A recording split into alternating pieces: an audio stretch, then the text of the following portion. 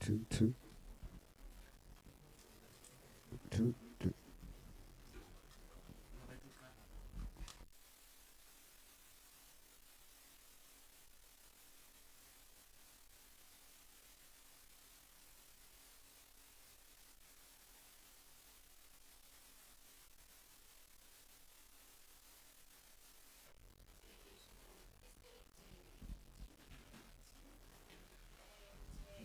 The delegation from the Northern Cape, the MEC and the team, delegation from the AGSA, the delegation from DPE. I saw the CFO, led by the CFO, and our other stakeholders that are here, members, honorable members of the portfolio committee, our support team, good morning. We are going to commence with our meeting this morning, and we're welcoming the two provinces that are here today, that have joined us. The portfolio committee, upon receiving the annual performance report from the department, and as well as the audit report of the sector, there were various concerns that the committee, the committee registered. The concerns that had to do with some of the findings from the audit report, and also some of the issues that arise out of the annual performance report of DPE. And some of these issues had to do with the performance of PEDs and the budget of PEDs. And our decision was that when we do come and do oversight in the provinces, or when we interrogate and deal and analyze the audit report, it is already too late. We would rather have a session with all provinces where the provinces will take us through what they've got planned for this academic year, what their annual performance plans are, what their strategic plans are, what is their budget, what are the challenges, so that when we engage with the provinces later on in the year, we engage from a point, from an informed position, so that we understand the context. By then, when we do engage with you on your performance, on your indicators, and on your audit outcome, it is after we've really gotten acquainted with your own annual plans, with your strategic plans, with your budget, and we've got a full picture in the context of what you are dealing with as individual provinces. So we felt these sessions are very important. So they are important for us because we're trying to empower ourselves as well as a committee, so that we understand when the DPE comes to report to us the context of each and every province. We've also added on the request that you should be able to speak to us about incidences of bullying, the statistics in your own provinces, because it has become a very serious problem. We've seen on social media, we're receiving complaints every day as a portfolio committee from parents, from stakeholders. We're seeing videos on social media circulating and about bullying incidences amongst learners. Sometimes it's between learners and teachers. So it is becoming something that is a crisis, and we believe that we ought to hear what the provinces are doing to ensure that we deal with this rising number of incidences of bullying in our schools. We cannot have schooling environments that are characterized by violence and bullying. And so we do have to work together. We do have to ensure that we are attending to this challenge before it becomes a very serious challenge. We've had, or we are busy with an inquiry on statutory rape as well on our learners. As a result, some of the questions that will come back, that will come from the members, will be questions about your numbers of learners that have reported, that are reported to be pregnant this year, and their age groups. So those are some of the questions that we'll be asking on the basis that the portfolio committee is busy with the inquiry on statutory rape, and we are supposed to finalize a comprehensive report that we're going to submit to the joint portfolio committees that are leading this inquiry. So I thought I should just give that background and welcome you, and just also do say to the honorable members that we've received an apology from the Northwest Province, and we've accepted that apology because, similar to the Eastern Cape last week, their portfolio committees, their provincial portfolio committees sitting today to receive the first, I think it's the first quarter report. And the MEC did indicate that because it's a statutory report, it is important that she goes to the portfolio committee and deliver that report. We've accepted that apology because, of course, they are doing it's also an oversight committee, and they are directly accountable to that oversight committee. So we've agreed with the province that we will reschedule them with the other remaining provinces that we've not had these engagements with. So we'll communicate when we are able to have the Northwest and the other provinces. With that said, so we are having essentially 2 provinces today. We've also invited the AGSA's office. You would notice that the auditors that are auditing your own specific provinces are here. They've joined us because we really rely on their insight, and we want them to share with us their insight on the basis of the presentations that you will be making here today. We want to see if your APPs align with the MTDP, if they align with your strategic plans of the province. We want to see if they are reasonable, if they align with the SONA of the president. So those are some of the things that we are looking at. So very warm welcome. And I'm now going to allow Mr. Brown to take us through the apologies, if we have any apologies. The one that I have received was one of the Northwest, which we engaged and discussed, and we've agreed that we should excuse them for this meeting. Mr. Brown? Thank you, Chairperson. Good morning, Chair and members and officials. Chair, yes, just through the roll call for yourself. It's Honourable Maimela, Honourable Magagula. Honourable Lowe is just around the corner. He said he was stuck in traffic. Honourable Sharif is here. Honourable Mkize. Honourable Shikwambana. Apologies I have is for Honourable Ngubeni and Honourable Kabanchaba, as well as Honourable P. Mgadi, who's committed somewhere else. Then, of course, as she indicated, the MEC for the Northwest. I've also received apology for the MEC Free State. Honourable Kumane, Honourable Mgadi, and Honourable Ngubeni is not with us. And Chair from the department, Minister Khwarube, indicated her non-availability for today, and as well as DG Meli. Thank you, Chairperson.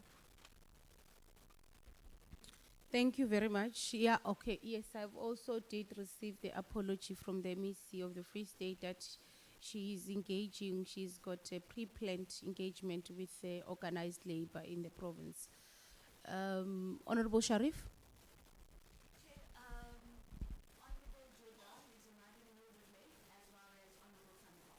Okay, noted.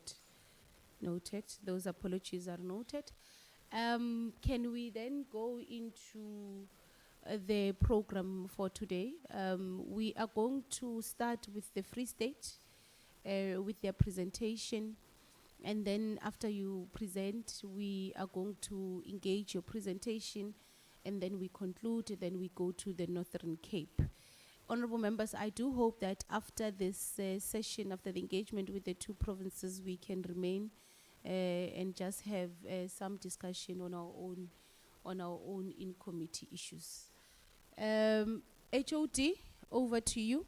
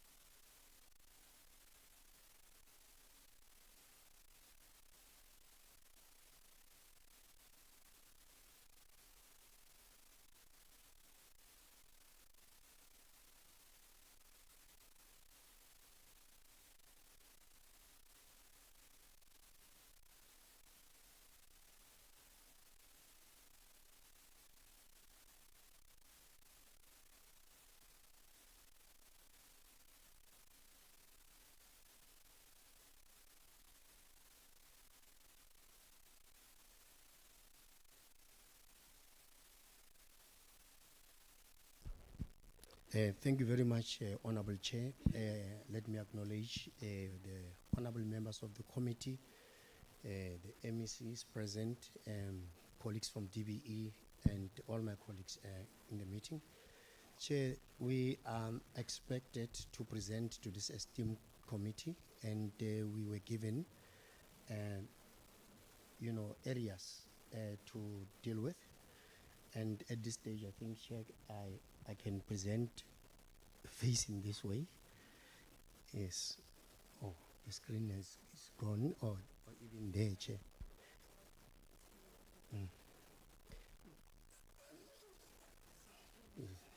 Yes. No, thank you very much, Chair. Chair, we're given the layout, the strat plan, annual performance plan, concurrent functions, financial status of the department, AG recommendations, and a report on bullying statistics in the department, and then we'll then curtain call the presentation with that summary. Chair, we are, the Free State is ranked, we are the second smallest province in the country,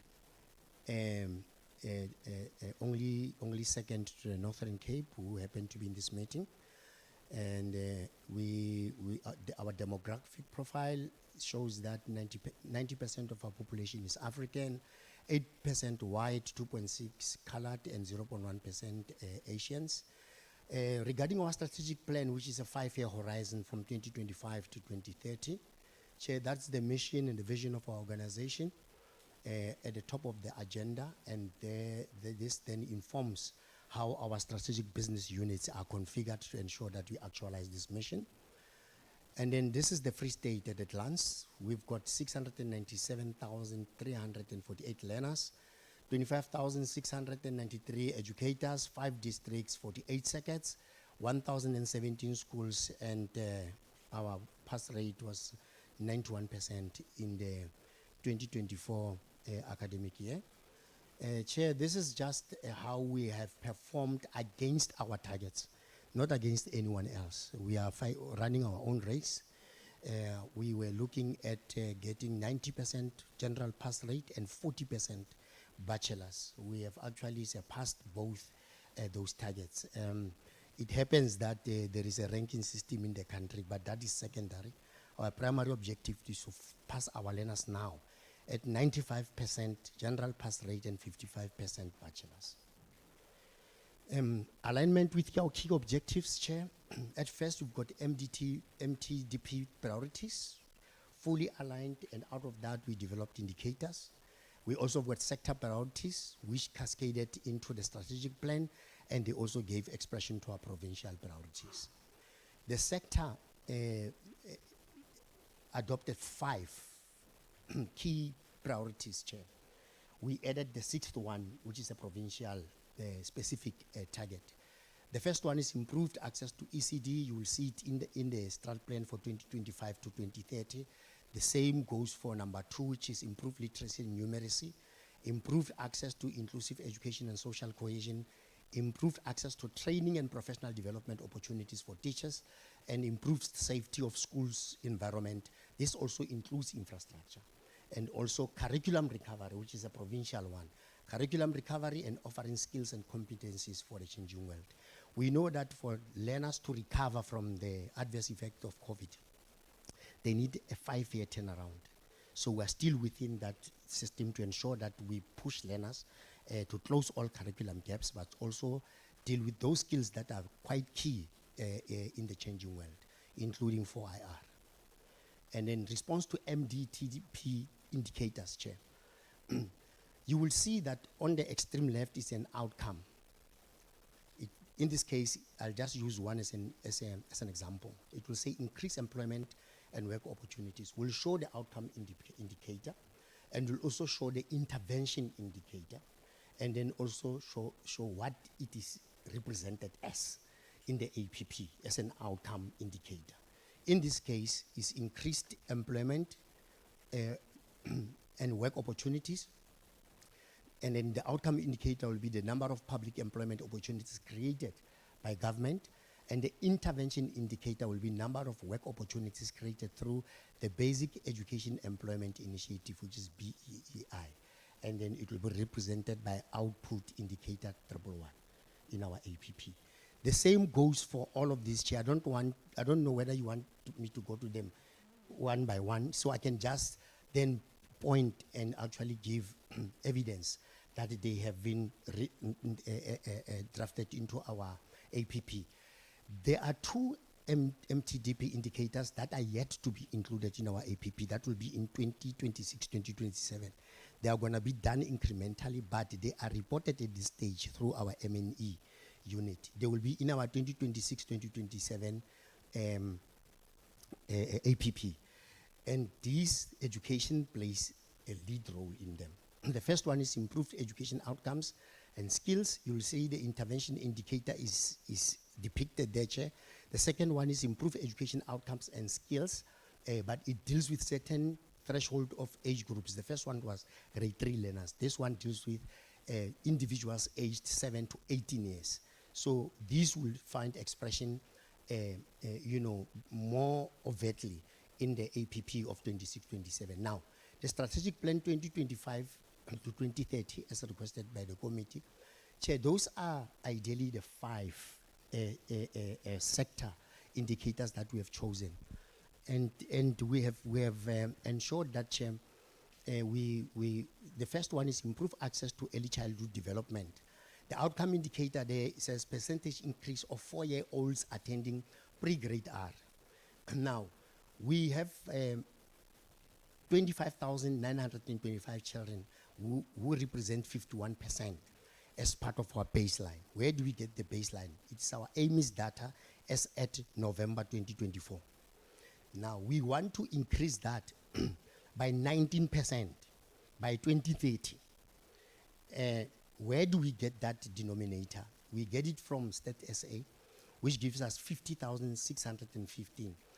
Both of them, within 5 years, we should register a 70% increase, meaning which 70% of all 4-year-olds are accessing ECD. The same goes for other indicators, Chair. The second one is improved literacy and numeracy across all phases of schooling.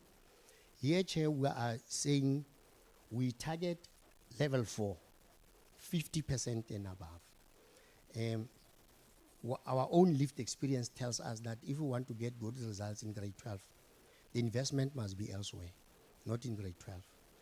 Put good money at the initial stages of a child's education, ground them with professional tendencies, and ensure that they are able to read and write and also read for meaning. They can scale anything. So, but the benchmark must always be at level 4 and above. So all these outcome indicators increase the percentage of grade 3 learners mastering minimum home language competencies. Also increase the percentage of grade 6 learners mastering minimum home languages, grade 9 and grade 12. So we must start at the very tail end, which is grade 3, moving forward. So our targets are set from as far back as grade 3. Improve literacy and numeracy skills across all phases of schooling. Increase the percentage of grade 3. Now this is in mathematics.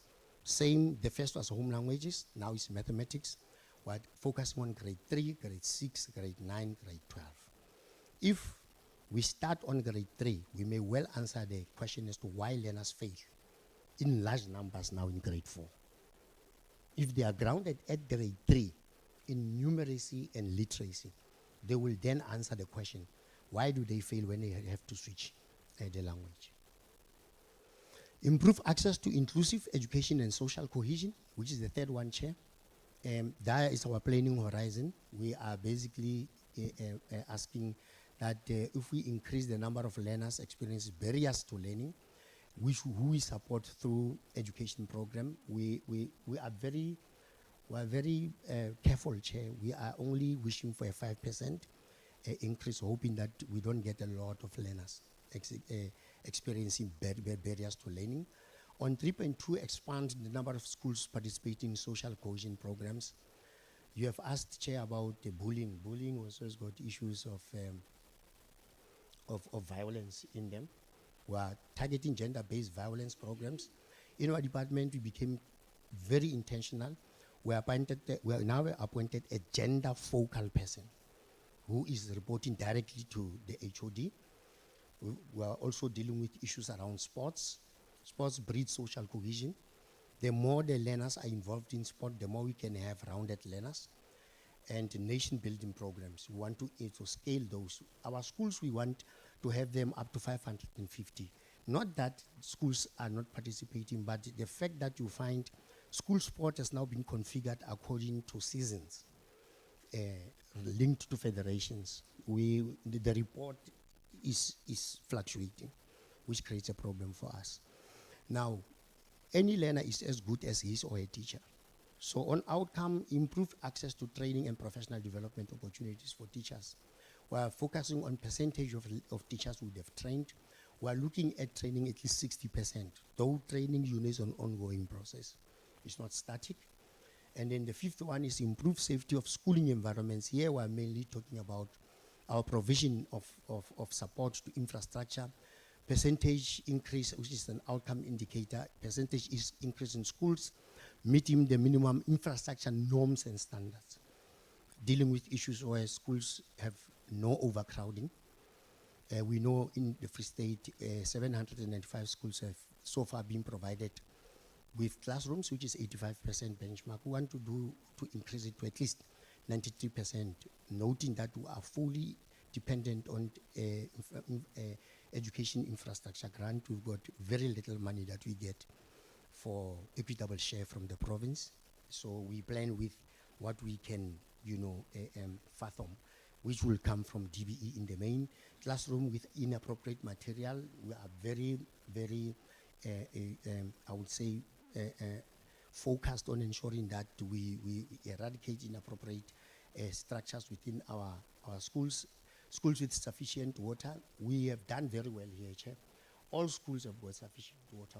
Where you've got challenges is where you've got a supply problem from the municipality. But for us, ensuring that there's connectivity from the main grid into all our schools, we've done so. In some instances, we have done boreholes. We are actually actively doing that to provide a safe and potable water to our schools. Sufficient electricity, you'll see our benchmark even currently is 100%. All our schools are illuminated. Adequate security fencing. This is a first line of safety. At least they have a credible fence as a minimum or a basic standard for safety. We have got 789 schools provided with fencing. We do have a deficit in some of the other schools, yes. Percentage increase of schools meeting the safety norms and standards as defined in the National School Safety Framework. At this stage, the baseline has been 20. Within the 5-year horizon, we hope to cover 70%. Curriculum recovery and offering skills for the changing world, which is a province-specific target. It's not in the sector targets. You will see that we want to increase the number of learners in technical occupational subjects in year one. The second one is percentage increase in learner numbers in technical vocational schools. And then the percentage of grade 9 learners in coding and robotics, focusing starting from grade R to grade 3, grade 4 to 6, 7 to 9. Percentage increase in learners participating in agricultural management practice. Here we are quite emphatic, Chair, because Free State is the breadbasket of the country, and we want to ensure that there is technical support that is supporting industry so that we produce learners fit for purpose. Percentage of schools benefiting from ICT integration. We are a very poor province, as you would know. We are not doing as well as we would wish. With the resources that we have, we are looking for at least 20% coverage. Percentage of grade 8 learners participating in digital technology.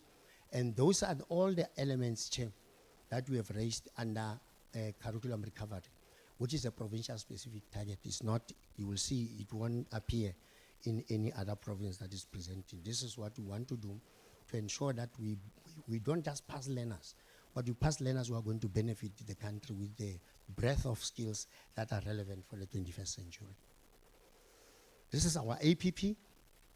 Chair, we've got 5 quarterly targets, we've got 76 annual targets, and we've got 81 annual performance reported targets cumulatively. Of those, 28 are agreed upon in the sector.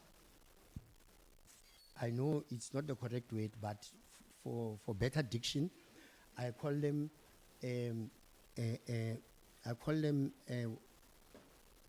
standardized indicators, for lack of a better word. You will see them in green. This is what we've agreed in the sector, but there are 55 are provincial priorities, and the cumulative number of all indicators as depicted above, broken to granular details at the bottom in green, are 81. And Chair, we can show the gradual improvement in the uptake of indicators. And in 2023-24, there were 66. In 24-25, there were 71. In 25-26, there were 81. Let me rather focus on the latter legend. The increase in indicators is attributed to, first, the Auditor General picking up at sector audit, that there are 5 indicators that are related to MTDP that we did not put in our APPs. We have since put them, those indicators. In the recent audit, the AG found again at sector audit that there are 2 additional indicators that we should have put in. Those the sector, we report on them, but we're taking a decision not to include them in our APPs. We have since enlisted them for the adjustment budget process that will happen this month, later this month. It is 2 indicators in particular. The Auditor General was saying we are spending a lot of money on National School Nutrition Program, but it is not depicted in our APP. The second one, they were saying you are spending a lot of money in learner transport, but it's also not depicted in the APP. So we have resolved to put them in the APP now, in the adjustment process. So now I'm going to these indicators per program. There are so many, Chair. I thought with that summary that I did here, I need not, go into each and every one of them, but go to specific ones that are written as reviewed. Thank you, Chair. You will see the outcome indicator 202, the number of learners in no-fee primary public ordinary schools in line with the national norms and standards for school funding. We had understated them. They were 553.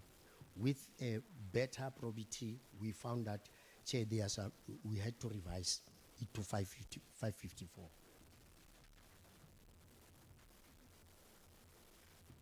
And then you'll find that outcome indicator 402, number of therapists, specialist staff in public special schools. We have been struggling to get these professionals. Some of them, we do recruit them. Hardly 2 months down the line, they resign, they get better jobs elsewhere, because the private sector pays them better than we do. And sometimes it becomes the terrain because of the rurality of our provinces. Some of these professionals don't wish to stay where there are no malls, where there are no amenities, so they resign. And it is really a challenge. And then, Chair, we will look at our performance in general as at the end of September.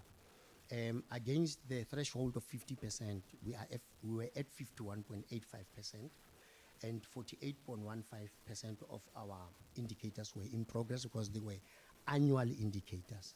On quarterly indicators, they're just 5. So we are showing that, notwithstanding the fact that the quarterly indicators will be, closely monitored and they will ensure that they are achieved, we place the same premium on the same of the rest of other indicators. So we are relatively doing well performance-wise. What are our key challenges? Key challenges is to keep a skill check. The school environment is no longer the same. If you asked anyone 30 years ago that we envisaged that teaching and learning will be as it is today, they will say no. Now we need the breadth of a lot of professionals in our schools. I said we are unable to keep them. But there are also serious financial challenges that are facing the province that also attack the credibility of our budget as it is. Budget versus cash, which I'll talk about now. Now, we're asked about concurrent functions and provide a provincial perspective on key concurrent functions with DBE. In particular, Chair, there are 8 cross-functional concurrent functions, which I've noted there. I can just read them in for record, Chair. It will be policy and standards. It will be school management and funding. It will be staffing and appointments. It will be support programs. It will be teacher professional development. It will be infrastructure development. It will be monitoring and evaluation. It will also be planning. The financial status, Chair, I remember I had an informal discussions with you when you visited the Free State recently, and we spoke briefly about the financial challenge that is facing the sector. And Chair, I made a statement and I said the Free State is the worst affected province. In fact, I put it to Mr. Khuno to say, if we were to look at the traditional split of 80 to 20 regarding COE and operational expenses, the Free State is actually 100 to 0. We gave you 89 to 11 simply because the 11 we stole from the COE. That is why we commit unauthorized expenditure. I'll speak about it briefly. Thank you, Mr. Khuno. Chair, this is the slide that will depict the financial conundrum that is facing this department.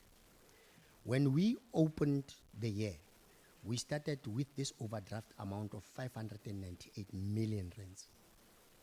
With that, we also had the debt that had accrued to third parties. I think members could have been aware that the Free State was in the news for not paying third parties. In particular, it was SARS, it was GEMS, and GEPF. And the last one was outstanding transactions that could be accruals. So the cumulative effect of this is 1.6 billion rands. That 1.6 billion rands was paid in April, meaning which it was going to be a direct charge against the budget of this current financial year. So we started this year with a deficit of 1.6 billion. However, Chair, I can just show you this delineation. You would see that in April we paid 17 billion. It's because we paid double for norms and standards per law. Then it settled a little bit, it went down to about 1.4 billion. Anticipating that we'll pay 1.4 billion, but come February, we're only left, our cash projection left with 24 million. Sorry for that, 24 million instead of 1.4 billion rands. That shows that in March, the department won't be able to also meet its obligations. But then the question is, how did we find ourselves here? Our budget, like I said, is for lack of a better word, even Treasury has acceded. It's an artificial budget. It's not met by cash. By January, there is what we call cash blocking. Cash blocking means that you are told not to transact. Because notwithstanding the fact that on paper you've got 17 billion, and you do have probably 4 billion in your credit, you can't use it because you don't have cash to back it up.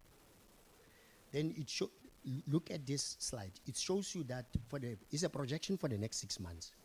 We are supposed to have 7.2 billion. Already,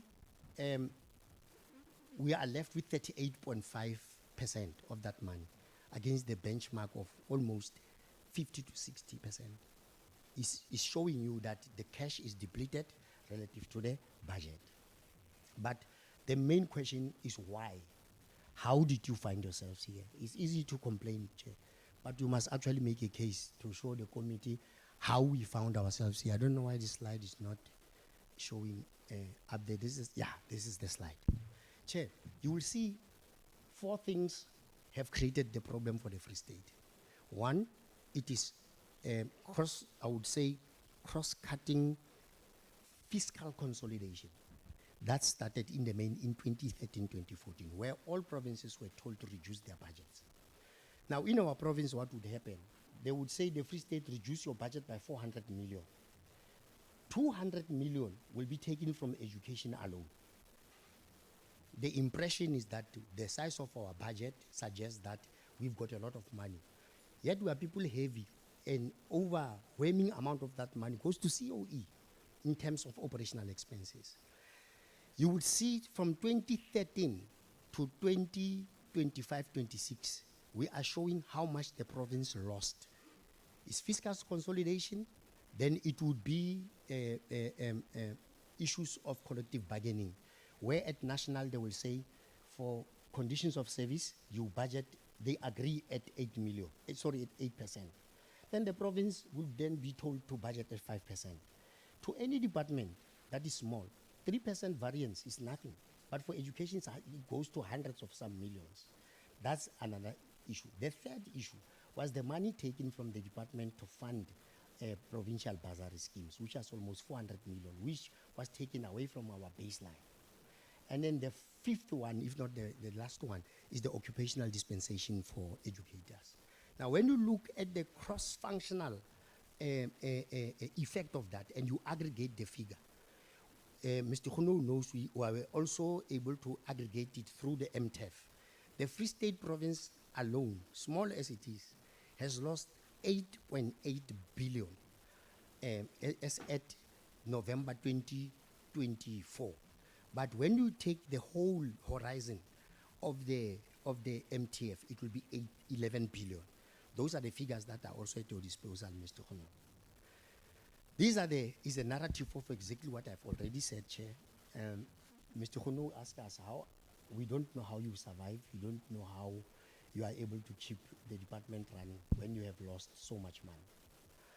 AGSA recommendations, Chair, I'll be brief. For the past, notwithstanding these challenges, coupled with the fact that the Free State is not a going concern, we've got liquidity challenges, and as a result, we are unable to even meet some of our obligations. We have got to be accounting smart to ensure that our books are credible, but by no means cooking the books, but ensuring that when we need to put the brakes on expenditure, we enforce it.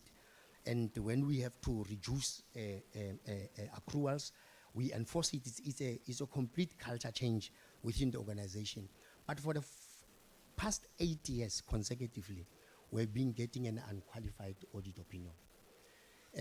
We've got a myriad of challenges. We've got material uncertainty relating to going concern. The AGs here, they can tell you the challenges that are in the department, number of emphasis of meta items affecting the audit opinion, compliance with legislation and other information in the audit report, internal controls deficiencies, governance, material irregularities, and other reports. And these are generally recommendations and our response as management. We've been working very well with the AG. In fact, we got so much value in our audit process that we've been able to beef up our internal controls, and we're getting better by the day, notwithstanding challenges that I've raised. We've got issues regarding on consequence management, procurement and contract management, and strategic planning issues in general, Chair. But, and these are overall recommendations where these were provided to senior management to rectify the weaknesses identified in financial management, performance management, compliance with legislation and service delivery. We've got a transversal committee which I chair, which involves all branch heads. We manage the audit action plan. We meet twice a month, just to ensure that with the challenges, you should know that we're unable to fill positions in office, at least for the past 7 years. I've got the CFO who is acting. I've got the DDG curriculum who's acting. I've got the DDG corporate services who's acting. I'm perhaps at senior management the only contracted person because I'm not permanent myself. So because of the challenges that we have of non-filling of posts, we have sometimes to be operational. That's why I'm chairing certain committees and ensuring that we manage the audit process. And we know we rise or fall on leadership. So if you don't provide proper leadership and a proper organizational culture, we're unable to influence the audit outcome. And we've got deficiencies on leadership, deficiencies of oversight of management, and failure to implement consequence management, like I've said. But how do we manage this? We develop an audit action plan. We've got total findings, there were 164. Those that found themselves in the audit report were 21, and then those in the management report were 143. And then on the extreme right is various branches that were identified by the Auditor General, and I've also given the number of findings per branch. The second one you'll still see now is the corporate services branch, and you also have got a number of findings per branch, and you've got those that found themselves in the audit report and management report. Our horizon is three things: performance management, financial management, as well as compliance to laws and regulations, and a going concern challenge. We manage those four issues. That's why, notwithstanding the challenges that we are having, we don't have really a very pervasive audit outcome for the past 8 years. The same goes for district and curriculum management. We've got areas where we have identified deficiencies and we are managing them, and for each we've created a legend to ensure that we turn the legend to green on each. Bullying is a monkey on our back, Chair.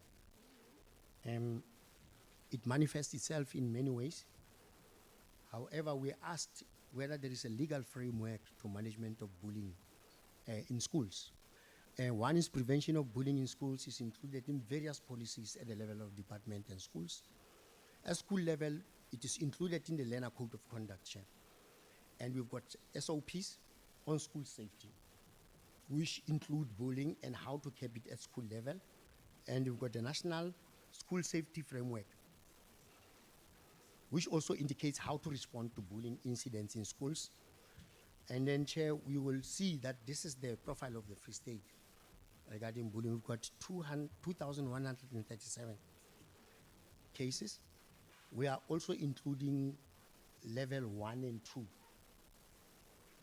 That is, these are minor cases, but we've included them here, Chair. But we ensure that our social workers, who are part of the district-based support teams, they support learners and provide psychosocial support and make referrals to various needs. And also the perpetrators are supported on behavioral correction, and victims are supported on survival and positive psychological mindset. When you deal with deviance, the mistake when you understand patterns of sociology, when you focus more on the empathy level of victims, we are just extinguishing the flames.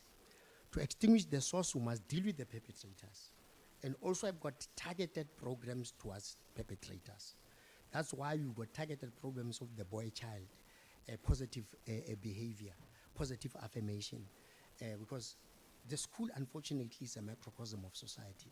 Whatever happens in the school depicts the social fabric of the immediate environment where the children are sourced. And they've got to be loved the same way. And they've got to be, given space to obtain within the school environment, regardless of their personal circumstances. So we need that kind of agility. That's why we've beefed up the repository of skills in the district-based support teams that we have, and are doing wonderful work. Programs to curb bullying in schools, we've got capacity building, where we also not only focus on educators, but we also focus on RCLs that we train, because it's almost like a peer training, where learners can be spoken to by their own leaders, learner leaders, but people they can really relate to at eye level. We've got reporting mechanisms. We report all these incidents on our SSMs, and the province analyzes the database to prioritize such schools for prevention, programs in partnership with SAPS and other secondary stakeholders, including parents. Bullying can also manifest itself in gangsterism. Just now, the matric class has been affected. We have had to remove them to their respective schools because we found two opposing gangsters in the same school, attacking themselves, even attacking the teachers. So it's no longer easy to teach. We have to focus specifically on gangsterism. We did the search and seizure. I've never seen such weapons in my life. And carried by learners. These learners are quite young, but their propensity to commit crime is so abrasive, and it's really worrisome. Prevention programs, we've got various prevention programs directed at learners that are implemented, like multi-sectoral awareness and anti-crime campaigns. We've got the girl and boy education movement programs, and we also organize camps. Thank you very much, Chair. I hope I was not that long-winded. I thought I raised things that were quite pertinent and more requested by the committee. Thank you. Thank you very much, HOD. You were a bit long, but it's fine because we have two provinces, so there is a little bit of time. That's why I allowed a little bit of time. We have two provinces instead of three, so that's why I allowed you a little bit of time. Thank you for that comprehensive report. We are now going to take questions, deliberations, and then we move to the next province.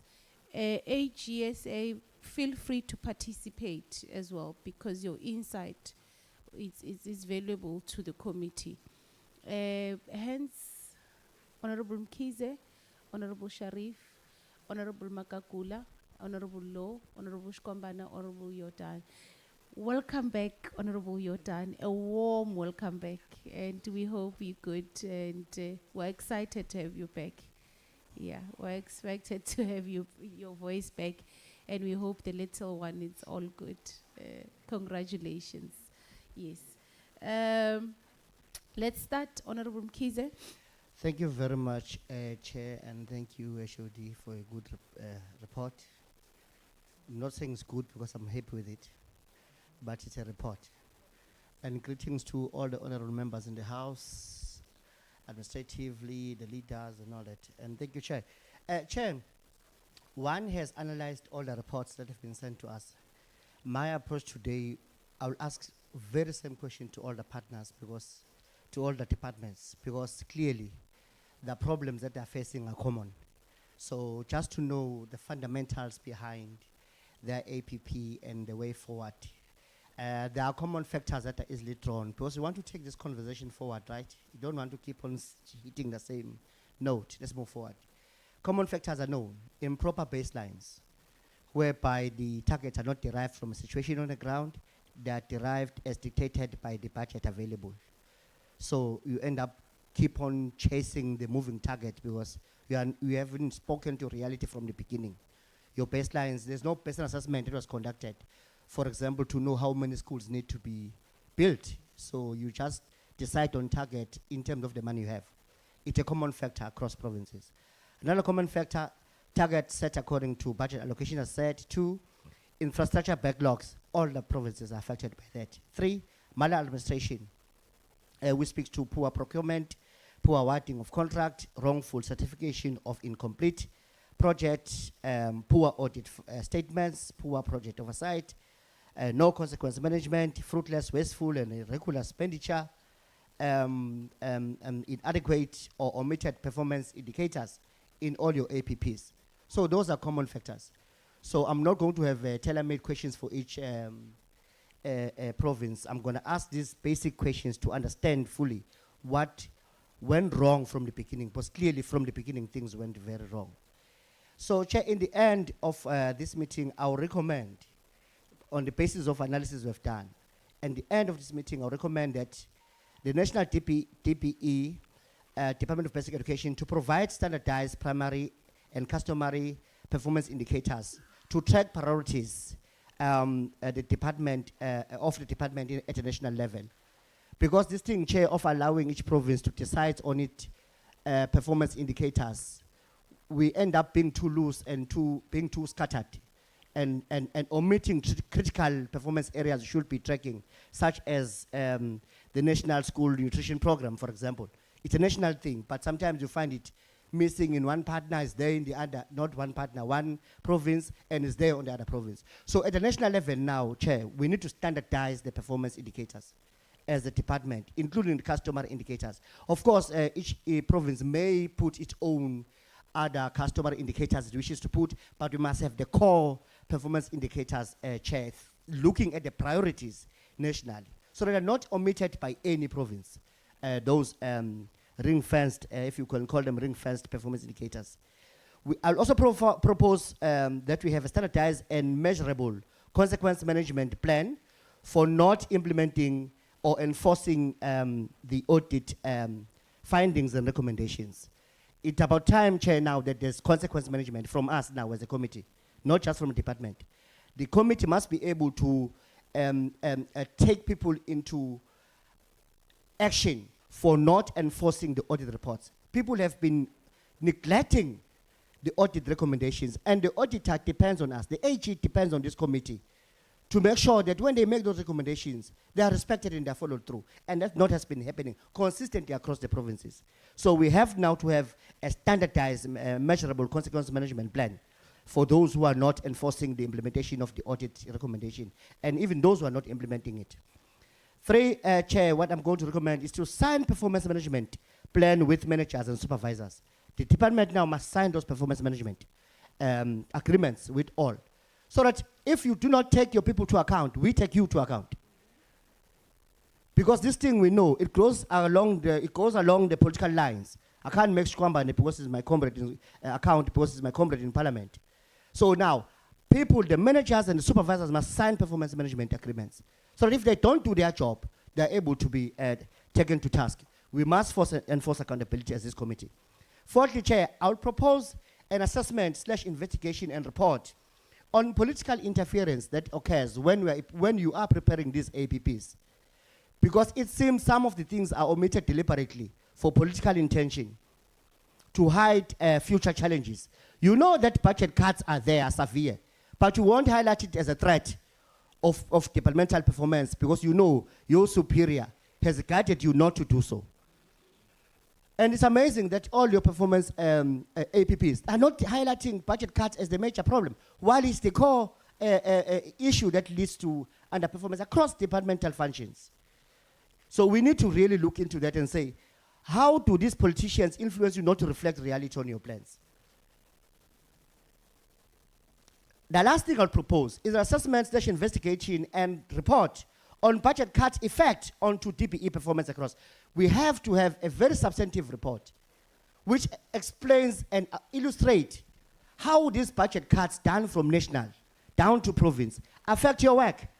So that when next time people willy-nilly cut the budget, they know exactly what is going to happen. And it's so bad, Chair, because we're having this meeting now. We just had the finance minister announcing that they have over-collected this period.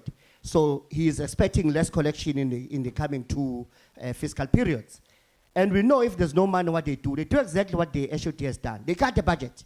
So for the next 2 years, we'll see severe budget cuts, more infrastructure backlog, no poverty in terms of scholar transport. We need to reflect on these things as the executives, because they put pain on your particular parts of your situation. Let me not say it because I'm in parliament. But we do not reflect them here in this committee for us to know what kills you. It these budget cuts that are happening that need to be looked into. So the questions that I'll ask, therefore, Chair, in passing. I thought you were not asking questions. You were making proposals. I said, Chair, I'll ask the same question for all of them. No, but you were making proposals. So In the end. you are not asking questions because you are making proposals. In the end, Chair, let me run them faster, No, just because fine. the proposals, we were supposed to make them all together, collective as Yeah. a committee, because your proposal might not be my proposal. Yes, Chair. That's why the session was for questions. Sure. So the Yes. questions that I'm going to ask is the same question for all of you.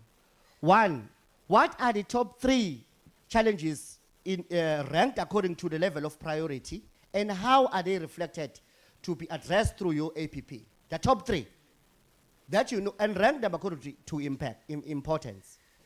3, how were the strategic goals decided on and what makes them strategic? Because the strategic goals are actually meant to address a strategic problem or help us achieve a strategic outcome. You don't just take anything and call it strategic. 3, how did you establish your performance baselines across priority areas? Is it based on A, previous performance, B, budget availability, 3, intended level of performance, D, randomized, E, material conditions baseline assessment on the ground? We need to know where your baseline comes from. Today, Chair, in the morning, when I was coming to Parliament, I was listening to news, and the DPE minister said they've eradicated 93% of pill latrines in Eastern Cape. The question is 93% of what? Of the baseline as per the condition on the ground, or of a randomized number that people just chose for themselves? We need to look into that, because randomizing the targets doesn't change the material conditions, and we're here to address material conditions. 4, what framework was used? Honorable Mkhize. Yes, Chair. What framework was used to develop the performance targets? Lastly, is the current APP fully funded across priority activities? If not, how and when the funding gaps will be amended? Thank you, Chair. Thank you, Honorable Mkhize. Honorable members, I think we should not take the approach of Honorable Mkhize. It's actually unfair on all of us, Honorable Mkhize. If you are trying to make up for last week, we understand, but it's unfair on all of us. It's an opportunity to ask questions. It's an opportunity to ask questions, to deliberate. But you can't make an overall recommendations, because the overall recommendations are recommendations of the committee.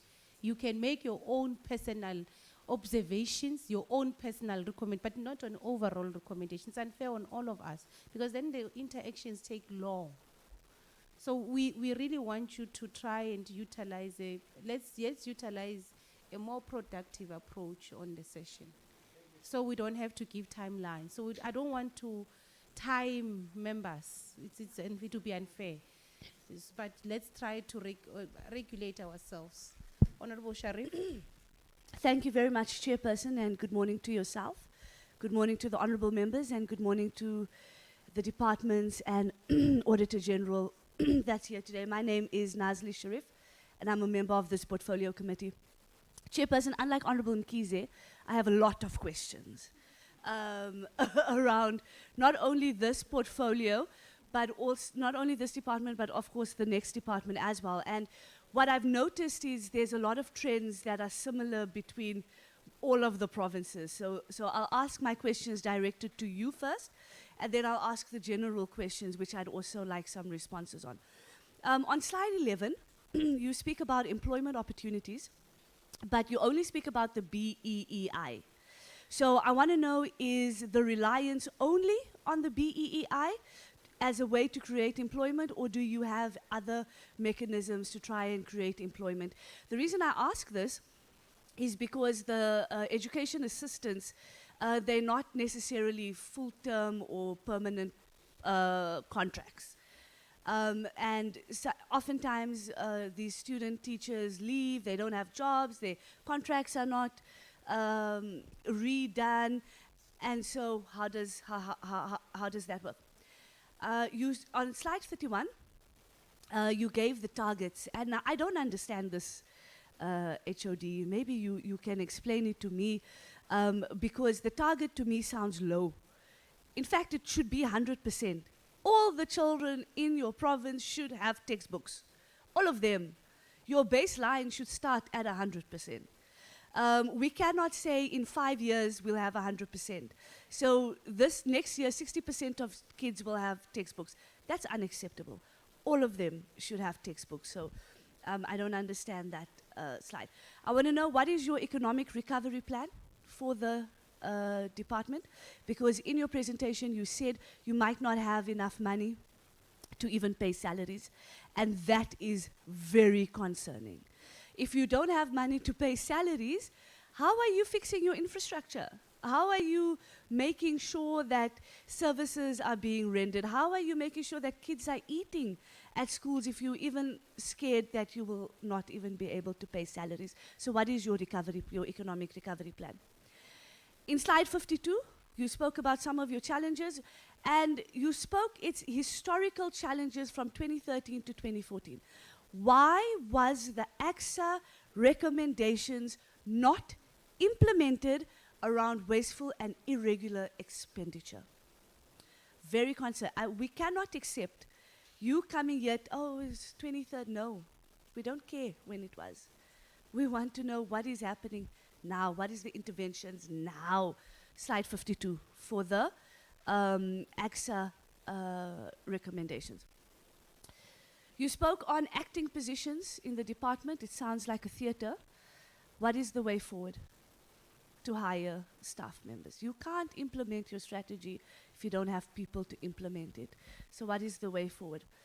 You spoke around 2,137 bullying stats. What dates is this? Is this for the first 2 quarters? Is this for this financial year? Is it for last financial year? I just want to know what is the timeline. And then how do you do proper monitoring on these reporting mechanisms? So you say you have reporting mechanisms when it comes to bullying. How do you monitor this? And then, is the department able to pick up trends of bullying, showing to a culture of bullying at specific schools? So how do you look at the numbers, essentially? So if you see there's 500 coming from this district, how do you zoom in to see, okay, maybe we have a problem with this specific school, and so you can gear up your interventions for that? Okay, and then my overall questions, which I'd love answers to, is how long does referrals take for special schools? So how long will you refer a child to a special, how long does it take the whole process to get there? What is your current grade R readiness? Okay. What is the process that you follow when allegations of sexual abuse or sexual harassment happens? And how do you monitor this? And then, you know, perhaps this is for the AG. I've noticed a concerning theme, and that is that there is a lack of systems in place in terms of money management, irregular and wasteful expenditure, a lack of accountability and consequence management. And I see that your recommendations for both, well, all 3 of the provinces is the same, essentially, around the lack of systems. Now, I want to find out what is your turnaround strategy to the province? To make sure that you have proper systems. You know, AG, I'm concerned that we are in 2025 and these departments don't have proper systems.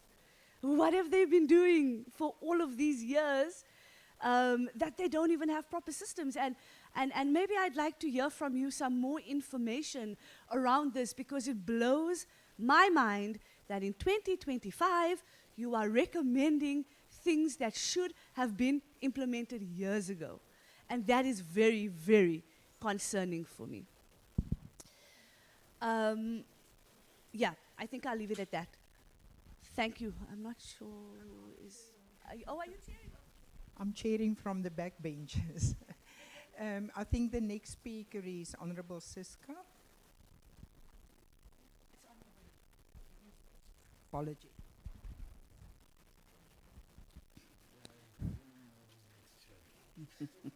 Thank you.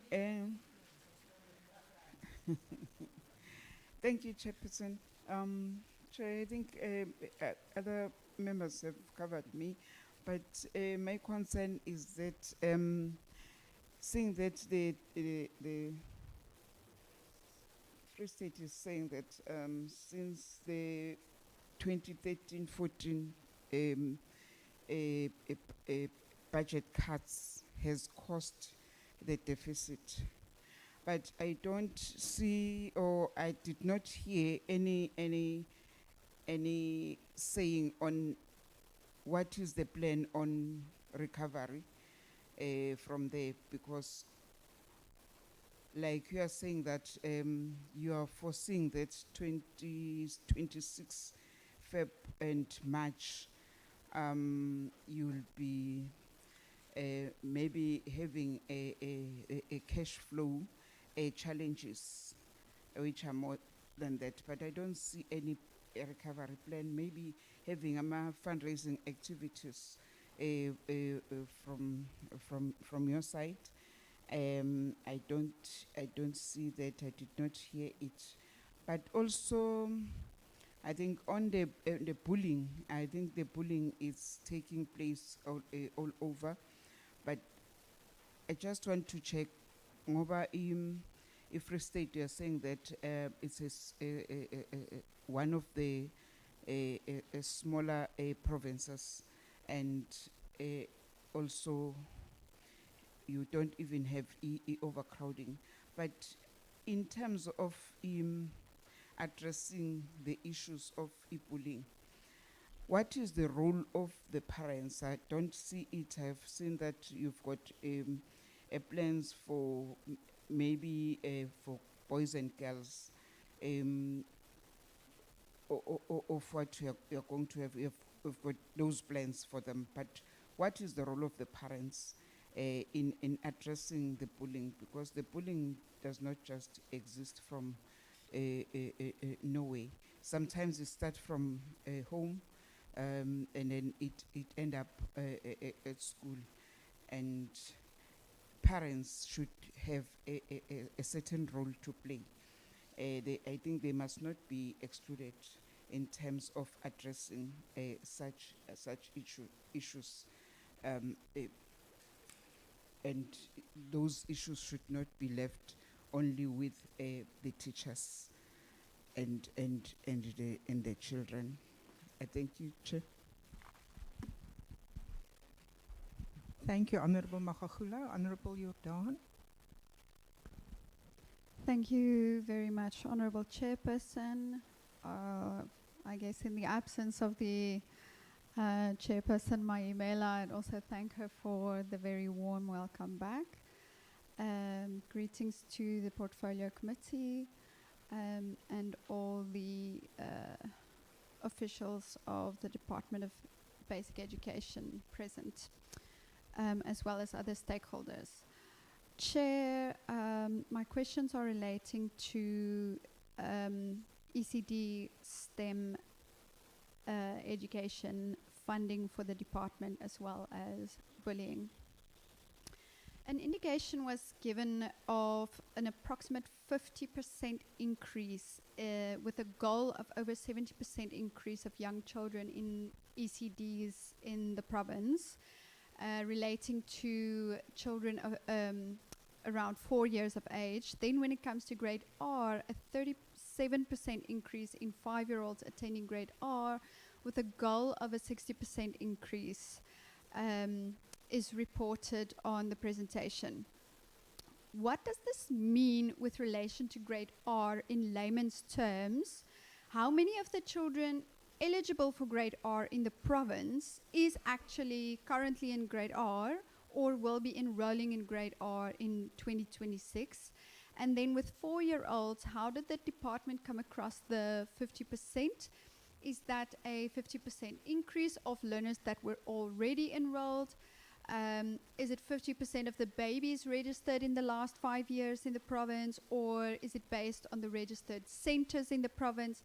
I'd just like to get an indication on where that number comes from, so that it can give us an accurate depiction of the existing amount of learners that should be or could be enrolled in ECDs from 4 years of age, or also 5 years currently in grade R. And then how is the department monitoring the planned expansion? So there's a goal of 70% increase, a goal of 60% increase. Is that over and above the 50 and 37%? And how will that be monitored, particularly relating to the challenges, budget shortfalls, staff shortfalls that's currently being reported? Then with relation to STEM education, we know that the Free State province had some of the best NSC results in 2024. The HOD had also said this is also relating to investment in early education. But we can see that there are inequalities in this province also with relation to urban versus rural areas and quintile 1 to 3 schools where STEM access lags. So can the department perhaps give us some information on a plan for equipping underperforming schools when it comes to access to STEM education? Then with relation to funding, we can see that teacher salaries are approximately 76% of provincial budgets that are being reported. And then a small remaining share is allocated towards operational and capital items.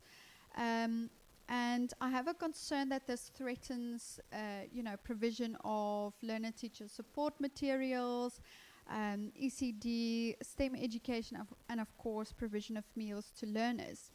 So when it comes to the 2.333 billion shortfall that's being reported, how's the province going to accommodate for this?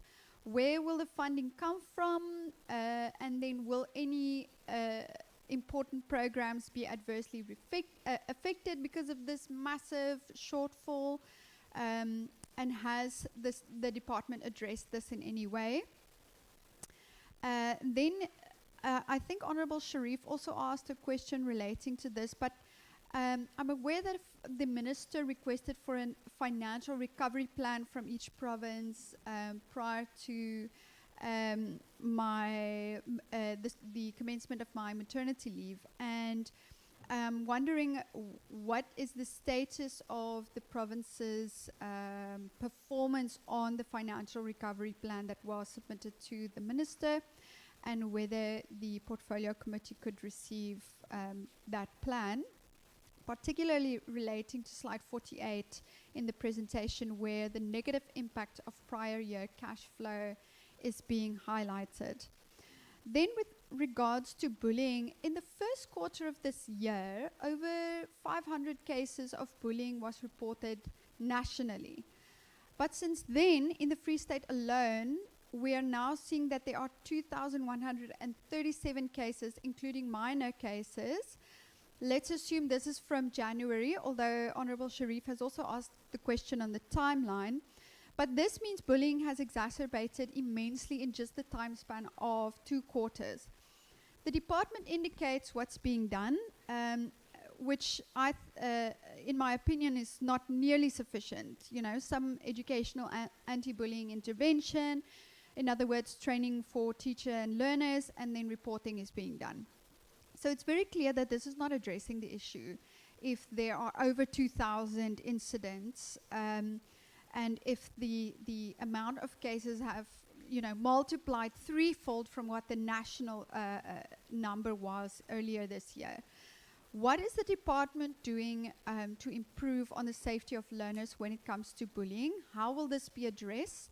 And then also, the HOD is presenting that gangsterism is a problem, but there's no indication on how this will be tackled. What is the department planning to do about this? Thank you. Thank you, Honourable Jordan. Thank you, Honourable van der Walt, for holding the fort. Honourable Law. No, thanks, Chair. As you left, she was not sure who's next, but we assisted her. Sorry, I apologize. No, I think, Chair, one must welcome the presentation of the department, and for the fact that the presentation could have identified all of the irregularities and brought to our attention also the achievements and the problems that they are confronted with. It says that indeed they are in a right path to progress and indeed deal with the issues that were raised by the AGSA, more so on the shortfalls and more so on consequence management, failure to deal with ill discipline or with other conduct that seeks to bring us into wasteful and fruitless expenditures. If there's no way where we can have people to account for them spending money out of the way, then it becomes a problem for us to be accountable to Parliament, because we give you money to go and respond to the challenges of our learners, and vice versa, the realities must impact and they must indeed reflect a sense of us wanting to attain the medium-term development plans that says that we would want to eradicate poverty, include grow the economy, and make sure that we build a state that is on its own, depending on its own ways of thinking. So because I don't want to fall into any other trap. My first question is going to be, the issue of the financial management, fiscal sustainability, the cash shortfall was addressed by most members. I think the department must give us assurity and they must submit their plan as to what will be the mitigating factor and how do we therefore enter, because we also give you money as parliament, and then we should see to it what do we do, because we did it in KZN when there was an issue and we saw it happen in Western Cape. So I think the minister must be roped in chair to look onto how do we assist the province or the shortfall. So there's a court order on GEMS payments. Given the court order related to non-payment of GEMS contributions, what guarantees can the department provide to avoid contempt of court and legal arrest? That's my first question. And then there's an unauthorized expenditure of 1.1 billion 654 million. What steps has the department taken to engage the National Treasury on historical unauthorized expenditure? What plans are in place to prevent future unauthorized expenditure? And then on the long-term financial sustainability, the department states that its financial situation will never improve if unauthorized expenditure remain unfunded. What structural reforms or funding strategies are being considered as you going to respond also on the shortfall? And then how have the national budget reductions and provincial bursaries obligations contributed to the current crisis, and what adjustment has the department made in response to that? So lastly, Chair, in my question, so that Honorable Shugoman does not fight with me, the AGSA highlights vacancies in critical senior management positions. What is the current vacancy rate and what is the timeline for filling up vacancies? Is it that the shortfall is affecting that you are not able to pay vacancies? Are you finished with in terms of your reserves? In terms of that, can you get clarity on that?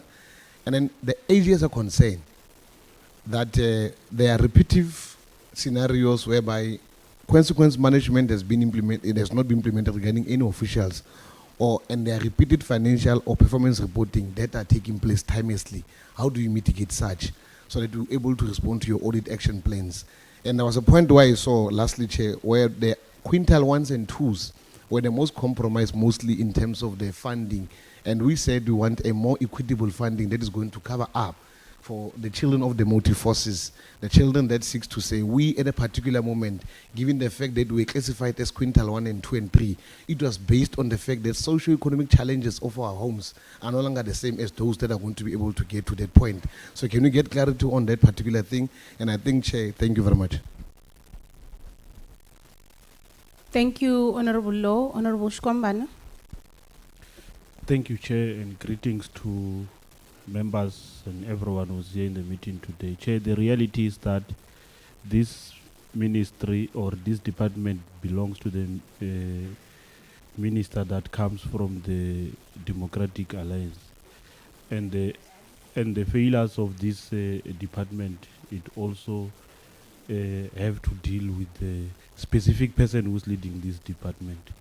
So my concern on the matter, you cannot ask why, is your minister, she must account to everything. So my concern, Chair, is that on the recommendations that were made by the AG, and I think that's the general concern, where there are no actions which are being taken. And we are sitting here receiving reports, and in your reports, your financial statement seems to say you have unqualified audit report. But with all those many challenges that even the AG give you recommendations and nothing are done, is done on those recommendations. I'm like, what is actually, what is happening? What are your steps? What are you going to do with those things? Because it does not reflect well for the department itself. If someone has committed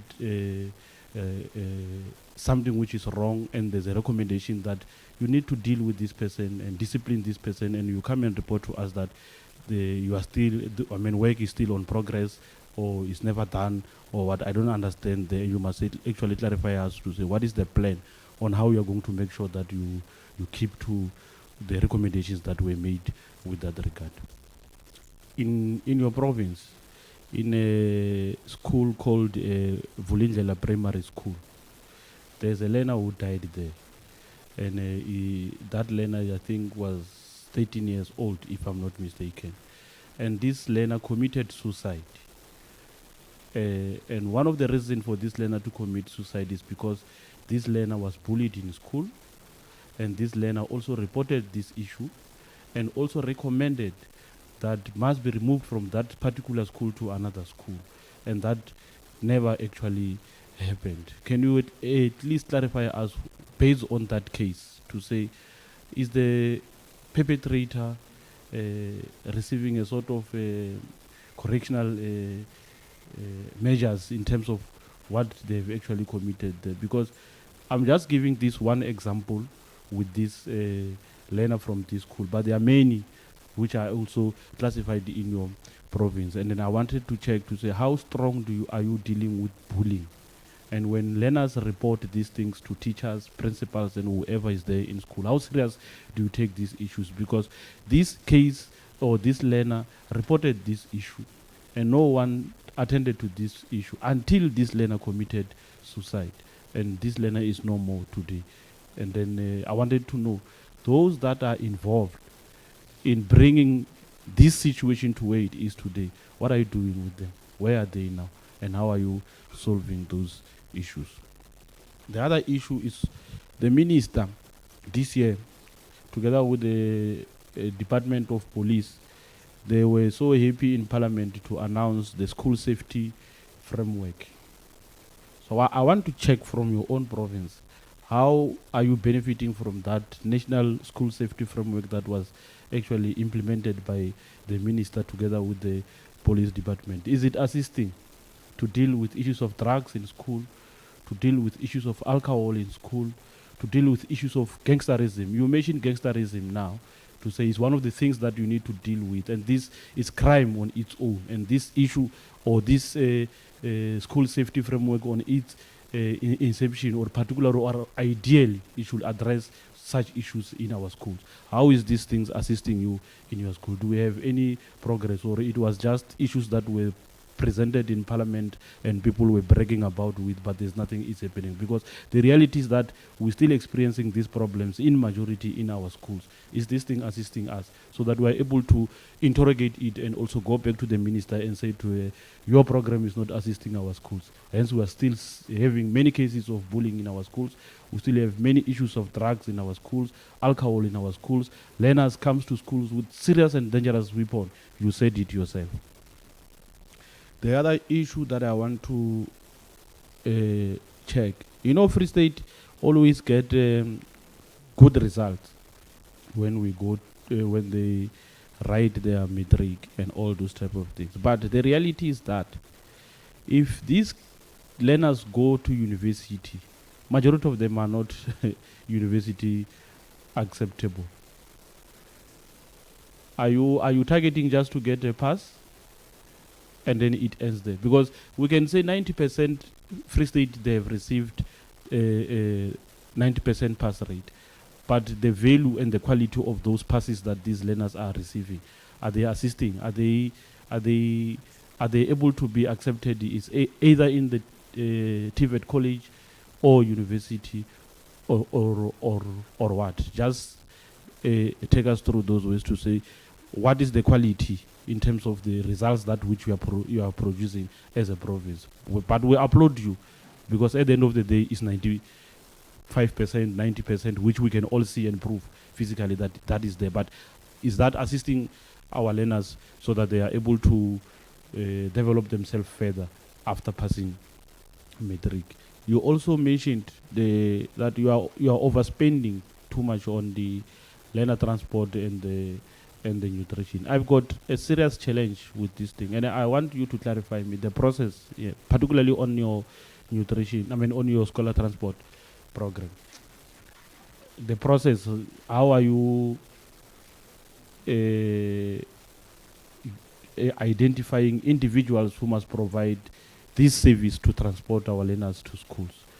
Because every now and then we see on the news, we read on the news, we hear in our radios, learners, kids are dying because of the poor services that which are provided by these service providers that which you have as a province. And at the end of the day, you are paying them a lot of money, but there's no better service which they are providing to our our learners. I want to understand if you can take us through the process of appointing these people. What do you check? What do you actually need from one to qualify to be accepted or be given this responsibility to transport our schools? There's this issue of the educator assistants, the EDs. We had serious problem the other time where these people were not paid, and then when they were not paid, different departments that are involved were blaming each other. We have seen a movie into these things, and in the main, people who were blamed, it was provincial departments. So I want to understand from your province as to say, to what extent do we have problems in terms of dealing with the administratives of making sure that everything goes well within these educators' assistants. The last thing, Chair, is the issue of training and capacity building of the SGBs in your province. Because we always have a serious challenge where majority of our SGBs are not properly trained and they do not necessarily know what they want to do or what they must actually do. So I want to check from your provinces do you have any program or any system that which you have that we have actually put to make sure that you assist training and capacity building of the SGBs across the province. Thank you very much, Chair. Very much, Honorable Shkwambana. Honorable van der Veld.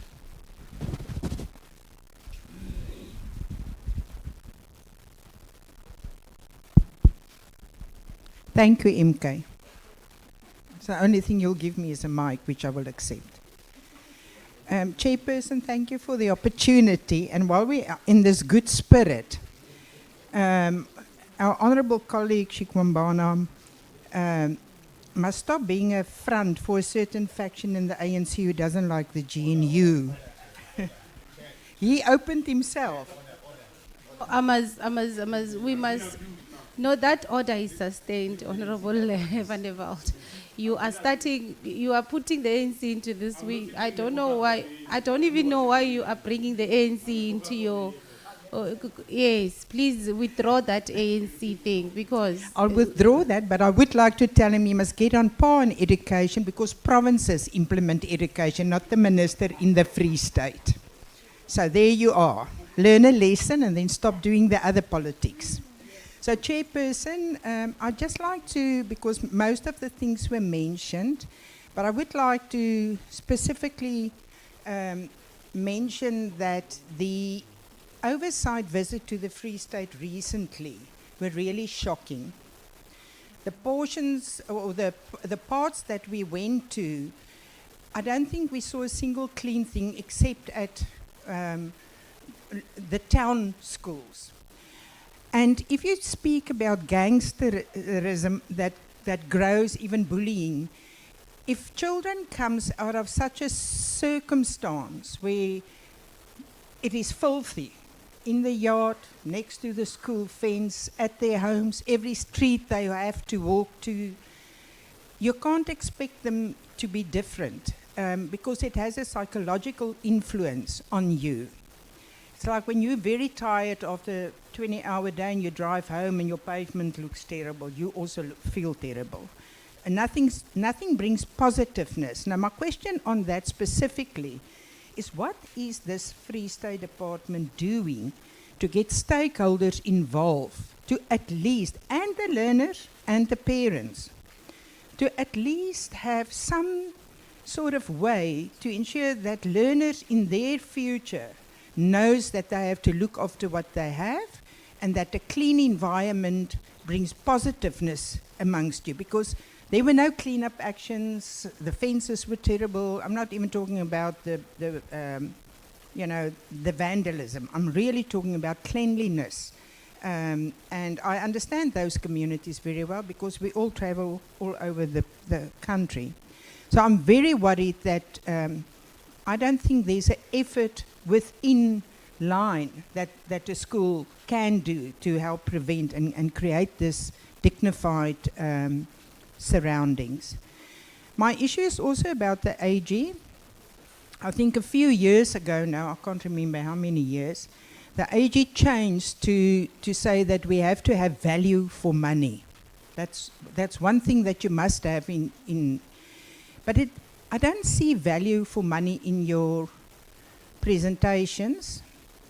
I also believe that if you did see value for money, you would have been more proactive and not go so downgraded that you actually can't pay salaries. And my question therefore, Chairperson, will be, how are they going to be proactive to make sure they can balance their books? If you look at the audit outcomes, you're stagnant. You're forever unqualified. It's bad. So it doesn't help you bring a presentation to Parliament where you just, say we are implementing, we'll do this is the outcomes. There's no concrete, and I think in general, this is what's got to change in provincial presentations. This vagueness is actually really, we're not in grade 1 here. We are members of Parliament. We understand finances and budgets. You've got to get out of that thing that come and bring a vague presentation. We need action steps. I want to know, what are you going to do to pay salaries and prevent it from ever happening to get into this situation again?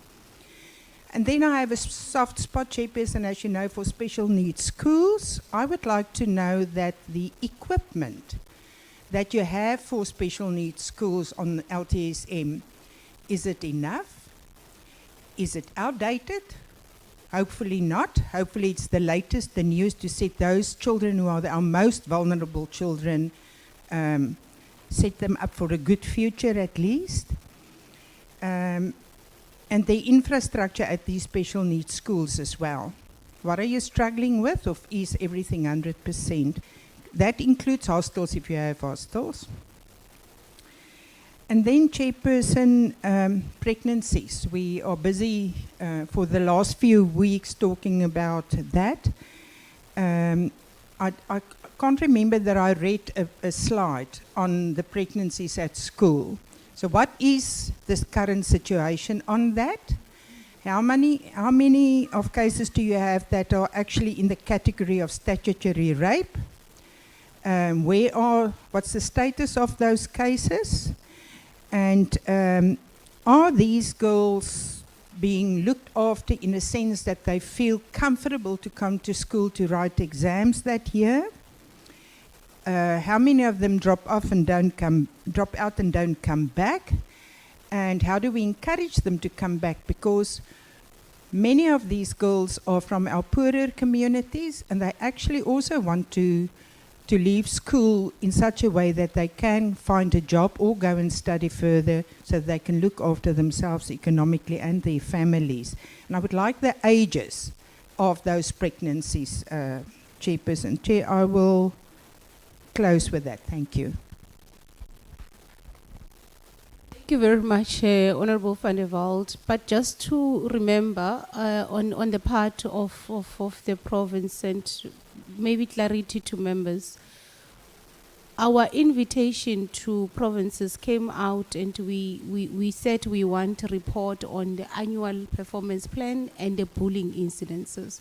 So we did not include statutory rape, because we've had an inquiry with all provinces and there was reports from all provinces. I did say, though, that because of after that meeting, members might have additional questions on the matter. So it's not a given that provinces would have slides, because we didn't request for that in this specific meeting. So we don't, but because of the ongoing engagements, and after we've had engagements with all provinces, because all provinces were represented, they did present some numbers. We did say that there was discrepancies on the numbers between their numbers and Department of Health. So there might be, it's okay for members to have additional questions, but we can't blame the provinces for not having slides on that information, because we did not request for that information in this specific meeting. So, but if provinces are able to give us that information, do give us that information, because it is enhancing our final report, and it is going to be a standing matter I think that's what you should then expect. Even DPE must know that it is going to be a standing matter in all our engagements because it is a focus area of Parliament.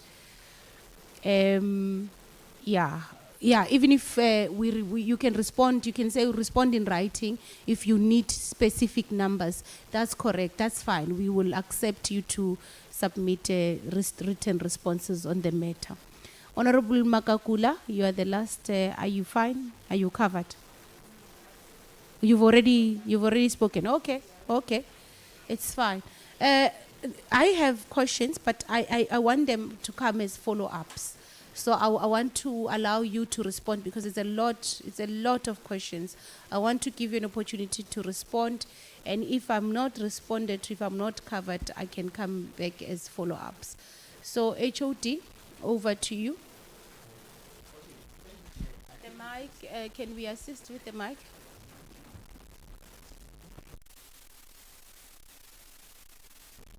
Thank you, Chair. I think it was a lot of questions. Others where I would not have done justice. I would ask the committee to even allow me to respond to them in writing. But what I will try to do now is to address things that I think we are here to come actually and seek the wisdom of the committee, your advice and helping us to take the situation forward. But fortunately, DBE is here because if we have got full appreciation of what running a department is all about, elements of governance and leadership, and what our core business is, I think the context is very important. Let me start with the questions of honorable members. I mean, I'm not going to say by name. I would say there was a question on training and capacity of SGBs. In the Free State, we take that very seriously because in the past, SGBs came and they actually caused chaos at schools. They came there with wrong intentions, and most of them would go and actually even go try to co-manage with the principal. They would even want to go actually procure. So we are very big on that. We have done about 2, if not 3 trainings by now. There's a unit dedicated to that ran by Mr. Mutolo. We don't have a problem in the Free State. Educator assistance. I'm sure, honorable member, that issue did not come from the Free State. We have never had an issue on payment because of the system that we use. We are not having this educator assistance in our PESAR. They are employed by schools. So the payment regime is the transfer payment to schools, and they are able to respond immediately. We have never had issues. Our payment schedule has been that simple. It may be where they have put them into PESAR. So they are treated almost like employees. It becomes a problem. We don't have that problem. All issues of UIF are paid by the school at that level. Overspending on learner transport. The basic principle on learner transport in the Free State is that you qualify for learner transport, and it's particularly in the main, for farm learners. If you walk 8 kilometer radius to, and then 8 to 8 back. What we have done over the past 10 years, we have actually focused on an extensive hostel program where we take these farm learners, take them out of schools that have got less than 50 learners, because to avoid multi-grade teaching. Then we put them into these hostels where they are properly cared for, they are properly fed, and they are able to be taught in an environment that is more, I would say, responsible, for lack of a better word. But we do get resistance, especially in areas where there are chiefs and all that. That is actually an exception to the norm, who say, don't close these schools, we are fine with multi-grade teaching. But that is very minimal. But on the whole, we don't have a problem. But we, as a result, learner transport itself in the department is underfunded. But we do get top-ups, and we are able to pay.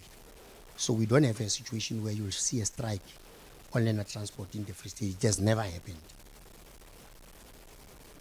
Let's talk about our results. I think we must put this matter to rest once and for all. The Free State got 91% pass rate and 44.7% bachelors. We are number 3 in the country with bachelors, noting that we are the second poorest province with this brittle financial situation. We've got a good representation of learners here in this very town, in Cape Town, through our bursary program where I come and visit them and I have meetings with them. So if we can have a discussion where I can share all our outcomes and even help you trace my alumni in this very city, Stellenbosch, UCT, as well as UWC. So we are number 3 in this country with bachelors at 44.7%. And we have met our target of 90-40 for the record. I think I've cleared that matter. Thank you. When it comes to crime, we realize that we won't survive on our own. That's why we call the SBSTs. This is a repository of a number of people who are skilled in dealing with crime.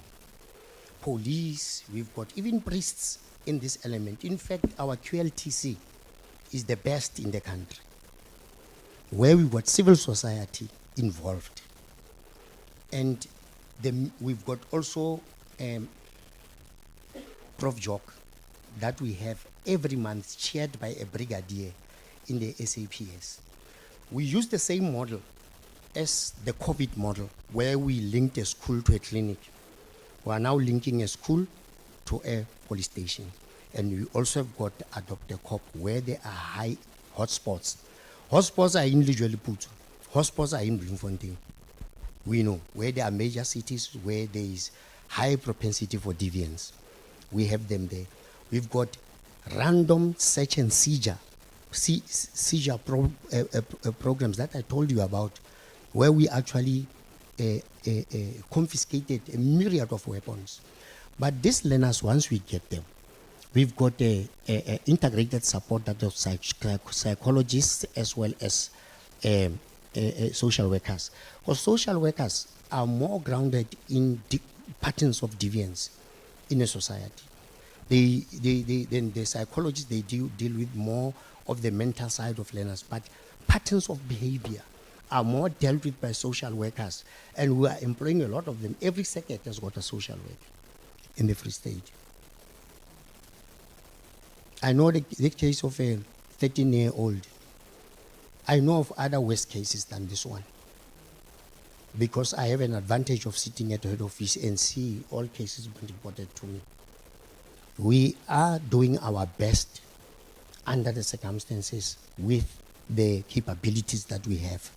The challenge is that we are able to attract even professionals to stay longer, especially in small towns that I was talking about. But we are dealing with perpetrators. Like I said when I was presenting, the propensity to hyperventilate the position of the victim doesn't solve the problem. That's why I said when we extinguish the fire, we don't extinguish the flames. We must extinguish the source.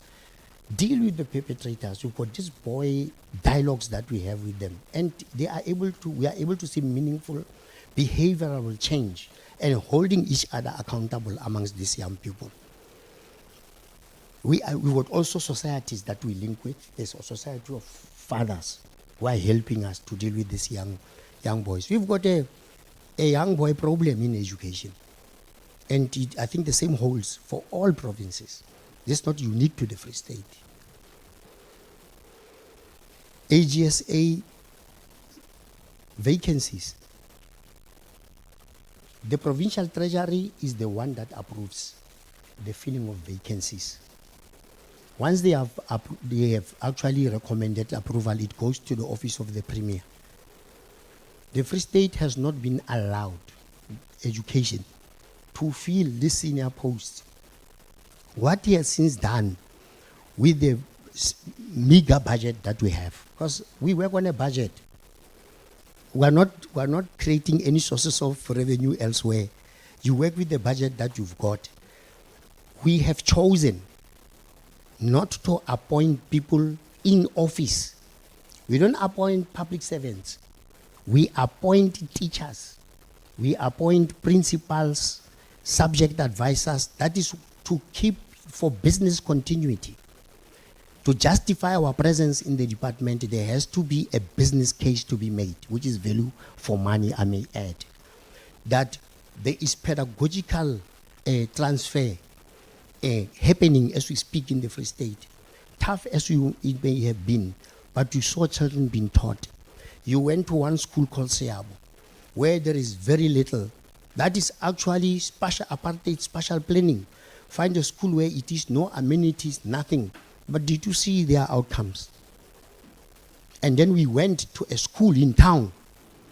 That school in town, called for Trekker or something, their results are not the same as the school called Seabo. Seabo performs better than that school. The results were there. The stats are talking. But what is the principle? The principle is that protect the learner. It is a constitutional right for them to be given a teacher to teach them. That's what we are doing. It's a tough balancing act. I probably lack enough adjectives to really depict the brittle financial situation of this department, which I told you, it far precedes me. It starts as early as 13, 14, money being taken out of this department. Cumulatively, any business, tell me any business that will survive when it has hemorrhaged that amount of money. So, and still has to compete, still has to produce the results that it does.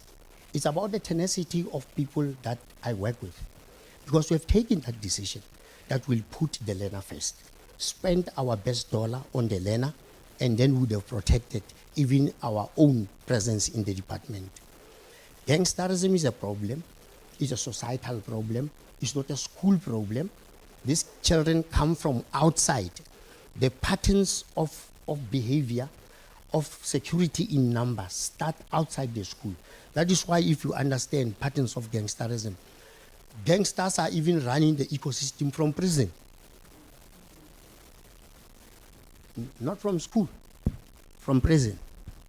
But our business is not to roll over and play dead. We're supposed to provide solutions. We're supposed to provide teaching and pedagogy as we're supposed to do it. I was talking now about teacher salaries. We don't have problems of paying teacher salaries. We've got a problem of paying third parties. By extension, the assumption is that once you have you pay someone's salary and you don't pay a third party, you have done something wrong, which is correct. We paid salaries, but we did not pay third parties.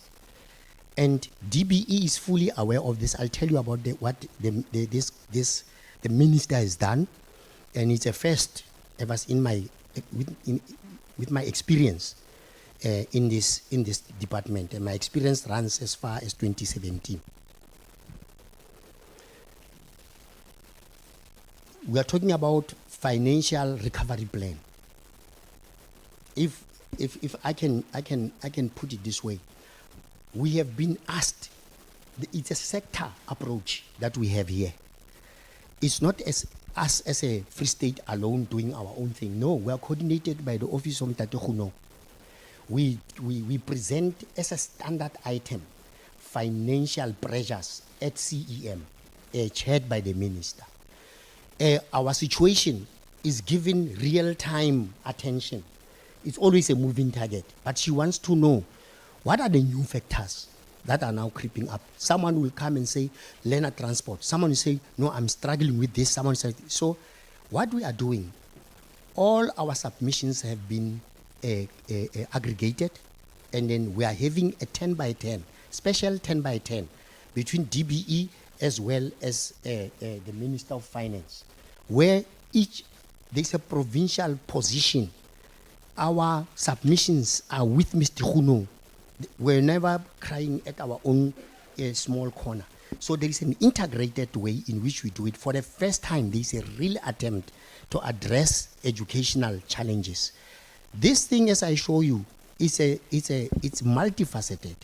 And where the challenge is, Honorable Member, you spoke about the issue of contempt of court. Immediately we were unable to pay gems.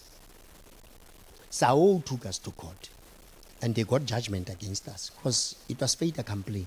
There was no way we were going to win a case where we can say to court, we are not going to pay people.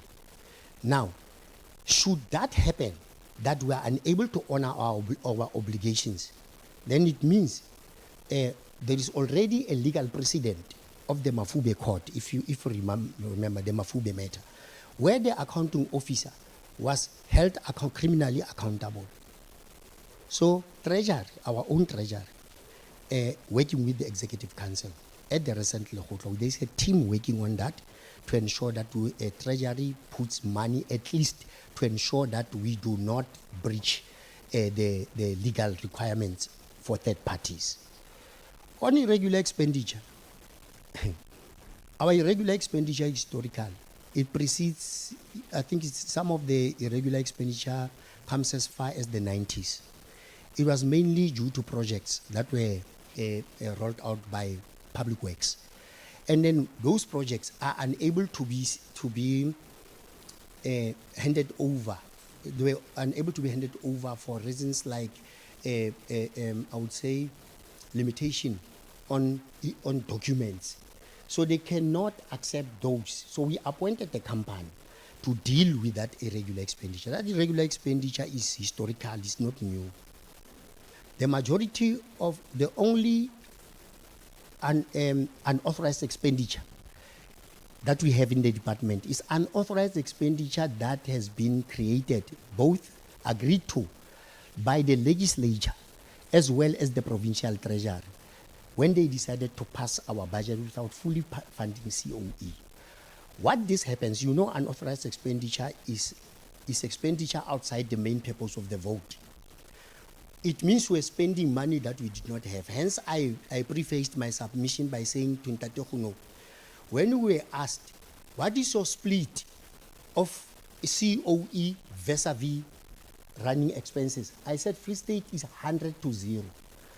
The 11% that we put there, it equates unauthorized expenditure because that's the money we took from COE in order to fund operational expenses.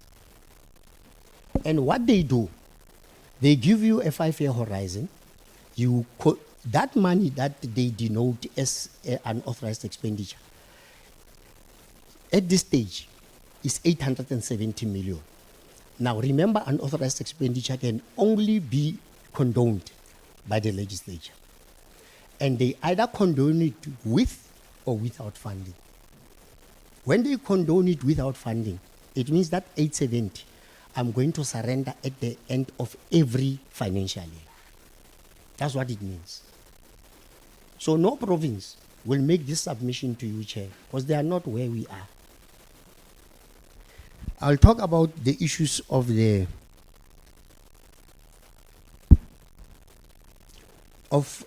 bullying that we have responded to. We have raised 2,167, and we mentioned that is all the reports regardless of grading of it. Bullying has got levels. If I've got to give you a level 4 bullying, we've got only 111 cases. Level 5 are only 80. I took everything so that I don't lie to you, that because our business is to ensure that we get those cases reported. Because you've got problem of under-reporting in this sector, where matters are not reported on the SHMs. Whilst you look at that picture, but the real cases of bullying are only 111 and 80 in terms of level 3, 4, and 5 respectively. That's how I couched it here. I thought we should be as transparent as possible. And the issue of ECD. ECD is a, I would say, it's a new kid on the block. We are coming with new innovations. We are coming through with Banapeli registrations. That creates incongruency. For instance, our targets on Banapeli are already met because of that drive itself. It will, sanity will cascade downwards with time, but it's a new system that we've just taken.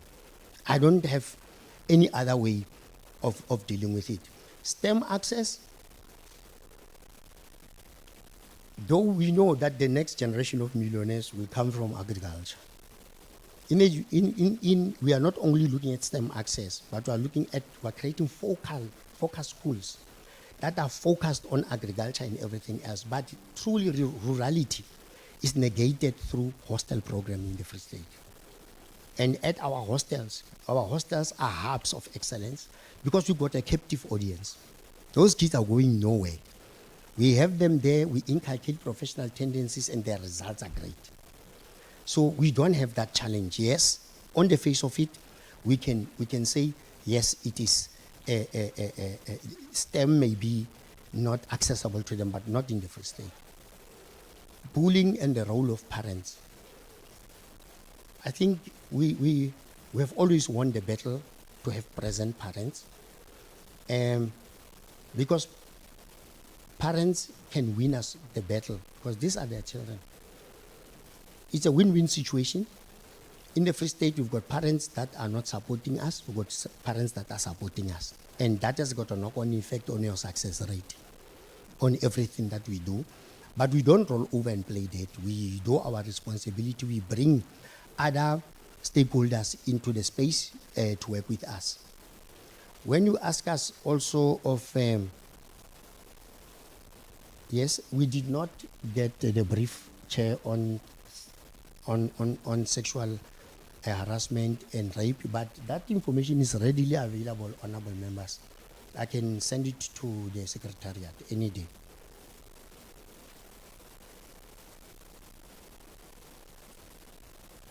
I think I can leave it at that with bullying, members. There was a lot being asked on bullying. Acting positions, way forward, until we have differently funded, the situation will change. I have been in this business for some time. I've looked at things very objectively, and I know where our challenges are. As the situation is, the best possible thing to do is to fund teaching and learning. Whilst we are very hopeful of the support that we are getting from the minister, the support that we are getting from the CEM, and now the National Treasury will be consulted. When things change, will change exponentially as well, in line with the material conditions that are facing us. At this stage, we believe we are running the department in the best possible way we know how.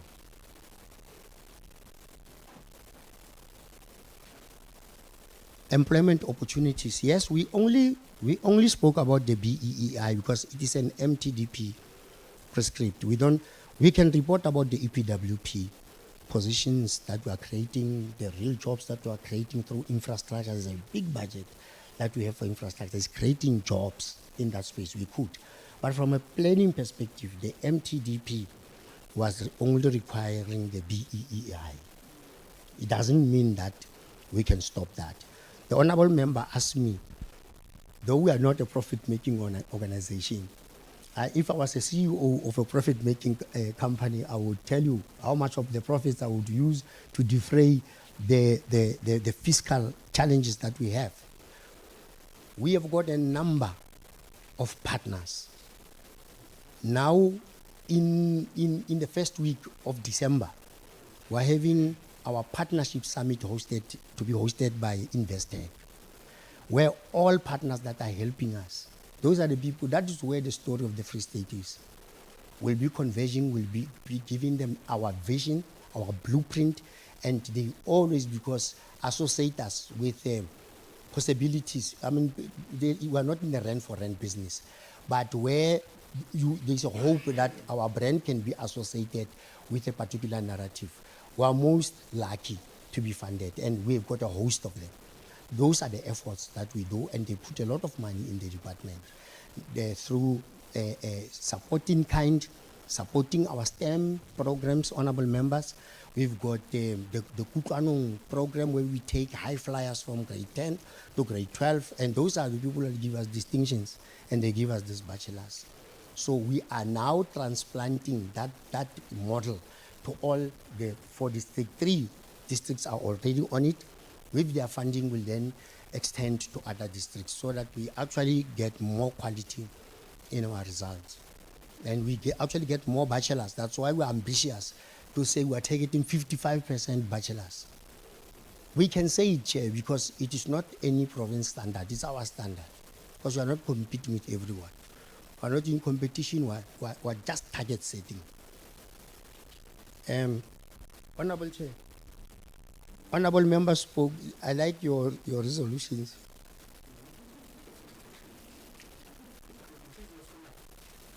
Your resolutions. I'm sorry, Chair, to resuscitate this discussion. You see, the problem, I chaired the National Steering Committee on Monitoring and Evaluation.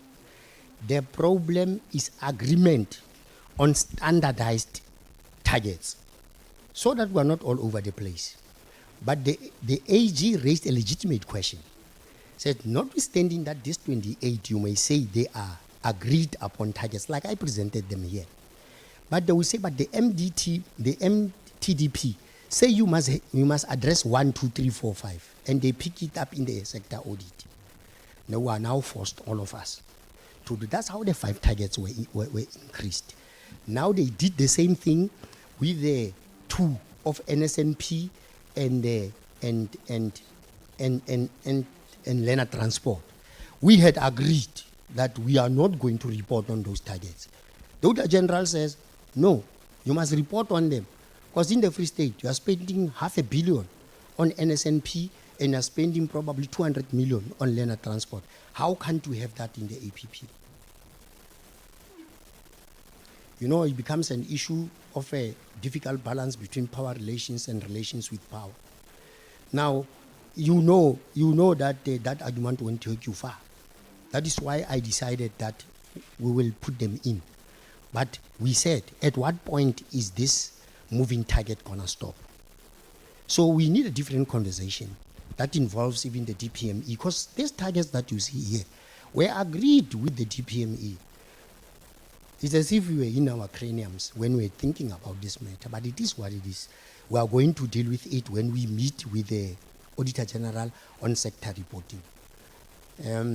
I'm in good books with this audit team from the Free State, so I don't want to really rock the boat. And we leave this meeting thinking that we are at daggers drawn. We are not like that, Chair. So we are very symbiotic with the Auditor General. Yeah. So, Chair, I think Okay. I've tried my best. Yeah. Yes. Okay. I think you have tried your best, but there is few areas that do not come out quite clearly. HOD, especially the slide on AG's recommendation and actions that the AG would have spoken about and that have not been acted on. To the consequence management, and you did say that there is issues of monitoring leadership in the department. Yes. And of course, you are mitigating it by saying we can't employ senior managers because we don't have the budget. So that, of course, creates a challenge in terms of monitoring the action plan by the AG. But I think what members were saying is that we need to improve the audit report, because the audit report, by the way, and this is something that I say that there are areas where municipalities will get good audit outcomes, clean audit. But when you go to service delivery on the ground, it doesn't link. So we're not saying that getting a clean audit is everything. We're not saying that. But we're saying we want the department to be able to account. So you need to improve the audit outcome so that we can be able to say, with all the challenges, the department can still account. You know, so I think that's a part for me that comes out that it has not been adequately responded to, and would really want there is an issue of also bursaries you spoke about, of employees of the department, and I take it this is a historical matter. It's not something that is now, and want to know, and this is where the AG must come in. DPE, CFO, you must come in. You must be able to say to us, how do you move forward? It can't be in the books of the province forever. Is there any plan on how that is dealt with. And we don't want 20 years down the line, 10 years down the line to be speaking about the same issue on their books. There ought to be some plan, some agreement on how you deal with this historical issues that are on your books. So please deal with the ones on the audit action. No, thank you Yes. very much, Chair. I'm sorry for that. Consequence management. This flows from investigations that came from various reports. Some of them are reports, investigations that we commissioned ourselves. We bulked the irregular expenditure in our books and appointed external stakeholders to help us investigate and make recommendations. Some have taken inordinately long. By the time the Auditor General comes, they are still in progress. Those are the issues. But on like issues that are current, we are responsive and we actually charge people. There are instances where we have even taken a number of people to be retrained on SCM. In some challenges, in some elements, you find that the middle management positions have not been filled. So some people are even overseeing their work. So that's where now I've taken the branch heads, like all the DDGs. I've got a committee that I personally oversee, where the DDGs have got to be responsible for their units and clear all these issues and assume responsibility. It's on new irregular expenditures, very minute in the department. It is, this is historical. We have appointed 2 companies to investigate all irregular expenditure. So next year, when we come to this audit, Chair, we come from 3-point-something billion. So we have reduced it. So now it will be almost nothing. But you must act on those issues. We've got a consequence management. We even passed a post-consequence management policy responding to the audit, to the Auditor General's issues, because people are smart. They know how to exploit labor. So they must be referenced to what? To a legal prescription, which is a policy that has been passed. On issues of bursaries, they've since stopped, as you know, Chair.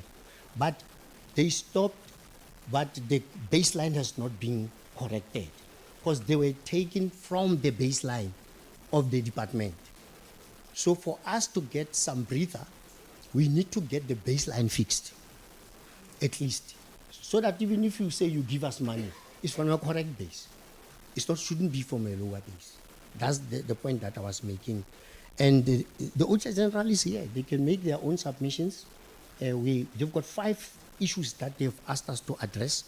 Those are the things that I'm managing myself. And when they come with the first visit of the status of audit report, we'll be able now to see that we're moving in the right direction. But the reason why we get these outcomes, they could be stagnant or what, but they can only change if you are unable to be a going concern. You can never get a clean audit because the 4th pillar of the audit plan, apart from financial performance, information, compliance to laws and regulation, is your liquidity. So it is there in their report. They know it. They've been helping us. They've been making recommendations. We've been taking these recommendations to Treasury. They've been helping us. So we need new money. That is the bottom line. There is no silver bullet that's going to come on our side, because you can't just roll over when you've got a very bad financial position. You need to impose austerity measures on yourself because the situation is not normal. We don't feel post. When we start, I start with excess teachers. I place them first. I ensure that we don't employ people in office. People no longer travel in the Free State. We use virtual platforms. Savings on transport, savings on S&T, accommodation, and also this catering and all that. Those things are now on virtual platform. And we could demonstrate that with those austerity measures, we could save over 750 million. That's our own contribution. And on top of that, the CFO, working with myself, We have now placed a moratorium on expenditure so that you now make a special case why we should entertain expenditure. So you cut the fat, no frills, just do the basics, just to keep the department running. So we have not been reckless at all, honorable members. I think, if anything, we have really bent backwards to ensure that we do not commit fiscal ill discipline on our watch. It will be very irresponsible, and the people I work with don't have an atom or even a fiber of such behavior in their being. Are very responsible. It's difficult to obtain under the circumstances. And I'm still making my case to you, Chairperson. The Free State is the worst affected province.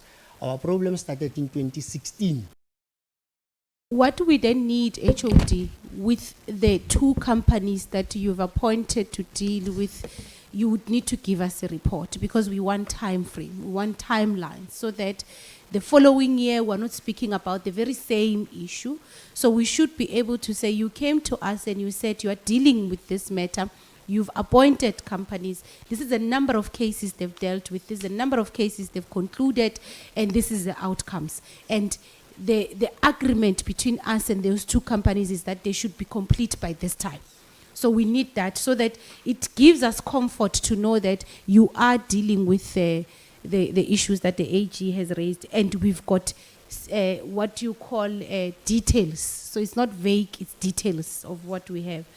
The second issue, I think that we want to, it's on the issue, of course, of the bursaries as well. So be able to give us details, to say, well, okay, we did have this number. We are now currently dealing with an outstanding number. This is our outstanding number. And based on their progress, we are likely to conclude or to finish that debt by this time.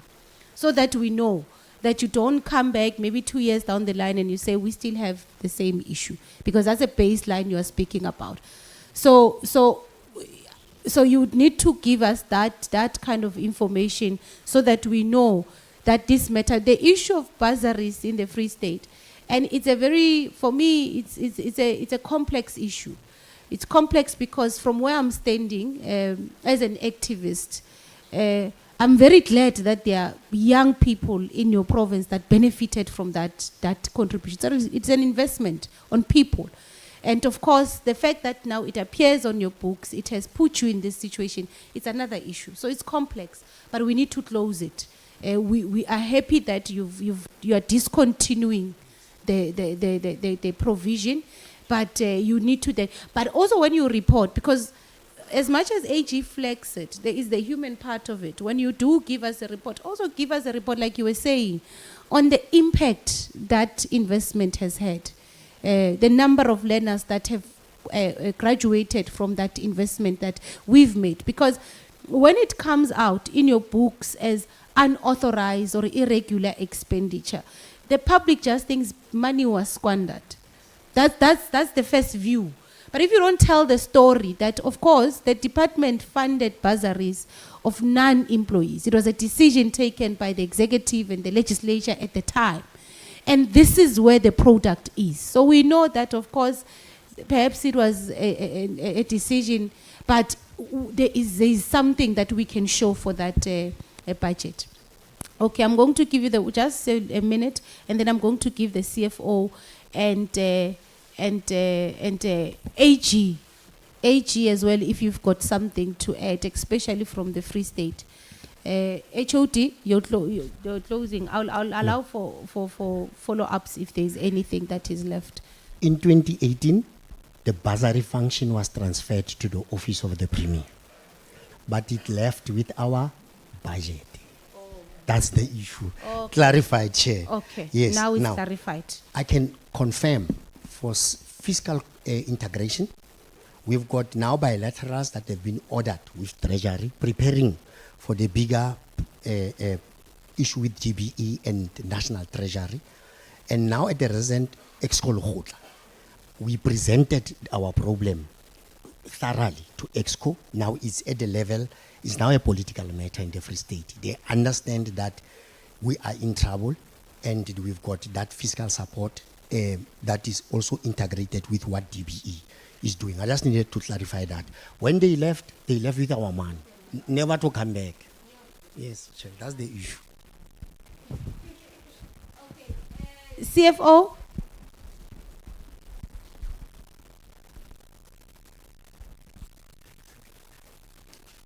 Good morning, Chairperson and members, MEC, HODs and colleagues. Chairperson, on a light note, I've been taught that if a lawyer says, do you must say, I do, and stop there. So, Advocate Malakwani has spoken a lot about me. He's really thrown me under the bus. But on a more serious note, Chair, he is right. When the current minister came in last year, I think on the 19th of September, we went to the media. She called a media conference where she said to the country, this is what I'm inheriting, a deficit of 219 billion in the sector. And she did that, Chair, because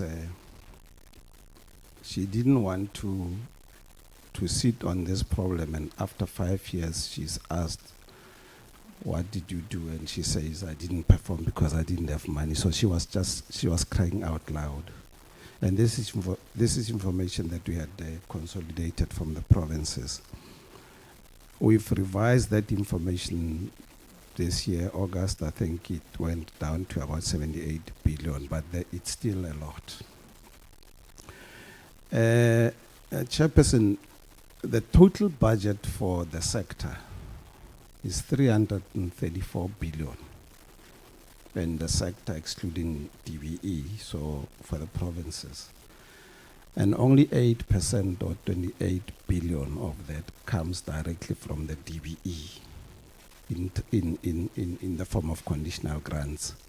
So 92% comes directly from national treasury to provincial treasuries to provinces in the form of equitable share. So we should just be clear of that when we talk national, we don't have control. We only have control over 8%, which we control like clockwork in terms of the Division of Revenue Act. If a province doesn't spend, we stop the tranche. We stop we delay, and that's it. That's provided for in the Division of Revenue Act. Now, coming to the big question of how we resolve this problem, or how this problem came about. Actually, this problem has been there of financial underfunding, but it became worse during COVID. In the COVID year 2020-21, it was the first time in a long time that National Treasury called all of us and said, we're now going to cut even on compensation of employees.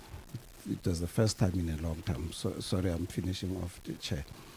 So that had a speed-off effect, because as Advocate Malakwan has mentioned, we are a labor-intensive sector.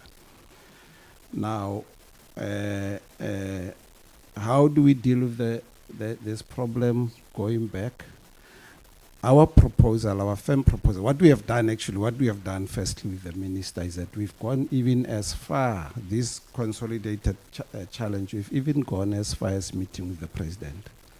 We had a meeting with the president, I think, on the 12th of August, where we presented the problems, and he sent us back to get more and more information. We are hopeful, Chair, that the president has agreed that he will facilitate a meeting between our minister and the Minister of Finance, and he will also sit there. But we are not necessarily hopeful that we'll get money. I think a two-pronged approach, which we would suggest from your side. Last week, 2 weeks back when we were here, I think our minister indicated the powers that we have to summon anybody. We would propose from the DBE side that you call in National Treasury and all the provincial treasuries to say to them, tell us how you're going to resolve this problem, because this problem, it's going to, you see, if the question I asked during COVID when Treasury came to us, I said, when... CFO, I want to stop you. Oh, okay, that's fine, Chair. No, that's I fine. want to If you stop you, and I me. want to explain why I'm Okay. stopping you. Yeah. You see, on this side, Yeah. we approve the overall budget. Yeah. It's our issue, and that is the discussion we must have ourselves. We agree to a budget that underfunds, or that has been underfunding basic education. It's us as Parliament, so we can't blame you. So the reason why I'm saying don't assume a responsibility that is, because you're going to, it's not your responsibility. You're correct. You're correct to say government has consciously taken a decision to underfund, because of course there was no money. In COVID we suffered, the economy suffered. So the reprioritization had to happen. So the issue, when Honorable Mkhize was saying, say that it's a threat that you are cutting the budget cuts. And I was saying, we know the austerity measures, one of the things in the debate by members in the last budget was that we must discontinue the austerity measures. We must discontinue it because it is hurting the people and the quality of service delivery on the ground. So it is a discussion we must have as parliamentarians to say, why do we allow when the minister comes to us and we look at what is budgeted for and we know the problems and we agree? So that's a discussion we must have as political parties. Don't assume that task. What we want to hear from you is that the little you have, are you able to account for it? So the little you have, are you able to account for it? What are the innovative measures you are taking to ensure that you live within the small means? But the fact that you are underfunded, I think even it's our problem, because we can simply say to treasurers, Parliament treasurer, go back. That budget of yours doesn't make sense. As long as you have not addressed basic education, as long as you have not addressed this, that's our role. So I'm just cutting on that. But where we are going to hold you accountable, definitely, it's on how you spend the little you have. If you are able to account for each and every cent, if we believe your prioritization is proper, you know. And I think in this regard, we must be able to say, now I'm going to skip AG. AG, do you have anything? Okay. In this regard, we must be able to say to the province, one, applaud you, HOD, for a very transparent report. It's very transparent. For me, it was very transparent. It was a good report that had information and very transparent about the challenges and what do we have as a problem.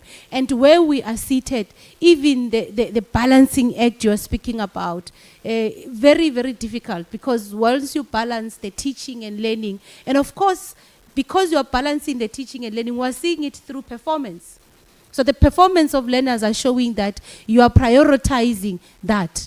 But you see then the weaknesses on governance, on monitoring, because now you had to take you had to freeze positions of senior managers. So we must applaud you for that. We must also applaud you, and I agree with Honorable Ishkwamban, that we must applaud you for the performance. You are number one, you've been number one, and there are provinces that, of course, with the bigger numbers that they have, but we do want to push them. We were saying to Limpopo on Friday that you can't be targeting that your target is 86 when you've achieved 85 last year. You are just under targeting. You are just saying to yourself, we just want to improve by 1%. And you from 91, you are saying we want to go to 95, because you are resolved to ensure that you improve your performance. And that's something that we must applaud.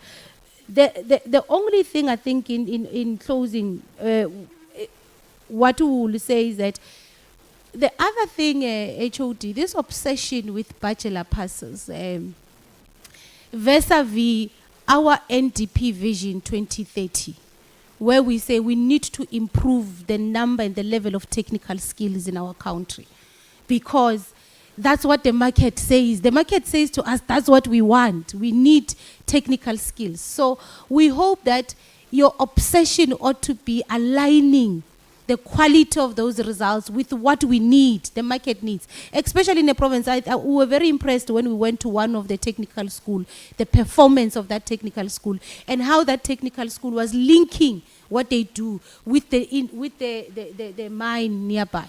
And that's exactly what we want, because we want to pass these learners to be employable where they are. So I think that's something that we, coupled with your focus on the lower grades, couple it with how do we ensure that this pass, we really align it with the market in the province. I think that is going to make us very, very happy. I think the issue of STEM subjects and the participation, it doesn't come out very clear in terms of grade 10. How many learners participate, how many learners opt for STEM subjects, because we need to improve that number. So you'd need to tell us, and as your focus now has started on the smaller grades, you need to tell us now how do you see that impacting the number of learners that chooses the math stream when they arrive at grade 10. We need to see that improving. I think the issue of safety in schools and bullying, I agree with members. We do need to have another session with both ministers, not only even DSD involved and Justice, Department of Justice. We need to have a greater conversation on this issue, because the safety issue is really across board, and it is rising, and it's becoming a serious problem. And we need to find a way where we are convinced that, Honorable Shkombani, you're correct. We need to review, interrogate that framework and say, is it working? What is the experiences of the schools, not even province, the schools on the ground? They adopt a COP, because we know what the schools are saying. They're saying the COP, adopt a COP is there, but you would find that the COP that is attached to the school only comes once in a while, because also they've got a lot of issues and they don't have resources, they don't have vans, they don't have this and that and that. So we need to have that conversation at an overall. But all in all, thank you very much, HOD, for a very a clear, comprehensive report that is honest. And we do hope that, Honorable, CFO, we do want to move to that point where we can be able to call treasure. We've said to ourselves that the funding model of education, we think that it's not going to assist us to bridge the inequality gaps. And you know, the performance, we said this even in the KZN when we went there, that the level of the problems they were facing financially vis-a-vis the performance was something else, because they were performing very well. They were performing very well, even with all the challenges. So we know that we are from those areas where we are from villages that were underfunded, that the then government decided not to fund those schools, but we performed, we are here. And that's the resilience of our people. You know, so we must be able to match that with real solutions. We must discuss the real solutions. Is the current funding model adequate? I mean, the standard and norms, is it adequate? Is it adequate to spend that money on a learner per year? What kind of education outcome are you expecting if you are spending that much per learner per year? So that's something that we would have to have a discussion on with Treasury and FFC, of course, to see how we can. But we are appreciating the support by the national department, because that's what we're getting from the province, is that they support. There is support, there's appreciation of the problems, and there's support. So we appreciate that. We're not saying you can leave, but if you are pressed for time, you can. We are going to take presentation from the Northern Cape, then we go for lunch. Or do you prefer we go for lunch, and then we come back, we take the Northern Cape? That's still fine. The latter. Okay. 2:30. Mr. Brown, please do check the arrangements for that. Let's see if we can make arrangements for members. Yeah, we would need to do that, because I want us to, so that we are effective, we must agree if we need to break now and then come back and take the Northern Cape, and we are done. Is it comfort break or lunch? Because my previous proposal was that we take the presentation, we go for lunch, then we come back. So if we do that, let's do a comfort break of 5 minutes. We come back, we take your presentation, we break for lunch, we come back with discussions. Yes.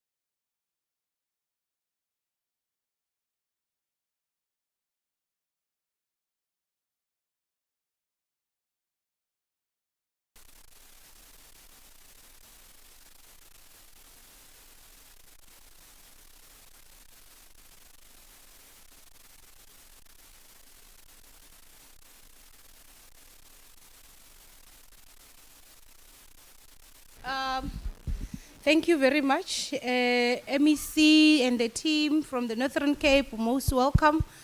We are now going to allow you to do the presentation, and then we will come back and deal with the deliberations and questions. Over to you. Thank you, Chair. And also thank you to the Portfolio Committee for the opportunity, and also to all the members present here. Let me also recognize the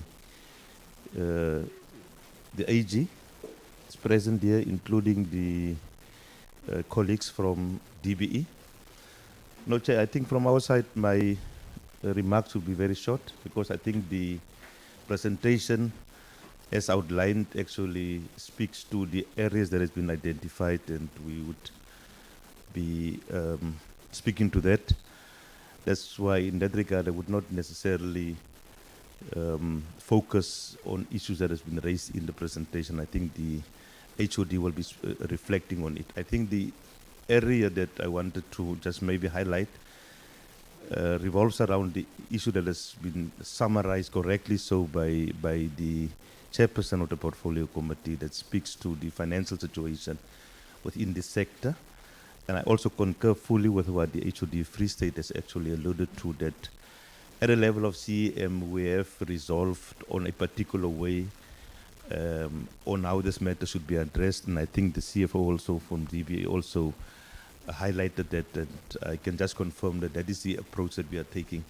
And we are confident that through further engagement with both National Treasury as well as at the provincial level, we've also agreed that at the CEM that we should continue engaging at provincial level also across all the 9 provinces, because there's no province that has been able to escape the impact of the COLA shortfall and CEO and wage bill shortfalls. Not at all, not one department.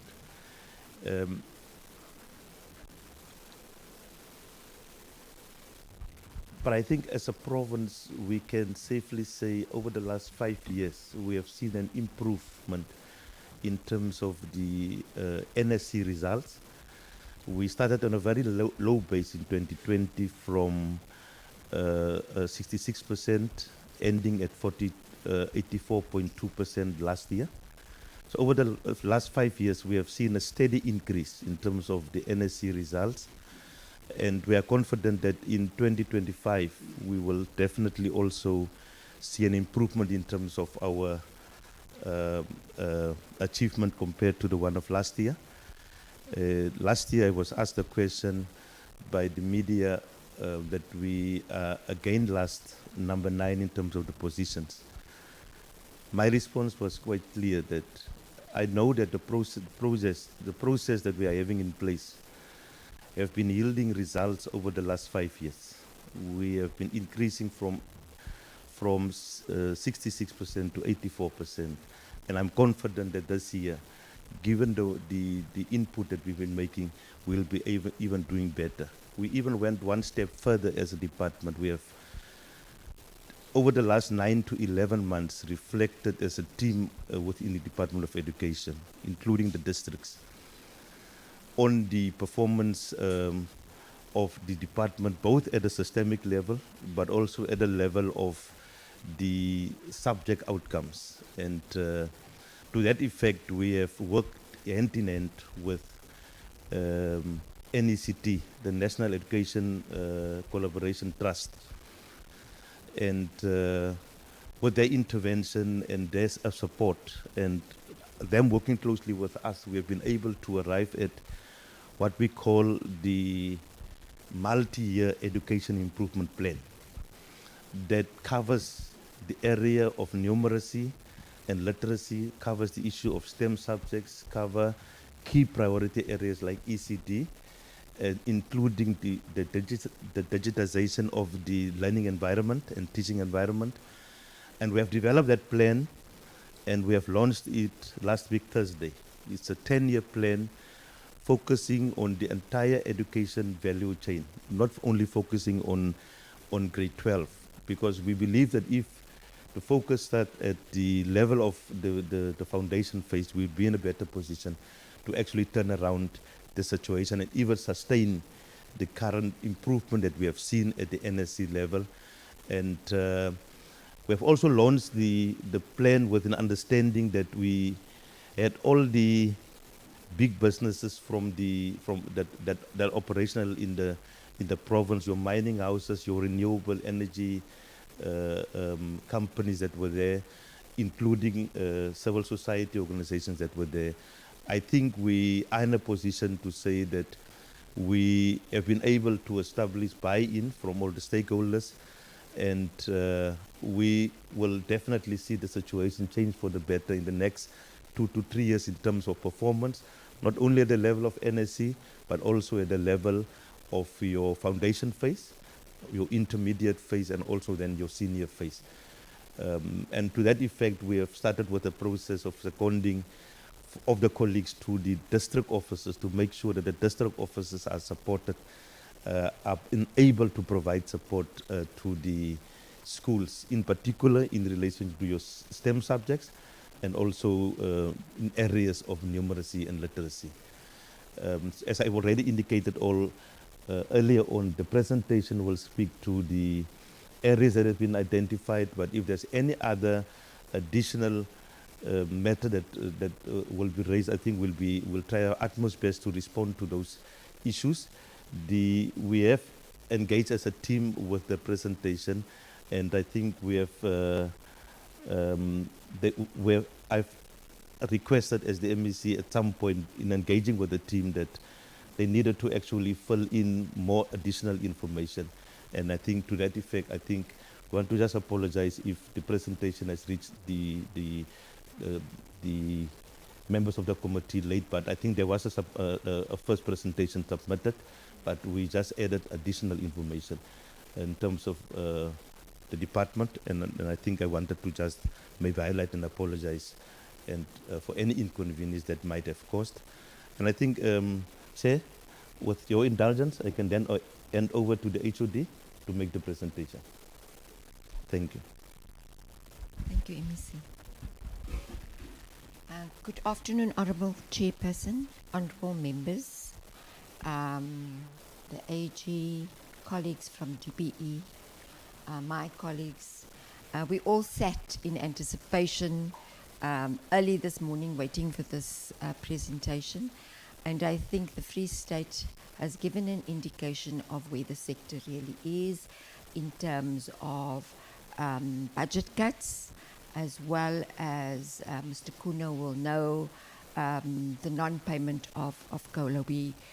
I must say, Honourable Chairperson, we very well coordinated from the DPE with DG Mawele, as well as who gets his directives from the Minister, as well as Mr. Kuno in terms of budgets. So he knows exactly the aspects which the Head of Department of the Free State has made is exactly the same in the Northern Cape. COLA, the non-funding of COLA has affected us hugely. We had last year, we had the 300 million rand budget cut, fiscal consolidation, we had no funding of COLA. And in this financial year, we had to carry that 600 deficit, and we had another plus minus 300 million.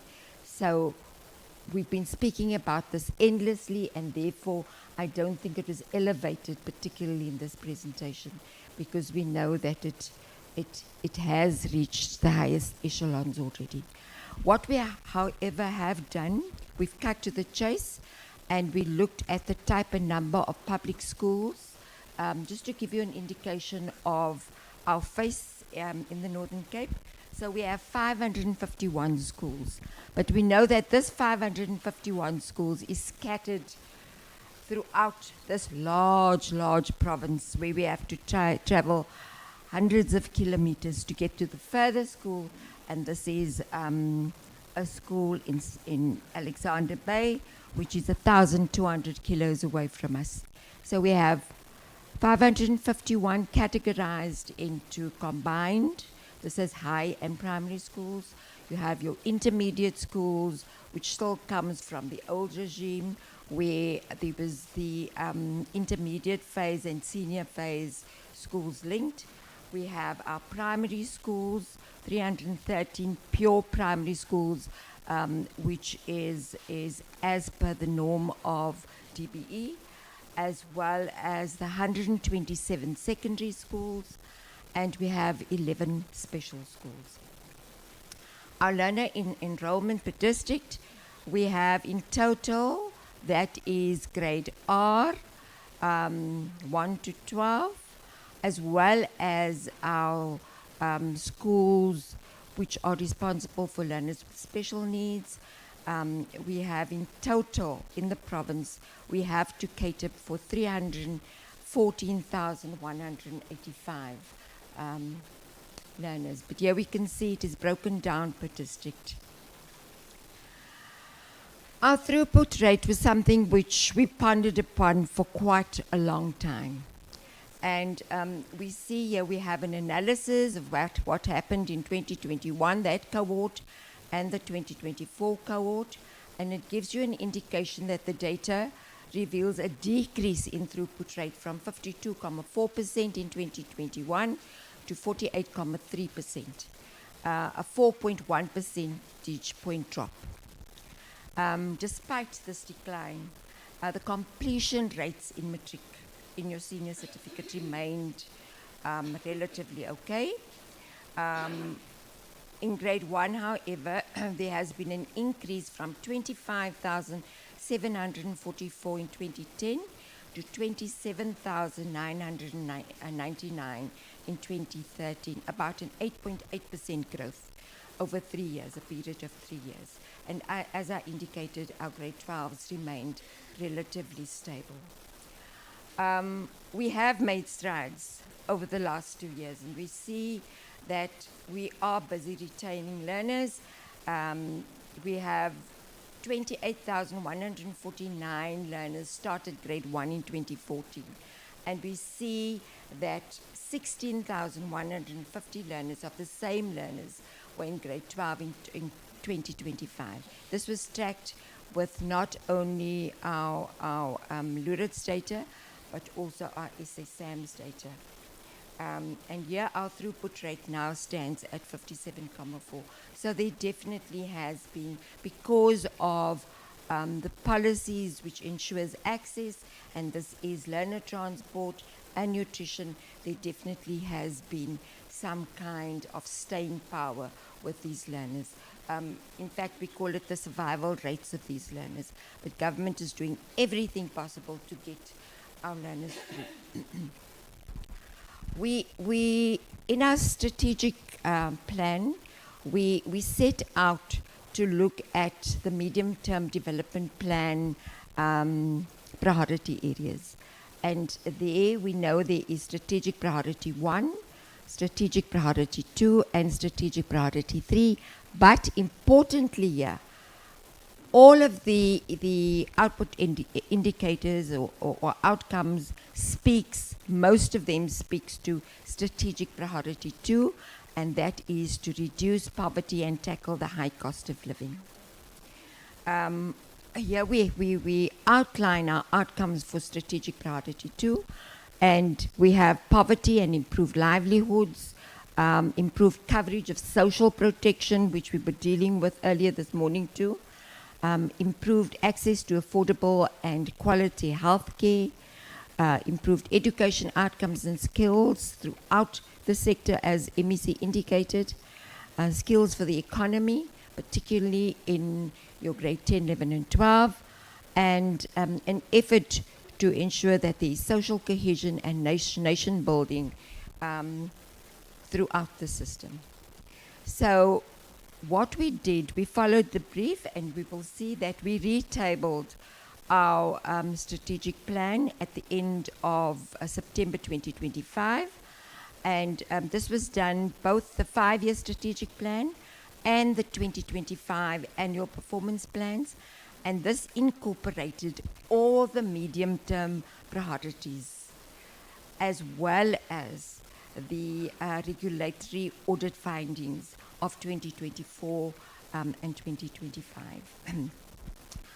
We also included 2026 basic education sectors approved standardized output indicators. This has already been incorporated into our APP, and this has also been tabled. So what we did, Chairperson, we looked at Program 1 and how Program 1 fits into those strategic outcomes and the output indicators. And here we have our baselines and our 5-year target, and we looked at key things such as the percentage of public ordinary schools that offer a marginalized language, because this breeds inclusivity, and importantly, our learners are able to assist with nation building, and this is imbued in their everyday interactions in particular. And we have a 5-year target. The baseline seems quite low, but DBE has incrementally been introducing indigenous languages into the system, and we are going to try and exceed that. It is a very expensive exercise because all kinds of materials have to be bought, and teachers have to be capacitated and trained to do the right thing. Then we also have, we concentrated on the number of school community engagements to combat racism, sexism, hate speech, GBV, and other forms of intolerance, to address this intergenerational violence and trauma across society.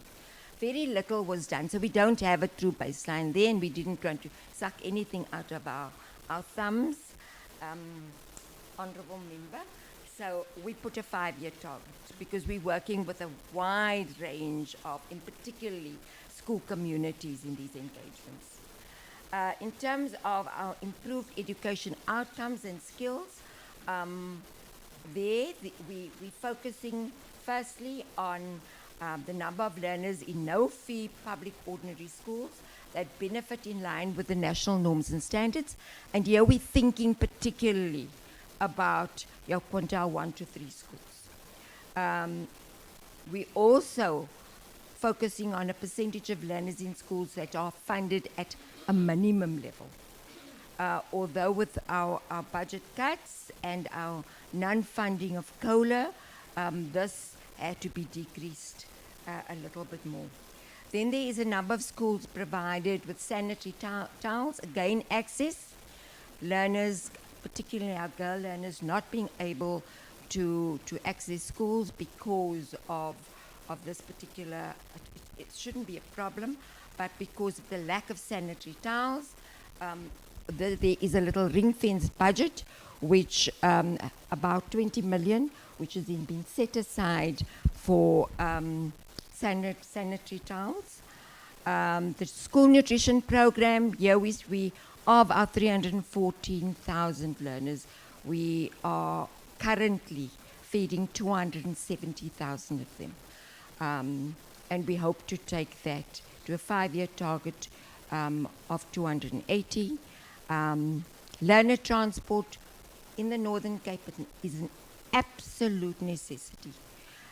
So here we currently able to transport 27,886 learners. We're hoping to up that as well in terms of the 5-year target. And another big area is hostels. So number of qualifying learners in public ordinary school hostels receiving hostel bursaries and allowances, which enables them to have a comfortable and enabling environment to go to after school.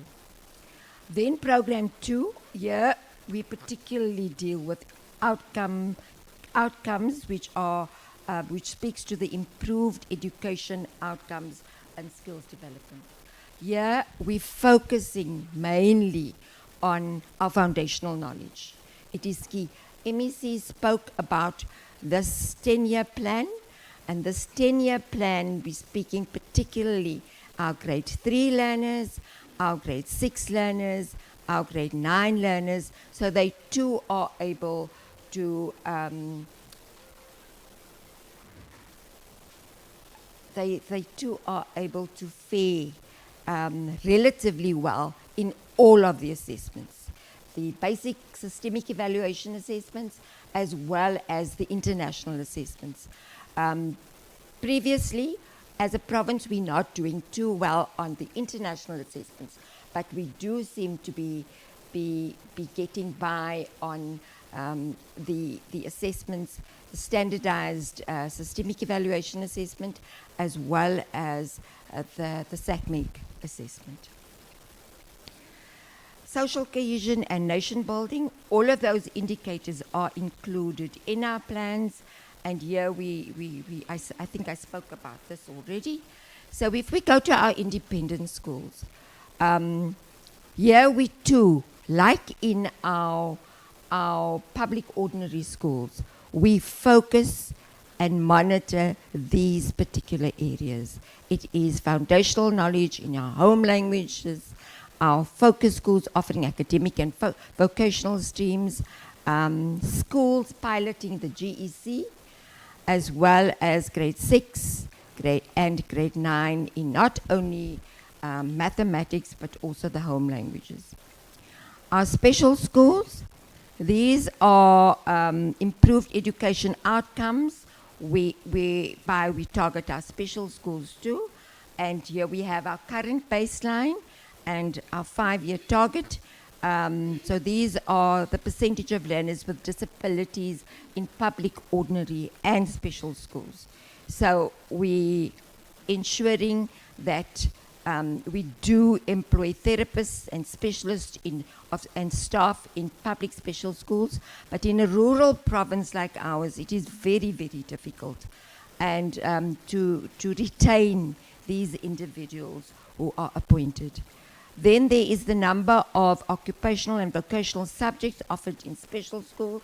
We want to up that from 28 subjects to 35, depending on budgets and depending on the need. And here, particularly, we look at the economic drivers of the province. We also focus on the number of learners with disabilities enrolled in public ordinary schools. ECD, 2, MEC, I think, in his opening remarks, spoke about ECD and what we're doing there.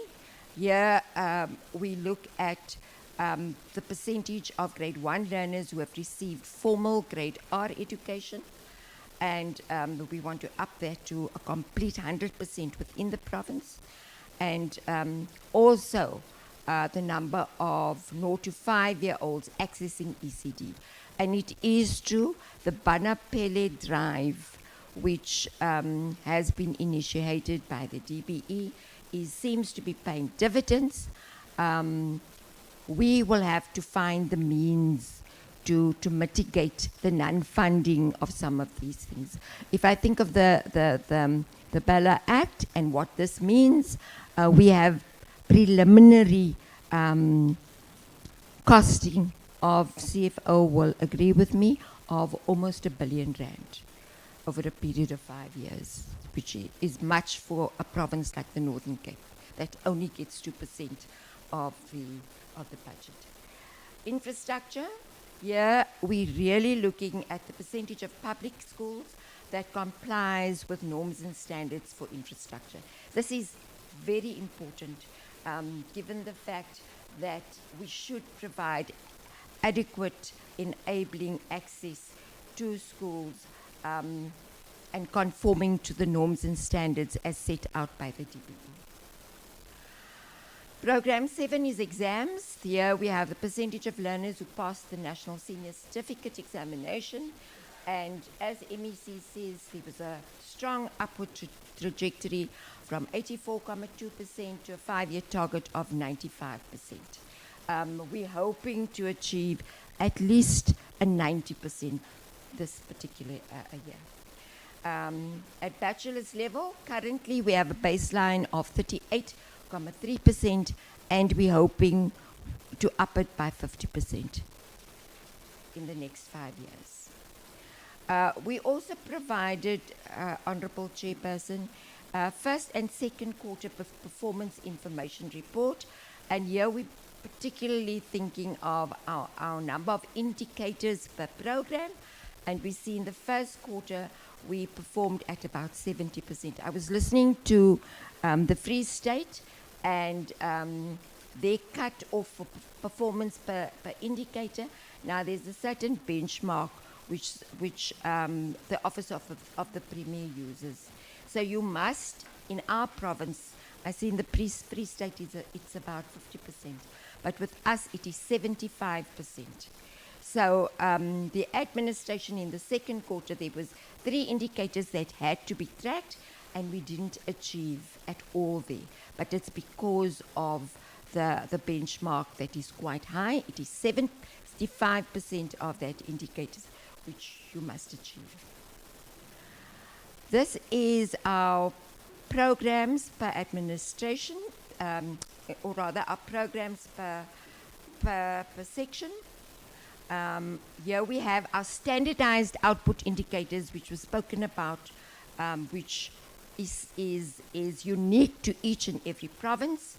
There is the number of public schools that use the South African School Administration and Management System, or any alternative electronic solution to data.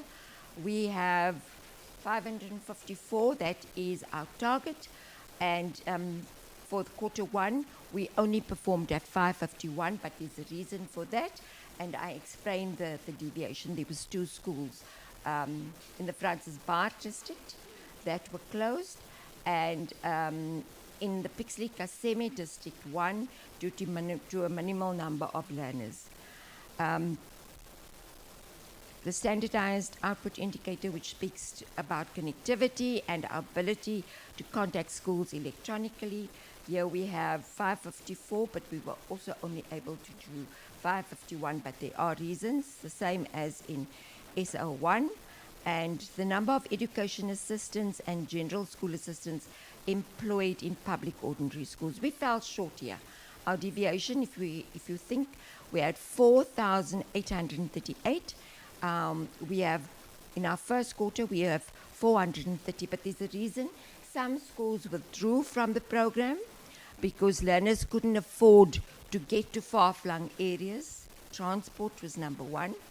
And there were education assistant terminations, which brought our target into a little bit of repute. We do look at quarter 2. Quarter 2 remains, for the first 2 remains more or less the same because of the 3 schools that were closed. But in our provincial output indicator, 103 for the education assistants and the general school assistants employed in schools to support learning and teaching. We again had 4838, but we only managed to get 4722 employed. Some resigned because they got better options, and some schools just did not receive enough applications, while in some instances within the applicants there were no suitable one, because there's certain criteria that you should meet to be able to become a assistant or a general assistant. Program 2, here we speak about, we have our provincial output indicators, which we strive to achieve, and we see here in particular learner transport. We had 27,532 we made provision for, and we achieved 28,468, but there was submission for new routes. New routes were established, and children, because of the migration patterns, children traveled to these routes. Number of schools benefiting schools from learner transport. Here we have 354. Our actual was 368, and this is due to the new additions. Number of qualifying learners in public ordinary schools. School hostels receiving hostel bursaries. There's a slight deviation there also, given the fact that Lesedi Secondary School, hostel, and Batlaro Klaping Secondary School in the JT John Tahulegai Sewe district. These were planned to open but did not, due to the fact that ESCOM is unable to connect us with electricity. Our problems, however, we did a cost-benefit analysis and we looked at what diesel will cost. And it is exorbitant, and we just don't have the budget for that. There has been discussions even with our provincial legislature, Honourable Chairperson, where we opting for solar, and MEC would know and will expect a report from us to give us an indication of how far we are with this certain procurement process. It does take some time. Then we have the school nutrition program. There's no deviation there. Also, the number of learners participating in the constitutional and civic education programs, and one extra school participated in the quarter under review, quarter one, and here we saw one of our learners getting the top prize in one of the projects that were run in this particular provincial output indicator. Marginalized languages, there's no deviation there. The number of public ordinary schools that offer a previously marginalized official South African language, there's no deviation. And the participation of learners in our school choral competitions. Mr. Buzana, who is here, children absolutely love this, and we understand what it means for social cohesion, so there's no deviation there too. We also have, in particular, here we have our quarter two, and we see that with our learner transport, there's a little bit extra again in terms of the deviation. Schools benefiting, number of learners benefiting from the learner transport program, 366 there. We did explain that earlier. The school nutrition program, we fell short there. We usually feed 270,000, but during examinations there was no feeding of these learners. And here again, number of schools participating in the constitutional and civic education programs, there we have our actual was 8 and our target was 10. Many of our schools wanted learners to attend these court proceedings, witness them, and gain the learning experience. Independent schools, there's no deviation here. We have a target of registered independent schools receiving subsidies. We have 11.9, although only 5 of them receive some kind of subsidy from us. Number of learners subsidized at registered independent schools, lesser learners were enrolled in subsidized independent schools than the anticipated planned target for the year. We did give an indication that the independent schools are now also monitored for foundational knowledge, grade 3s, grade 6s, as well as grade 9s. So we look at numeracy, we look at literacy, the same as our special schools.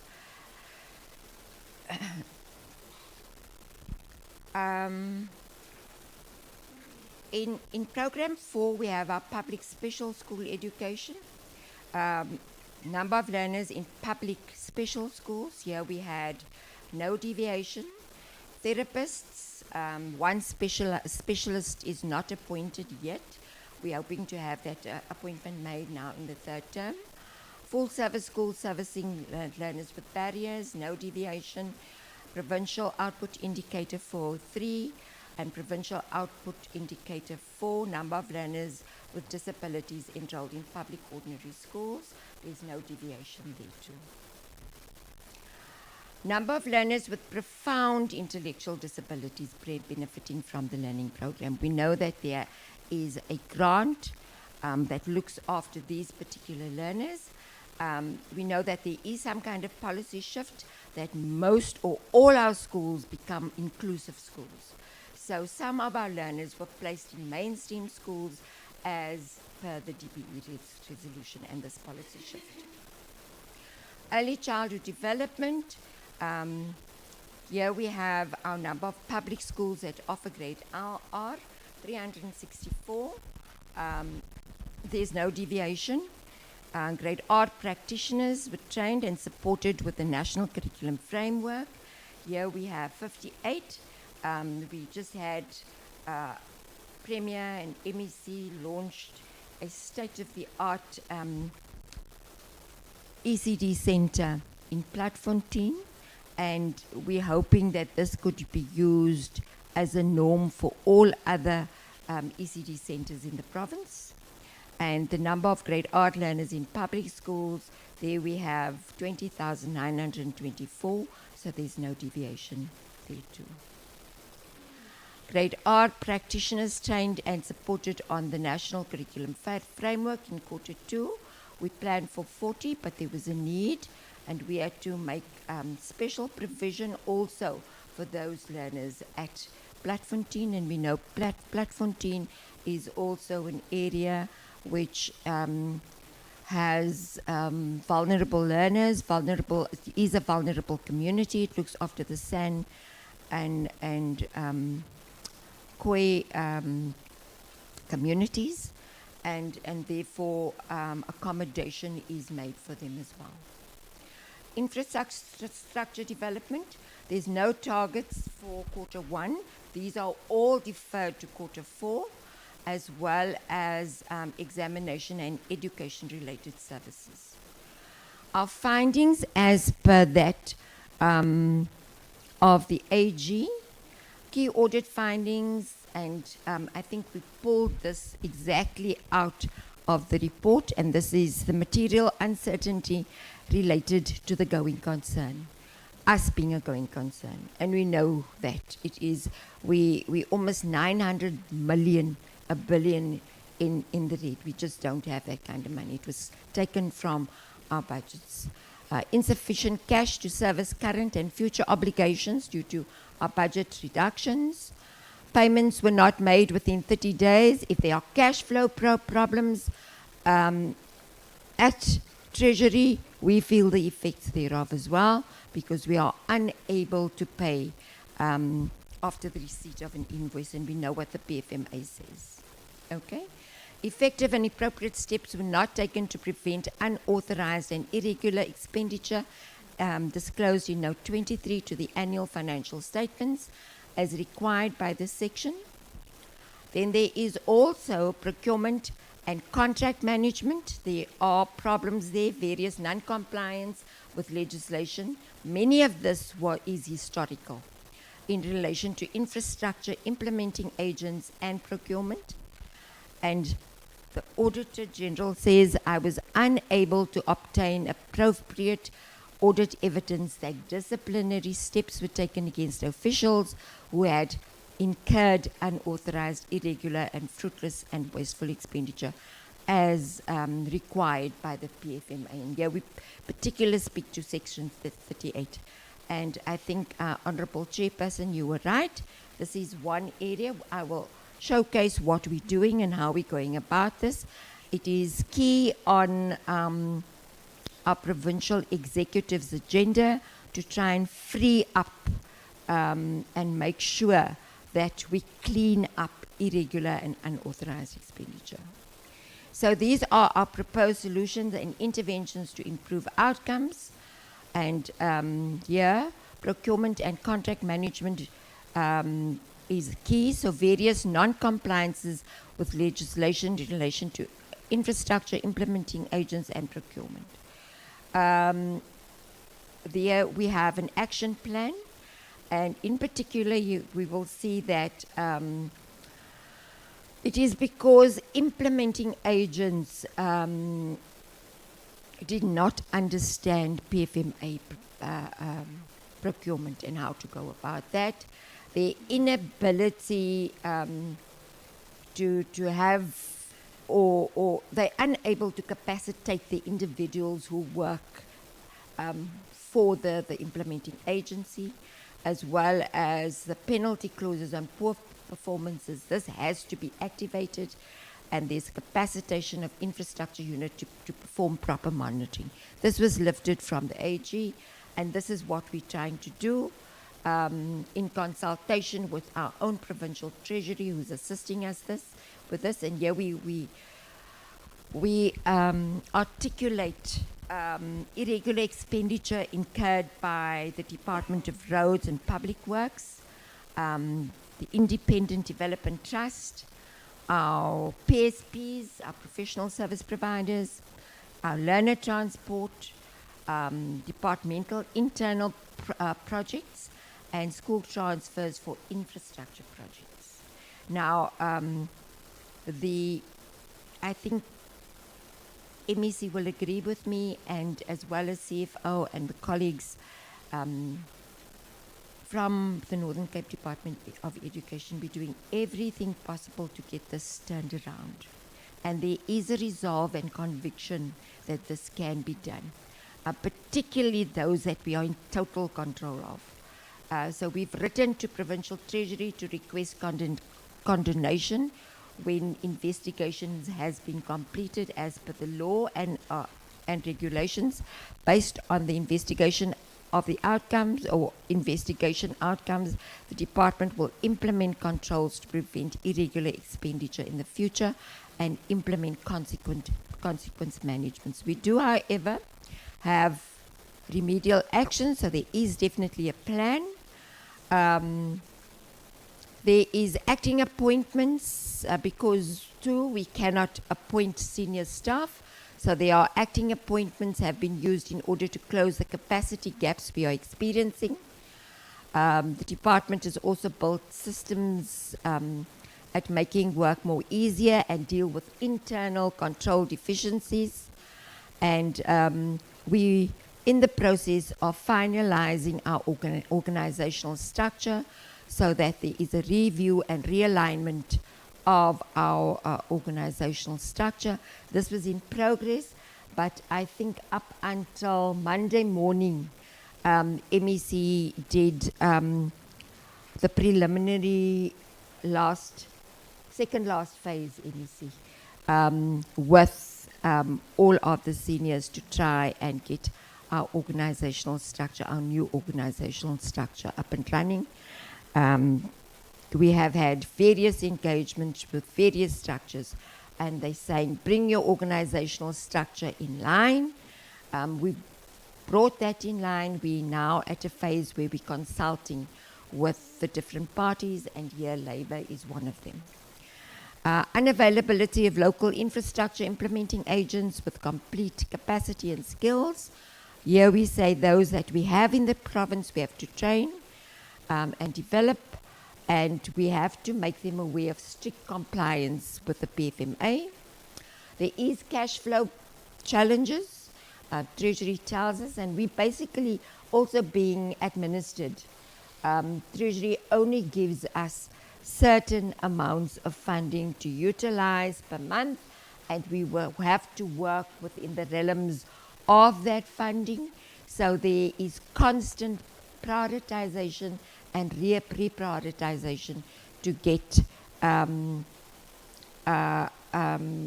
creditors paid.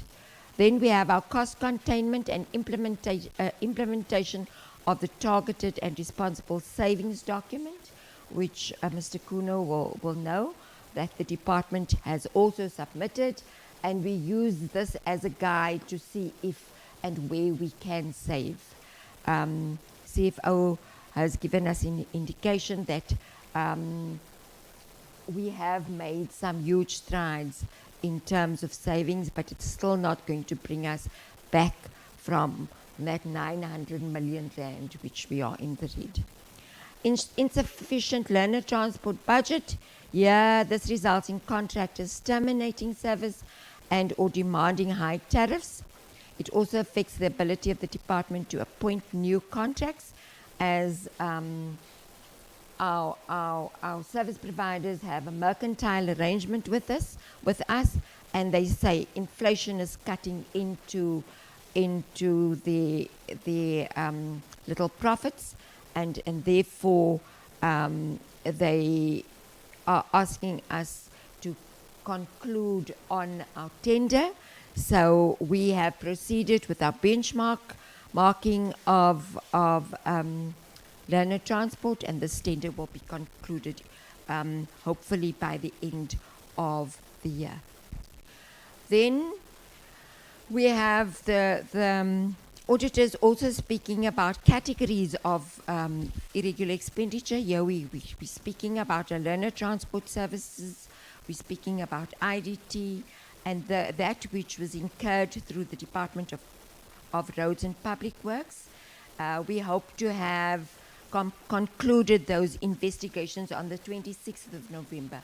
And I can say, Honourable Chairperson, with relevant ease, that we are supposed to present this to the Office of the Premier, who is expecting at the end of November, he's expecting progress, and we've got to give an indication how we've addressed this problem in tranches. So there has to be progress. Incurred through professional service providers, this irregular expenditure. Here we're finalizing the determination and investigating process, and we hope to have something ready by the 5th of December.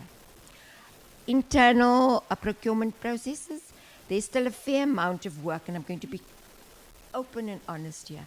There's still a fair amount of work that still has to be completed in this regard.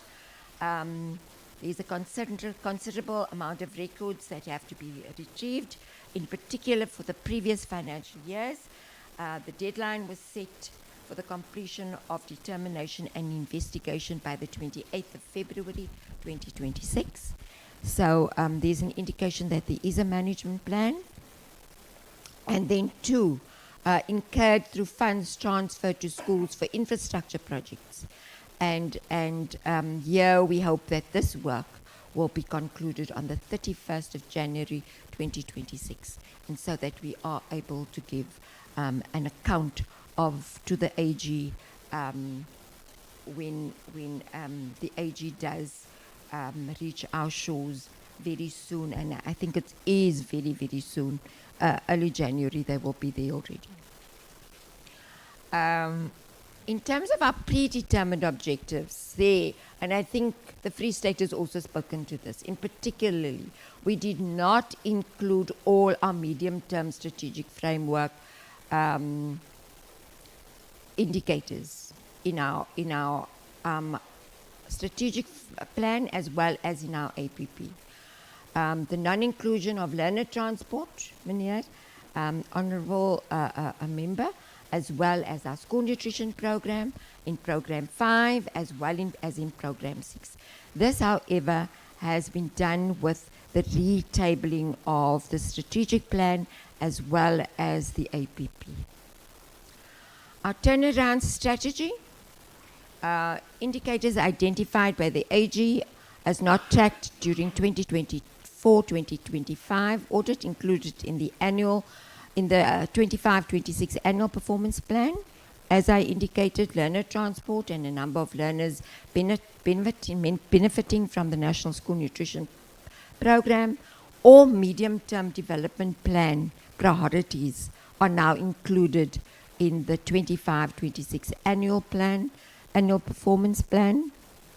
The basic education sector, we know, reviewed its standardized output indicators for 2026 financial year. We've also included this and retabled that in our legislature. And the technical indicator descriptors for Program 6 in the 2025-26 APP have been amended to substitute final completion certificates with practical sectional completion per Department of Basic Education, as well as the standardized output indicators. Bullying incidents at schools, we look at the legal framework, and this is interrogated in detail before plans are put in place, and I think all officials who deal with this particular area is conscientized with training sessions and capacity building programs. We give statistics in the province on bullying incidents. There's an anti-bullying checklist for schools in the Northern Cape Department of Education, and this comes with the school safety framework. It is derived from the school safety framework.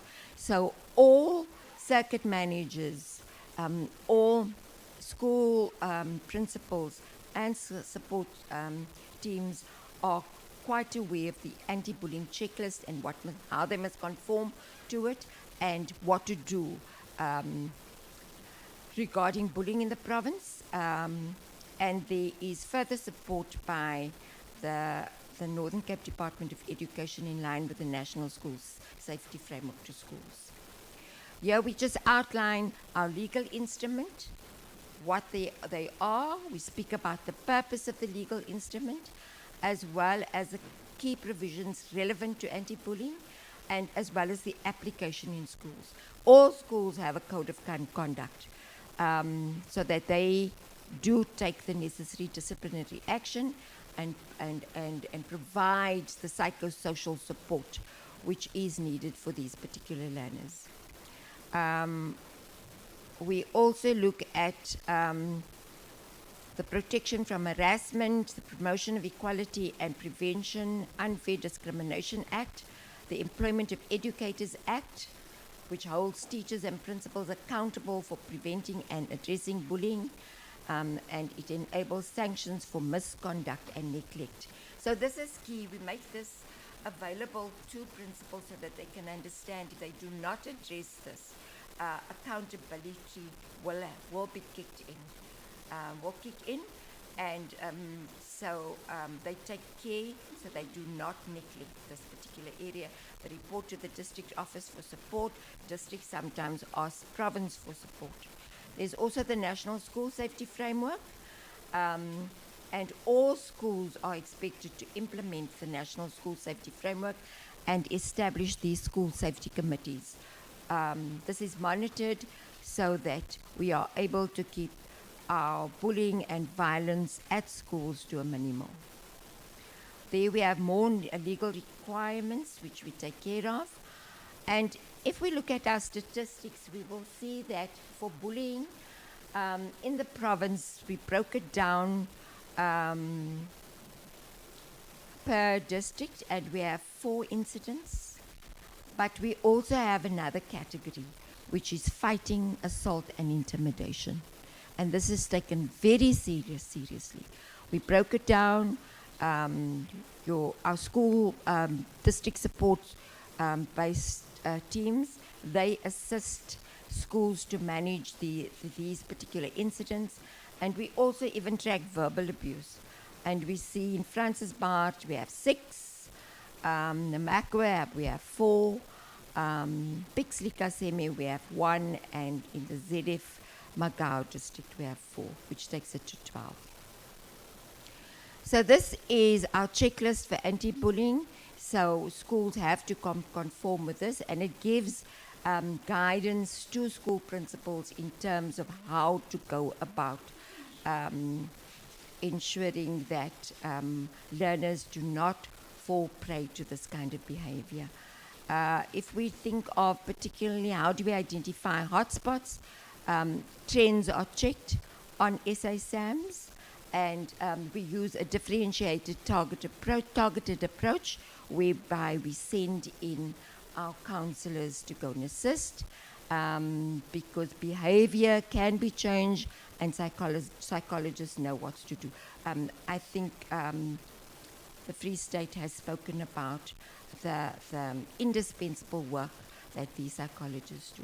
But it's problematic in the Northern Cape. We can't retain these people for various reasons. We tend to be a semi-rural district or province, and these particular individuals do find it very difficult to live in between areas which is flung far and in between. Distances are very huge.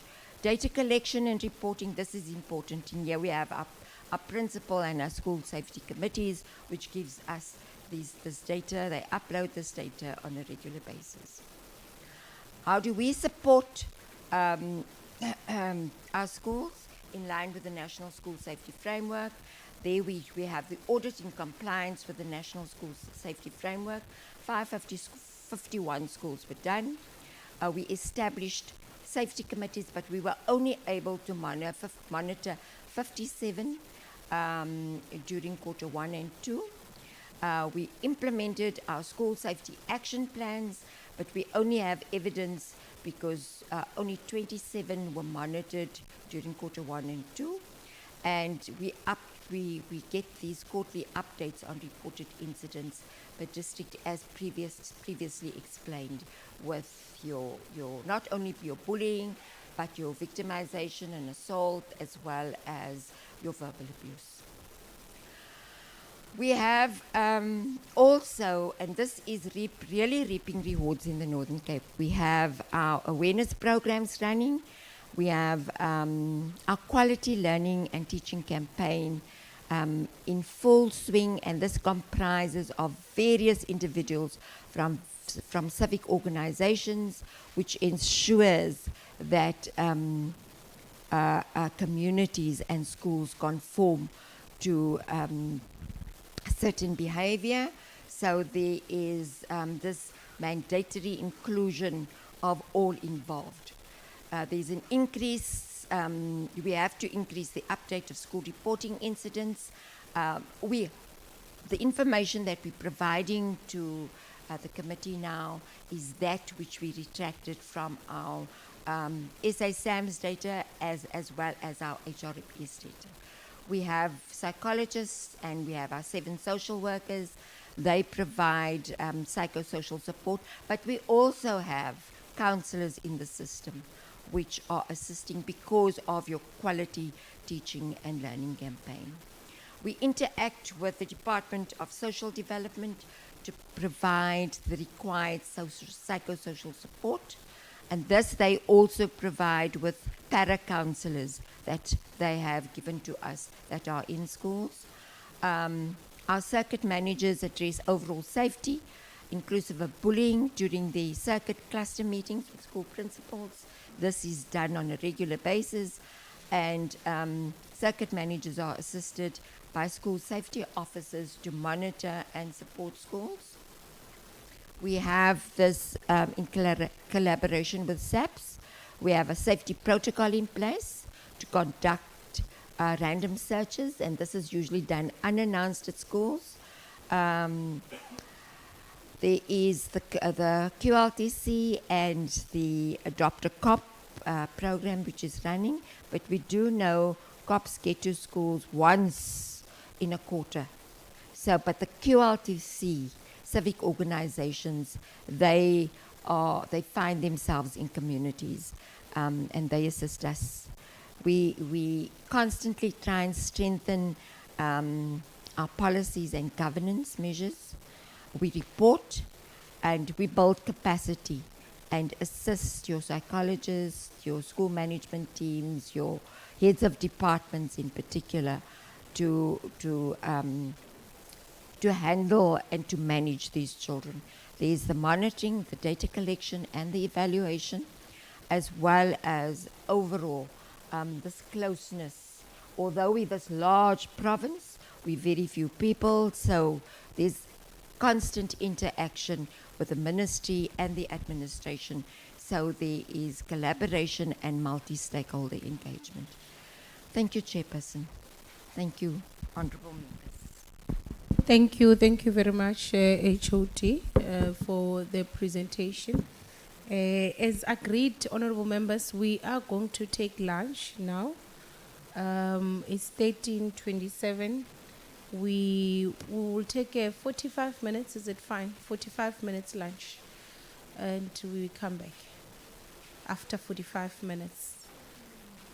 50 minutes, 30 minutes. Okay, if 30 minutes is fine, let's do 30 minutes. And then we come back for questions at 2 o'clock. So let's come back at 2 o'clock to conclude, take questions, deliberations, and conclude. Hè? Ik zeg je al die willen van zo'n gang. Maar als ik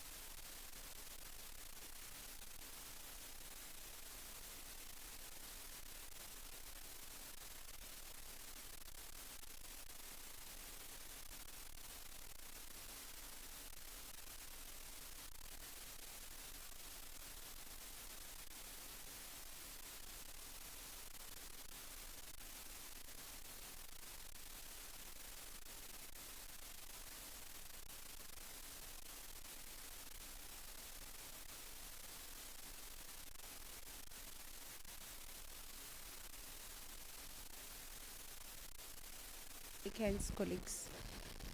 So, Honorable Mkhize, of course, you go first. Honorable Magagulo will be next. The hands are done. Yeah. Honorable Mkhize, where is the mic? Where is the other mic?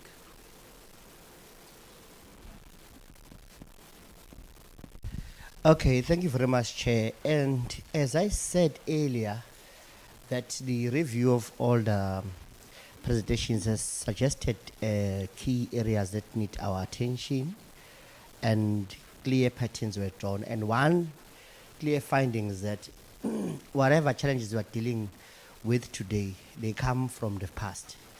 So we need to go back there to correct things, or perhaps decide to carry on with the wrong direction, modus operandi that we're engaged on. So my area of interest, which I'm going to submit these questions in writing, but I don't think they'll be answered now. The first one is to understand what are 3 major priorities that you have, challenges that you have in the province, ranked according to their level of importance.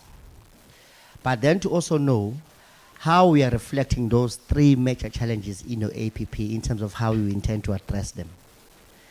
I'm planning that question deliberately because I know school infrastructure should be one of those top 3 challenges. And we know the school infrastructure is the basis of everything. Everything depends on it.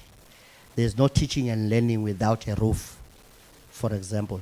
So including the pedagogical outcomes, they depend on infrastructure. Even the digital programs depend on infrastructure. And it goes as far as fencing, toilets, and other things. So just to know, what are the top 3 challenges you have, and how did you reflect them in your APP to show how you'll address them? The second question will be, how were the strategic goals decided on, and what makes them strategic? And I'm asking that question because sometimes we just randomly choose something and call it strategic, while it speaks to no strategy in light of what we are trying to achieve as a department. But just to know how you decided on strategic goals and what makes them strategic for your province. Thirdly, how did you establish your performance baselines across the priority areas? This thing of performance baseline is critical because some confuse targets with baselines. With baselines, you go on the ground, you check the need. How many schools need the roof? That's your baseline. Then you'll draw targets from that baseline, also reflecting how you'll deal with the rest. If the baseline says 10, but you can do 3, you must talk about 7. What's the plan with 7? That kind of planning. So that's why I'm asking, if your baseline is based on previous performance, which is A, B, budget availability, which we have seen people only creating baseline from budget, which is wrong. C, intended level of performance. D, is it randomized? Or E, is it based on material conditions on the ground? The fourth question, what framework was used to develop the performance targets? What framework you used to develop your performance targets? Because we have seen a tendency of people setting too low target for themselves so they outshine. That's why the minister today in the news reported that she has covered 93% of ped latrines in the Eastern Cape. The question is, what is the denominator of that 93%? It could be simple 10 ped latrines. You do those 10, you report 100%. You are misleading the society. We are actually deceiving the society. And we want to move away from that kind of tendency. We want proper baseline in terms of the condition on the ground. So when you say 93%, it should be 93% of conditions on the ground, not 93% from the denominator that you selected for you to perform better. Lastly, is the current APP fully funded across priority activities? If not, how and when the funding gaps will be amended? Just those questions that I'll submit in writing so that your answers could point to gaps that exist so that we face our reality, tell the nation our reality. Even worse, with the Minister of Finance has announced that he's expecting lesser tax collection moving forward for the next 2 years. And we know if they say they don't have money, they go to austerity measures. And when they go to austerity measures, they cut budget funding. they cut departmental funding, and the consequences is what we've been discussing since we started the meeting. Thank you very much. I almost gave it to Squambane.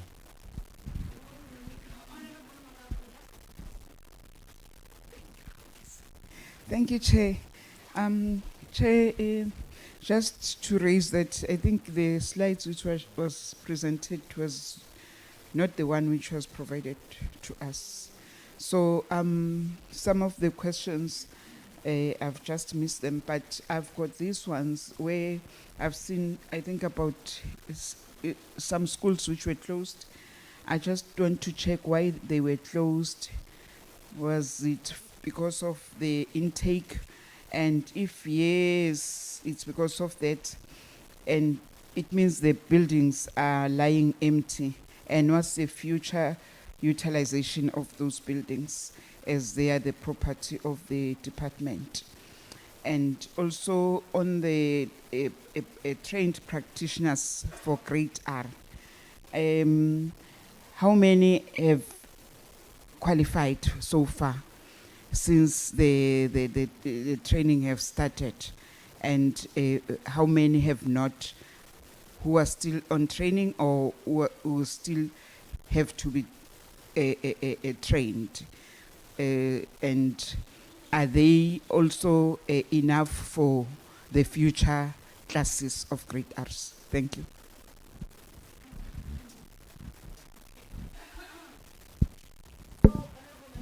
We were coming back at 2. At 2:05, we were taking hands. Yeah, that was our agreement. The agreement when we left was that we were taking 30 minutes. We came back at 2:03. Okay, at 2 we were here, but of course we allowed for a few minutes. At 2:06, we were taking hands. We had already started because we agreed we were starting at 2. So the only hands that were there at the time were 2 hands. I'm just saying that we need to change the culture, because I did mention and I did say that those are the only 2 hands at the time. So because members decided not to come back at 2, as we agreed that we were starting at 2. We agreed, all of us. I wanted to give 45 minutes. Members said, no, 30 minutes will be fine. We gave 30 minutes as per the suggestion of members. Now, after 30 minutes, we were all here. The province was here. We were here. So those who were here raised their hands and we took their hands. I'm just saying. So this is the last time. We will allow the members, but it's the last time. When we agree on time, let's stick to our time. Unless if, so that's why we suggest time of lunch, so that members can contribute to say is it adequate or not. And so this is the last set of hands. The last set of hands. Those who come after this, unfortunately, it's the last set of hands. Honorable Shkwambana, Honorable Sharif, Honorable Yodan. Thank you, Chair. And apologies, some of us, we eat very slow. So we're still eating. So, but can I raise a hand on behalf of Honorable Lu? Because he's coming, he's just there by the bathroom. Okay. No, thank you, Chair. My questions are very few. But before I start with my questions, I just want to applaud the province first for the improvement in terms of the performance on your metric results. You have been improving, and we have seen in the previous academic year. So we just hope that that improvement this year also it will come as expected, and we are going to have at least 90% and above.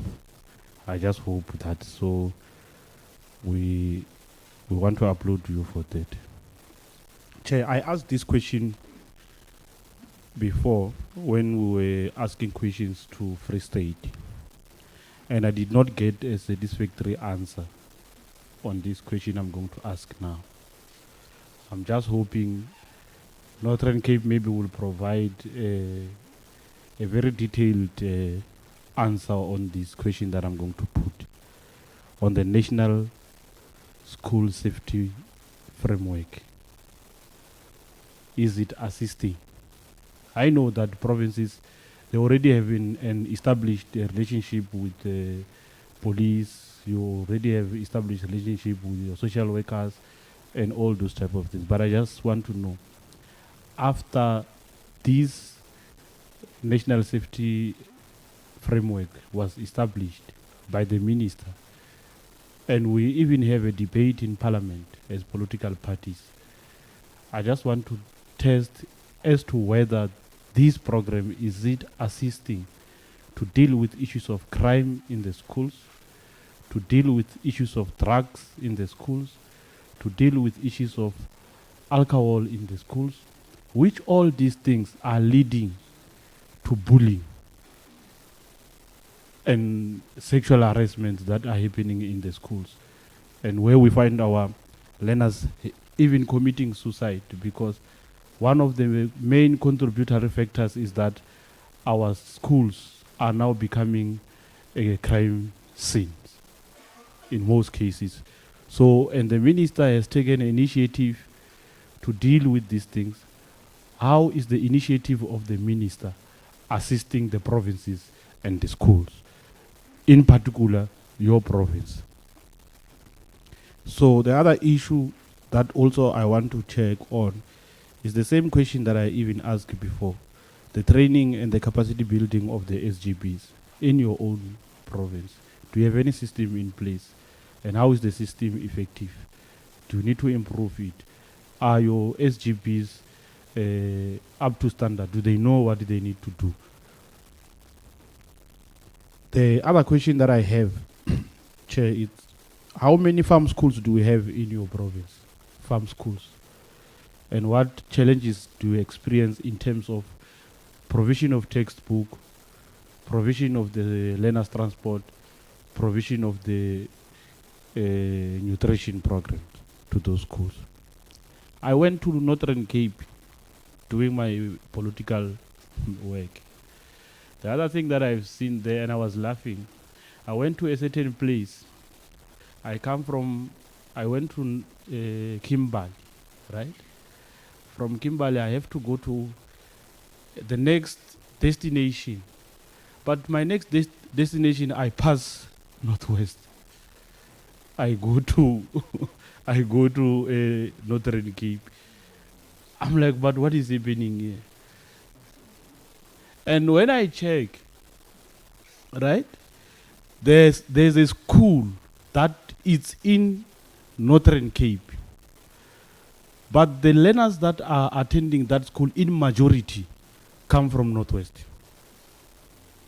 So in terms of fund allocation, how is your province affected with that issue? Because the people who are benefiting from that are not necessarily coming from Northern Cape, are coming from Northwest. So how are you dealing with those issues as a province, and how is it actually affecting your fund allocation to this effect? It's just that it's unfortunate Northwest is not here today. I was going to ask them the same question, that it was supposed to address this issue, to say in terms of the allocations, how are you not fairly your budget being used by people who are not particularly coming from your province and are not benefiting? I mean, they are benefiting, and those who are in your province in majority, they don't have to get services because you are now feeding other people that are coming from another province. And also, let me also appreciate you and applaud you with your program that you just mentioned, HOD, of sanitary towels in your schools. That one, I think we need to say, I think something must happen. If the department can also come to the assistance, you improve the budget that we have so that you cover almost all schools that are there in your school. It's a very progressive program. We appreciate it. The school connectivity in your school, I mean in your province, how are you connected in the entire province? Do you have any challenges in terms of the connectivity? And if you are connected, it's mainly on the administrative purpose, or is both administrative and the school-related matters to improve our learners. I will jump this one. I don't think it's a serious issue. Then the last thing that I'm going to ask, and now here you have to tell me the cases that you have as a department in the province. How many are they? And those cases, how much are they costing the department? Because maybe to assist on that one, we've got, I've noted something here. I'm just not seeing where is it, these things. Okay. First, the cases on the scholar transport, because there are issues in your scholar transport.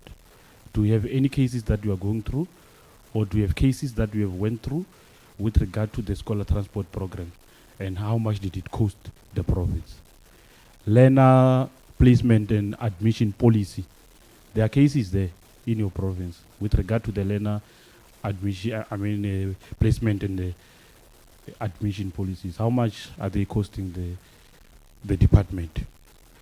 The case of governance, of the school governance. There's a case, I don't know, against the SGB, right? For illegally closing 15 schools. I'm not sure if you are aware of this case in your province. And if you are aware of this case, what was the reason? What was happening here? Illegally closing the schools, SGBs, who are these people? And then what was their main reasons of closing these schools, that we have came to a conclusion that the manner in which we have closed these schools is not an appropriate manner, it's an illegal manner, to an extent that you took the matter to court. And how much did it cost the department? And have you won the case or what? Thank you very much, Chair. Thank you, Honorable Shikwambana. Honorable Sharif. Thank you, Chair, and thank you for your kindness. We really appreciate it, Chair, and I must say I really like this new timekeeping thing, and I will really try my hardest to abide to it, Chairperson, so thank you for that. Hello to the Northern Cape. Let me start by saying your presentation was void of information. I wrote a note here that says very brief presentation, not a lot of information. And I hope that more came out while you were presenting, which it did. But in future, you know, as Honorable van der Walt said before we broke, that we are not dumb. we understand things. So in future, please send us better presentations so that we can understand and have a grasp of what's actually happening in your province. We're not in grade 1. We can read budgets and so forth. So please, in future, give us more information in your presentation, because that's all we got was your presentation. We didn't get a briefing note. We didn't get a document. All we got was a presentation, and it's very difficult to understand what the province looks like with very brief information. I have a question for the Auditor General, but I don't see, I'm not sure, are they still here? Oh, you are still here, awesome. So both the the Free State and the Northern Cape said they had to retable their APPs because it didn't include the NSP and the learner transport. Why is that? Did it come from AGSA to say, this is what we're looking for, this is what we're not looking for, and then only afterwards you realized, oh, well, they're spending billions, perhaps we need to put also the NSNP and the learner transport. So I just want to find out what happened with that, and was it a directive that came from AGSA? HOD, on slide 36, you gave us your interventions. And the thing about these interventions, Chairperson, it bothers me because these interventions should have been taking place. It's not something that you implement now, or you say you're going to implement because you're coming to present to the portfolio committee. These should have already been in progress. So my question is, what is the current progress on these interventions? And do you have a timeline that you can provide for us? Slide 37, you speak about the vacancies being a problem, and that's why you are unable to implement some of these recommendations. What is the department's plan to fill these positions with capable people? Also, I asked for the current progress and timelines on the interventions that you provided. And you didn't tell us what the total number, the total amount of irregular expenditure is. So if you can just give us that amount. You gave us a total of 162 cases of bullying for Q1 and Q2, but what was the stats for the previous year? Just so that we can see what the trend is and how much it is, because Free State was around 2,000, so I just wanted to see what was your numbers. And then I really like your checklist on the anti-bullying. I must say it's very progressive, because we haven't seen anything like that. But how do you, excuse me, how do you monitor the implementation of that checklist? How do you make sure that this checklist, schools are actually using it? Because I would then say, if you are monitoring and it is working, that this is perhaps something that the DBE must look at implementing in other provinces, because it's always a good idea to have specific things for principals and schools to know, and to say, cool, we did this, cool, we did this, cool. It makes it easier, it's streamlining, because teachers and principals have a lot of issues, they have a lot going on. So if you can simplify it the way you did, that would be great. In terms of, I spoke about vacancies. Can we, and maybe this is in writing, can we get a list of what vacancies are still outstanding? And then I want to find out, did you appoint anybody for ICT? Because you spoke about some of the SASMS. I'm still learning all of these abbreviations. You spoke about that and as part of your KPIs. Now, obviously, and if you can reach teachers by email, so obviously you need somebody in ICT to be able to do that. And my last question is, let's say, for example, if you fill vacancies,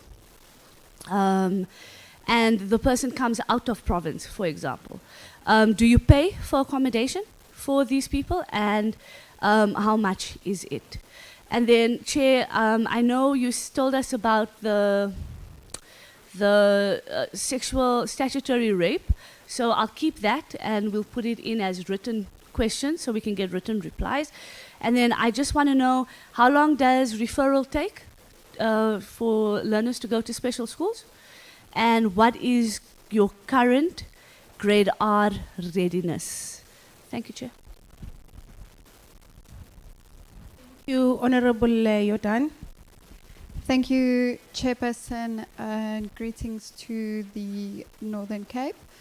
Chairperson, I'd like to ask or welcome the multi-year educational development plan.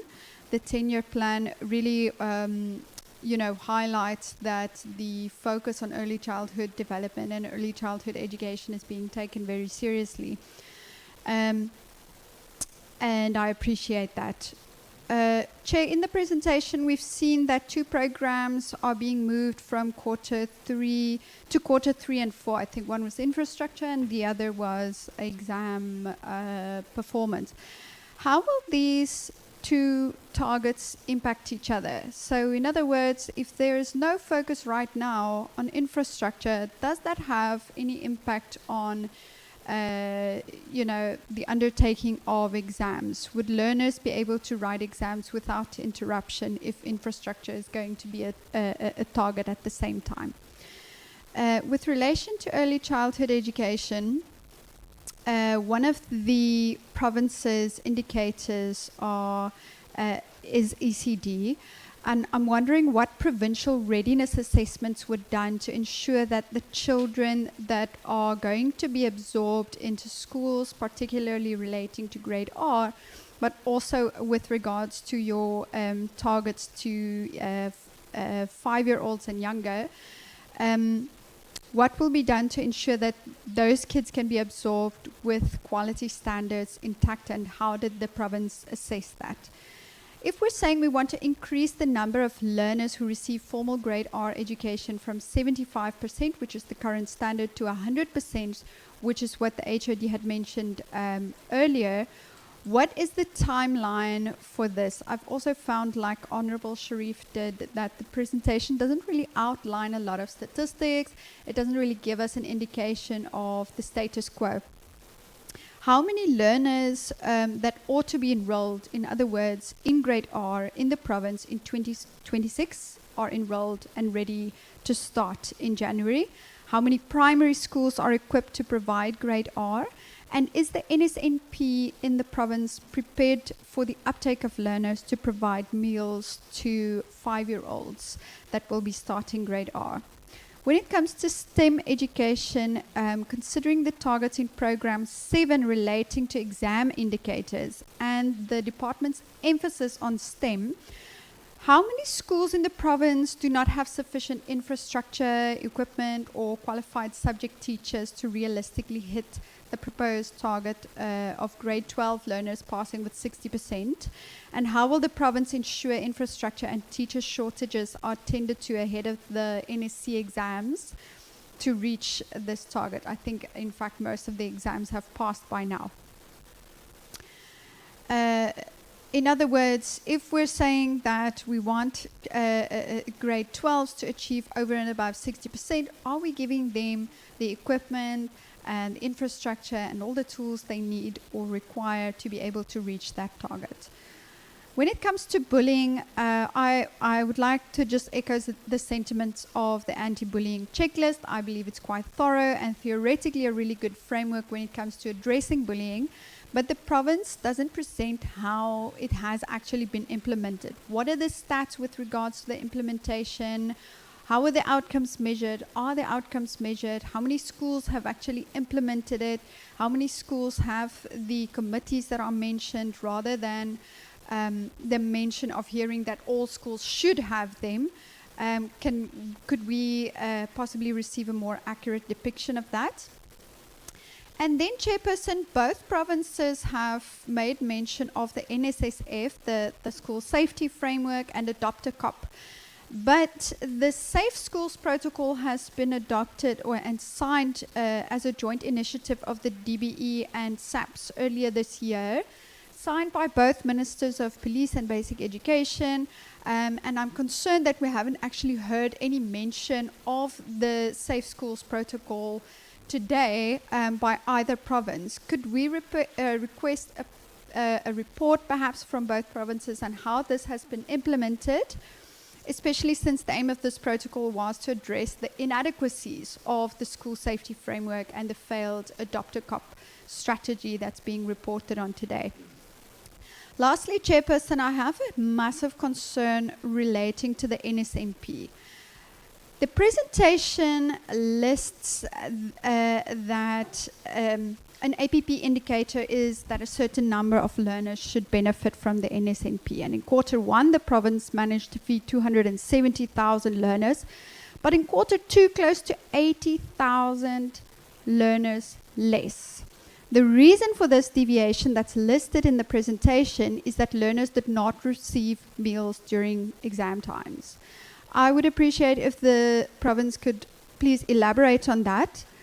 I believe the purpose of the NSNP is to provide learners in the poorest schools, quintile 1 to 3 especially, which with meals, which in turn assist with their performance at school, addresses malnutrition, which impairs cognitive functioning, which is required for undertaking exams. And we've seen that studies consistently show that stunting, malnutrition, hunger affects academic performance. I even think the DBE has done its own evaluation in which the outcome was that there is a direct correlation between the provision of nutritional meals and academic exam performance. And this was presented during the release of the NSU results last year. So what about the close to 80,000 learners in the remainder of that quarter? Apart from the exam times, have they received their meals? And why did they not receive their meals during the exam times? How is the province justifying not feeding the learners during this specific time in which, one could argue Of course, food is always a necessity, but nutrition is required, especially during that time.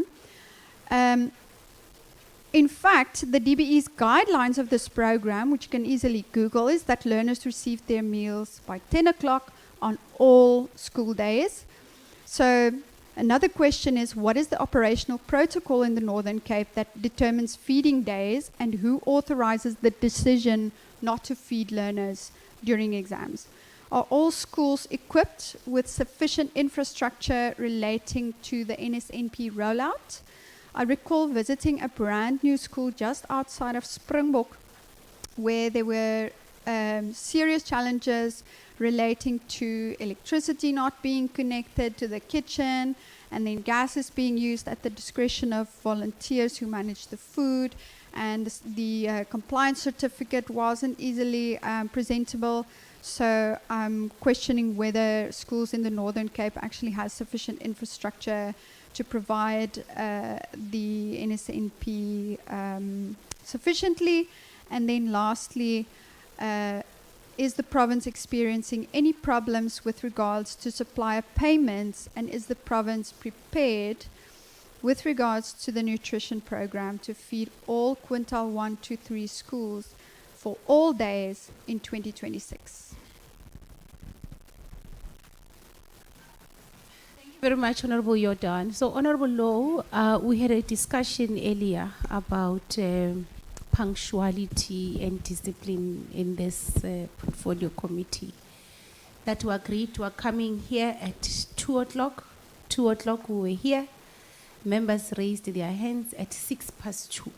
So it was only 2 members. It was Honorable Mkize and Honorable Makakula. The 3 other members, actually, we just gave them but they arrived late. So you're the last member to arrive late, and you raised your hand. And the agreement was that they are the last people because they arrived late. Although, of course, Honorable Shkwambani tried to raise a hand on your behalf. It's a new established, we must agree on that ground rule if it's a rule.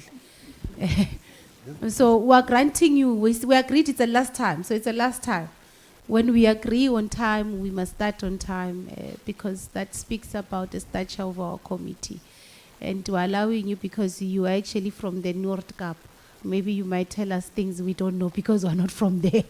So that is the other reason why I'm allowing Honorable Law. I know his constituency is there. This PC also maybe he might have, but that is the last time, Honorable Law. That's our discussion, that's our agreement with you, that is the last time. We must stick to time. So over to you. No, thanks, Chair.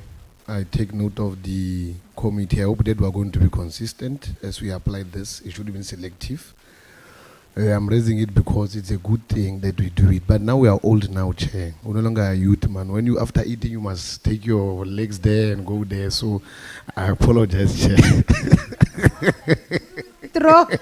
We'll withdraw this granting because you want to justify it. No, sorry, Chair. No, thanks, Chair. I think it's only fair that we are punctual and we show discipline to those who could have came to appear before us. I think we are confronted by deep-rooted systematic challenges that include financial constraints, weak consequence management, past non-compliance with planning frameworks, and also we've got limited psycho-social support capacity and persistent infrastructure failures, which I want to, before that I get to the business of today, there was a DFA that came through on the 26th of May, and SABC, allegations of a suspended principal and second manager at Ahang Tuto Primary School. The allegations were that there is misconduct of ill discipline, whereby the teachers are not teaching the children, but the learners are the ones who are teaching themselves through an arrangement of the SGB and the principal who's no longer at school in most of the time. And I'm told that on Fridays, as I read that article, the principal and the teachers are leaving the school, and then the learners are having a serious Christmas and a party that is uncontrollable beyond the educational sectoral goals that we want to attain. I'd want HOD in writing that you provide me with a case, how far is it, And I want to know what is the outcome, because I've got interest to see that those particular teachers, they must face the music as in yesterday, because leaving our kids unsafely so, without making sure that they are protected, they are being taught, and then especially those who come from Postmansberg, we expect them to be taught, because there are mining areas that side to change situations. So the second manager and the suspended principal, I've got direct, serious interest to know what becomes the outcome of the case with regard to that, and then we'll take it from there, so that we're able to make follow-up. Because if you compromise our students and you also allow our student learners to teach themselves, I'll have a problem, because it was painting us bad as a department when I read the document from the Northern Cape. I'm not going to waste much time, as I'm grounded by my progressive chair and members who are progressive. The department has retabled its APP chair, and it has done that to incorporate the midterm development plan 2024-2029 priorities. I wanted to know what concrete adjustments were made, and how will the committee measure whether these changes translate into better service delivery issues? I would want to know. And then the AGSA has found that the key MTSF, medium-term strategic framework indicators, were excluded in the 2024-25 APP. What systems has the department put in place to prevent the reoccurrence of such omissions? And then I would also want to know, Chair, on the standardized, the SOI, the APP includes, the APP now includes the 2026-27 standardized output indicators. How is the department ensure that the district and schools understand these revised indicators and can accurately report on them, so that we are able to be certain? Now, let's go to financial management and governance.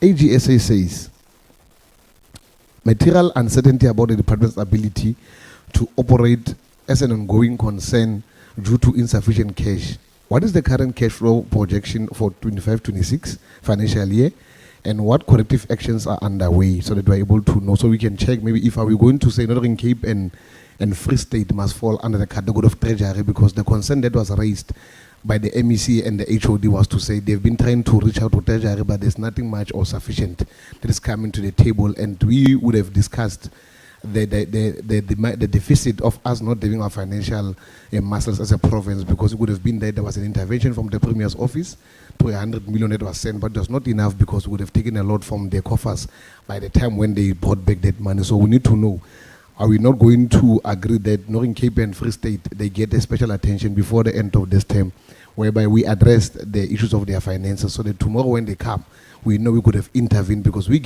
must be the ones who give them adequate resources to respond to what we are raising as members of parliament.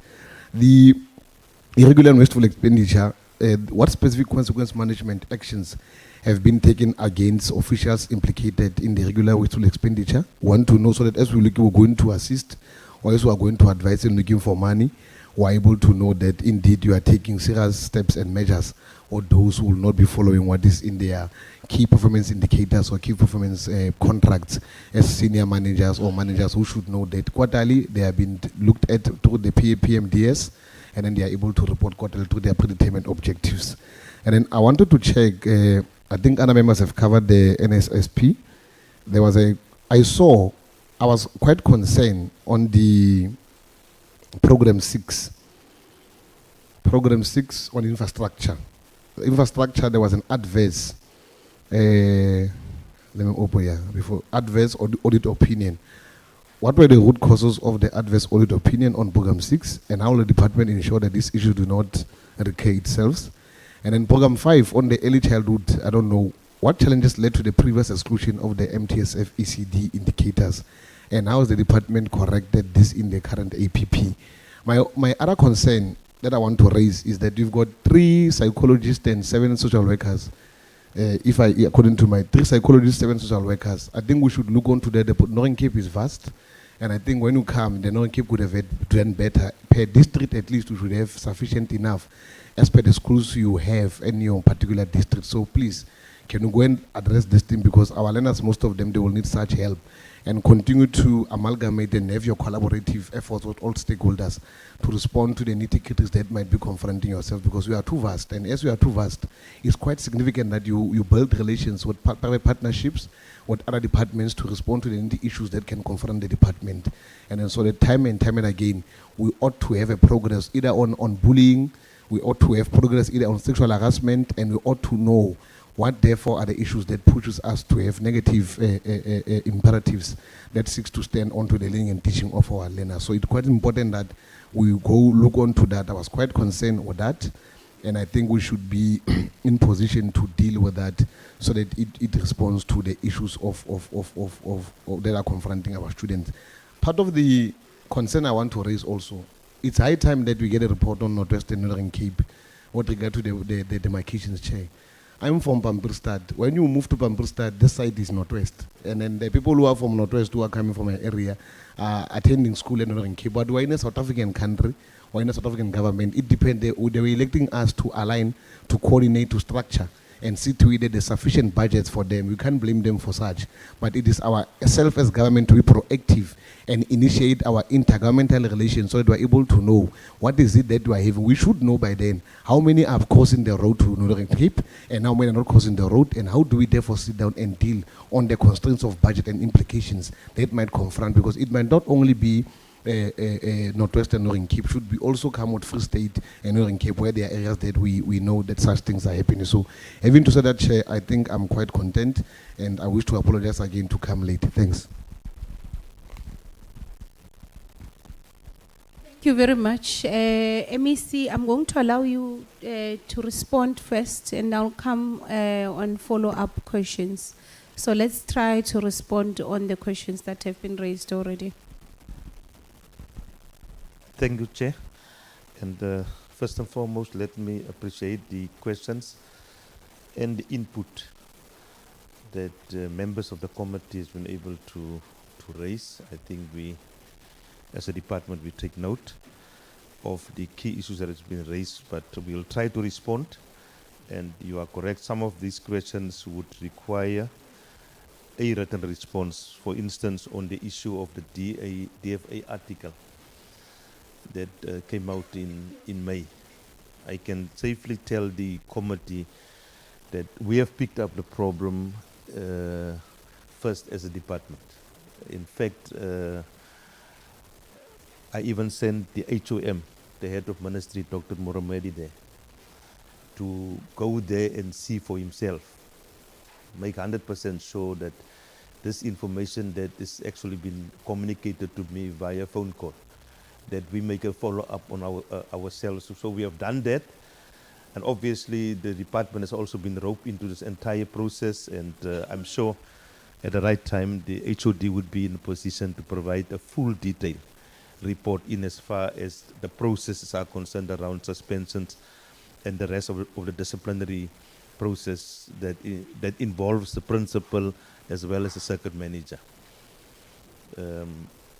Because obviously it's of serious concern the fact that the allegations that has been made by parents. On the issue of the psychologists and the social workers, that's been the presentation that HOD has been communicating. I think as a province, we have found one thing in terms of that particular critical area of the provision of education. And in the province, our concern has always been to actually retain these high-end skills. Given the fact that we are such a vast province and rural in nature, and many of the colleagues that are qualified into these positions, they will get into those appointed in the positions, and after 6-7 months, take up other opportunities. So we are working around the clock. Mr. Buzana's program is responsible, working closely, obviously, with teacher development, and obviously the HOD's office on a strategy on how best we can do that. One of the areas that we are looking into is how best we can groom teachers who's got qualifications in the space of psychology, but also not only that, how best we can support teachers who want to actually study in this field within the Department of Education, so that we have these positions located in your different districts. Because in the end, the work that needs to be done resort in the different districts, in the different schools. And that's our aim, and our approach is to actually deal exactly with it. So from where we are sitting in the next 2 to 3 years, we should be in a position to have filled all those positions, preferably with people from those particular area, like we have done in other areas in the province, with, for instance, the issue of the provision of nurses. There's a deliberate program that seeks to support people from the different areas to become nurses, and we have seen the benefits in the 6th administration, and we now see it in the 7th administration, and we want to actually learn from that, and also do the same in as far as psychologists, therapists, social workers are concerned. It's a critical area in which we have a serious lack in the province, and we recognize that. The issue of demarcation is correct. I think it's in the Baha-Motibi area. The process of finalizing the demarcation process has not been, between Northwest and Northern Cape, has not been concluded. I know it has been coming for quite some time. The Department of COGSTA on our side is working with COGSTA on the side of Northwest. So the last report that we got in the EXCO was last year, and the feedback that we got is that there are certain processes that need to unfold on both sides of the EXCOs, and then from there it needs to come to another level. So safe to say, as at this point, this matter has not been resolved amicably, because there are some issues involved, including obviously budget-related issues, not only pertaining the education department, but all other departments. The issues that's raised about education, you are correct. Indeed, it is an issues of health, definitely. So there's that issue of the numbers are coming to the Northern Cape, but the budget is not coming. So those are some of the issues that still need to be resolved and to be finalized between, I would say, the two provinces. So I think that would be my response to on the issue of the list of vacancies in the department. Chair, my take on the matter of the vacancies, the team would always tell me, MEC, our vacancy rate is very high. I do not hold the view that the vacancy rate is very high. Simply because since 2014, the DPSA has continuously complained about, or not complained, has continuously rejected the approval of the organizational structure, because it had too many posts on it, almost 2,000. Whereas we needed to have a fit-for-purpose organizational structure. So we have embarked on a process since last year, since September last year. A thorough process of thorough consultation, bringing in a team that deals with organizational design, working on the realignment process of our organizational structure. And that process has not been completed. It has actually been completed internally. But because of the many posts that has been cut from almost 2,000 to about 1,100, 1,200. My concern as the executive authority was to work with NECT to provide us with expertise skills to just make sure that this is, number one, the proposed table, the proposed structure on the table provides for a fit-for-purpose organizational structure, number one, able to execute our mandate in line with our available financial resources, and ensure that we are still able to execute our responsibility as a department and our functions. And through the current process of realignment, we have not been able to leak some of the important functions. And that process is currently underway between NECT and the Department of Education. Obviously, the engagements with the unions, we have had a thorough process of consultation, both at the district level as well as head office level. So I'm coming back to the issue of the vacancies. We'll only be able to know exactly what the vacancy rate of the department would be once we have concluded that process. OTPS has agreed with it, and also DPS has actually approved it. Because some of the issues that has been highlighted actually revolved around the issue of the organizational structure. But I can safely report like the HOD has indicated, we have done almost 95% of the job in relation to that. So we would be in a position to, at some point, provide, after the process of DPSA approval, would be in a position to provide the full detail in as far as the organizational structure and what is a real vacancy rate in as far as that's concerned. The issue of the other operational matters, I'm sure the colleagues are here, they are able to speak to the issue of NSNP.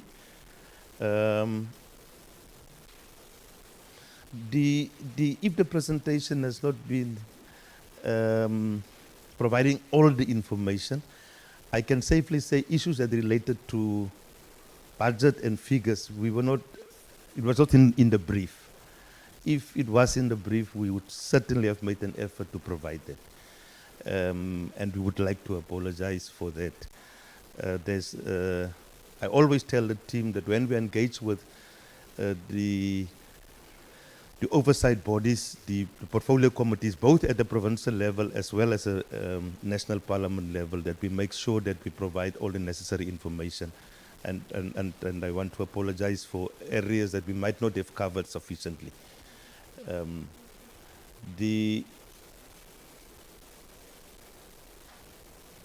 issues around the training and capacitation of SGBs, I'm sure the team is here. They are able to give the full details. The province being a rural province lends itself to a situation where you get to an area like JTG, you go to Namakwa, in fact, each and every district, there is a huge component of which is rural in nature. And with the migration patterns, in particular looking for work, you find that some of these schools, they have even less than 35 learners in total.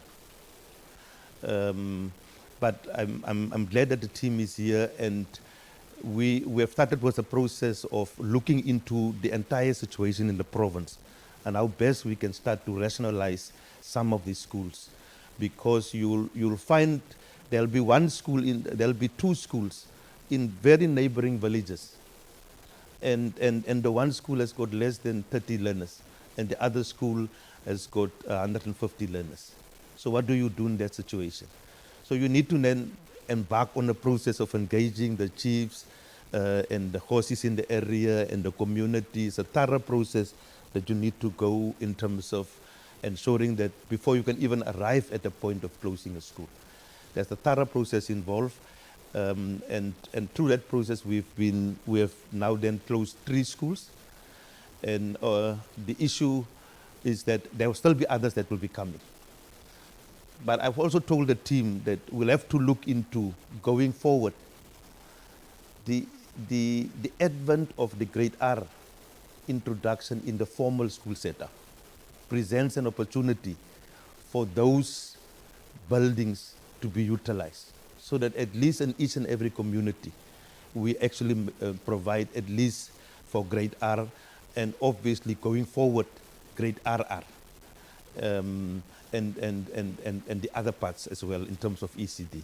So from where I'm sitting, there's no way that the facilities of the Department of Education, the schools we are closing, that those schools will now just be abandoned, given the fact that we cannot, the kind of buildings that we're having, we must try and utilize the buildings exactly for the betterment of education in that area. I just wanted to respond to that. I think HOD and the team can respond to all the other specifics. Thanks. Thanks, MEC.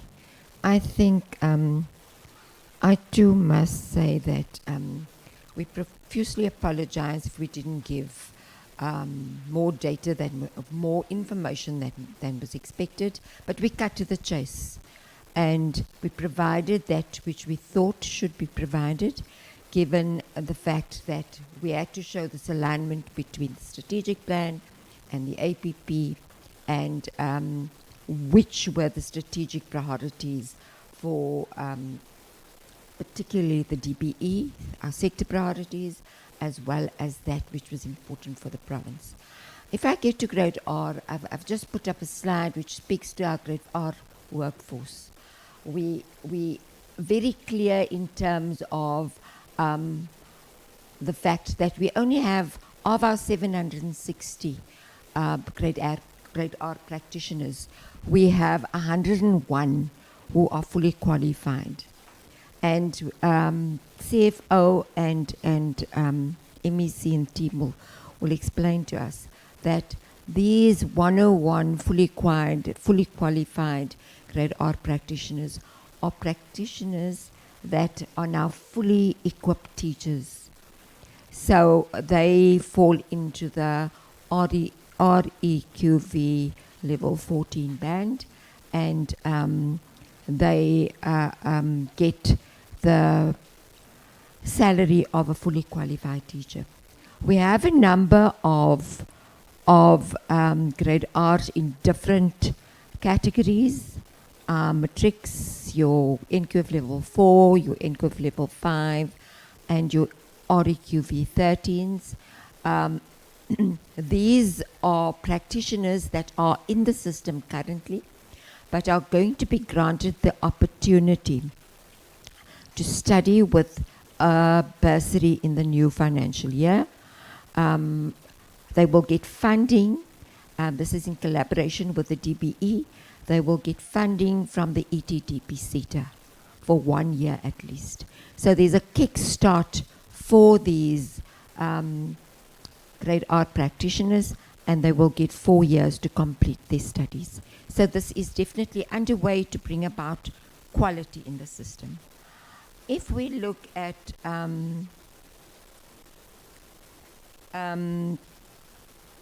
our workforce, I gave you an indication of our workforce we have. And in particular, we will rank our priority areas. MEC just gave, Honorable Chairperson, MEC gave an indication of our multi-year improvement plan. And our multi-year improvement plan speaks about the score. It is foundational knowledge, which speaks about literacy and which speaks about numeracy. It speaks about ECD in particular, and it speaks about your grade 12 pass rate with your entry into your bachelor's degree. So this forms the core of our multi-year improvement plan. And we have enabling factors, which is your infrastructure, which is this networking with business, which is going to assist us to make good and respond to the strategic priorities, which speaks to that particular core. So it is a kind of muscle that will work around these core priorities so that they are strengthened. So that is underway, and it is not something that will take place, it is currently taking place already. We will, however, respond in writing. MEC spoke to schools that were rationalized. They were rationalized for a particular reason. They have less than 30 learners. And if we're speaking about return on investment, it definitely isn't, we're not going to reap the benefits of a return on investment. Our National School Safety Framework is definitely working to an extent, because there has been many capacity building sessions for districts and schools to understand what this school safety framework is all about. Therefore, we are getting the stats, which is posted on the HRMS system as well as SA SAMS. So we are able to track that together with your district based support teams in the different district offices, and each circuit manager will pull out what is problematic on the platform and deal with the matter according to the framework. So we are saying it is very new, but there definitely is some kind of progress. We are seeing some kind of progress. We are a very rural district, but or province, as I explained, a very close-knit province. So this information comes to us very, very quickly. So we have our farm schools are very much part of our vulnerable schools, and they fall into our quintile 1, quintile 2 categories, mostly quintile 1 categories.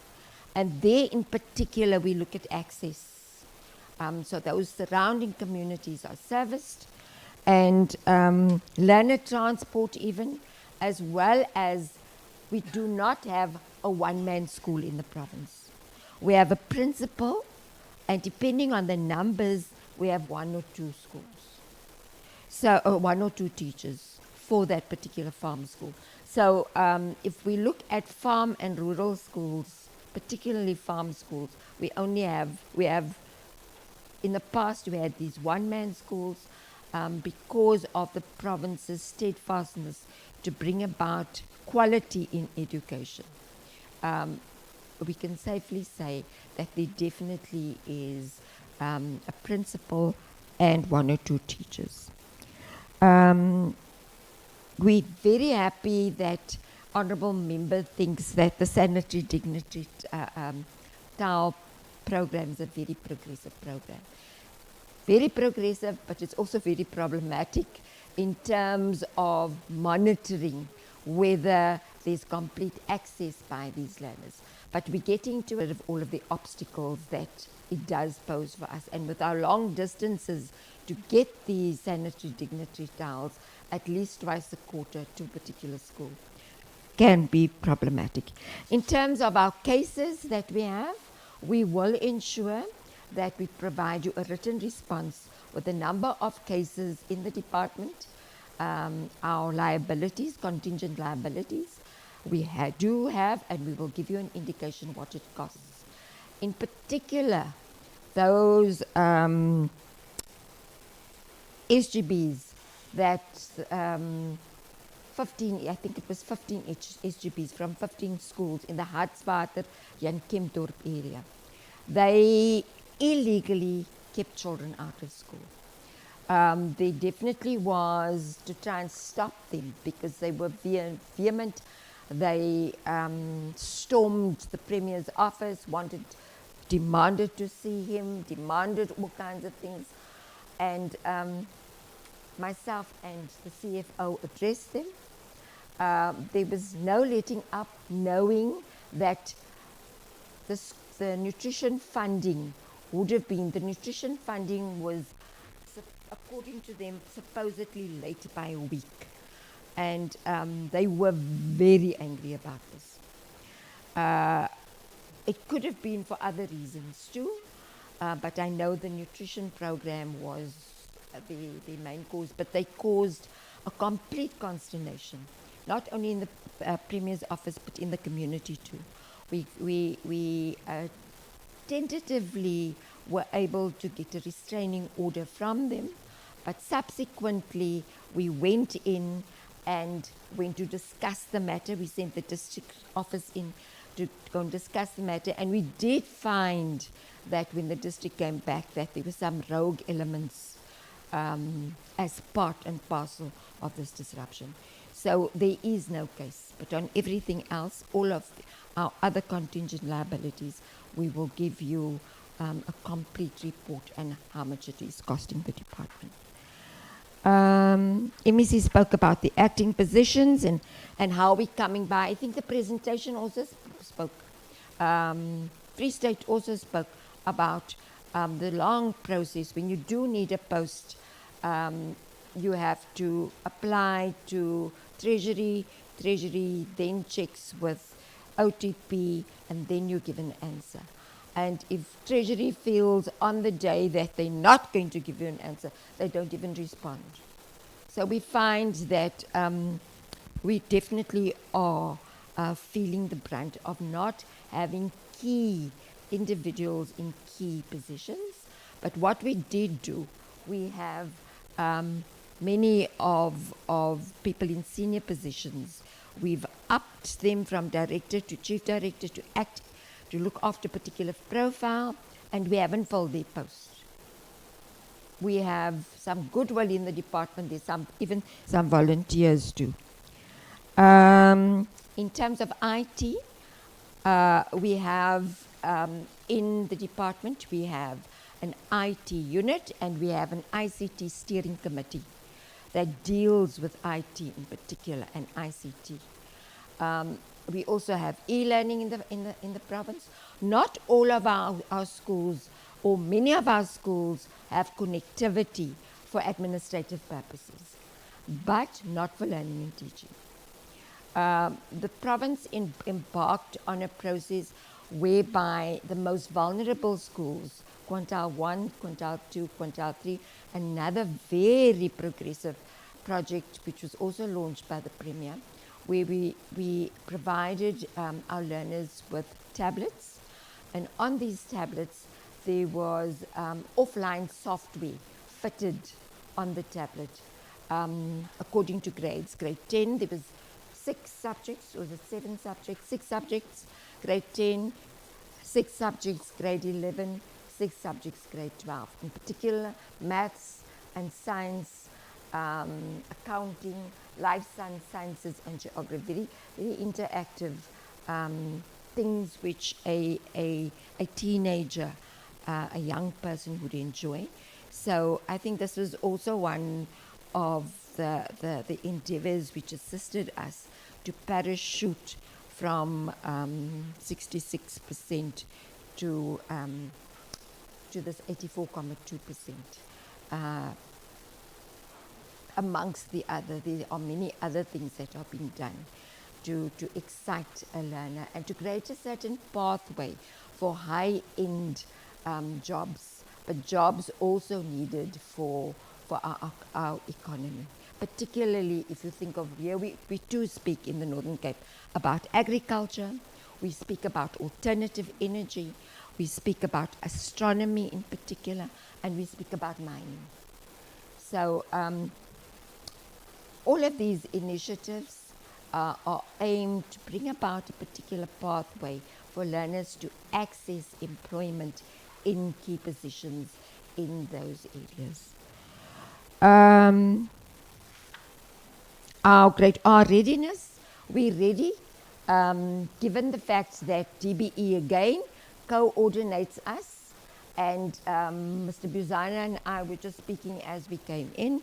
We again had to give DBE a readiness report, particularly on our stationery, ability to buy stationery. We transferred funding to schools and top-ups for textbooks because we have universal access, but it is top-ups for learner growth, and sometimes when textbooks have expired and new textbooks must be bought.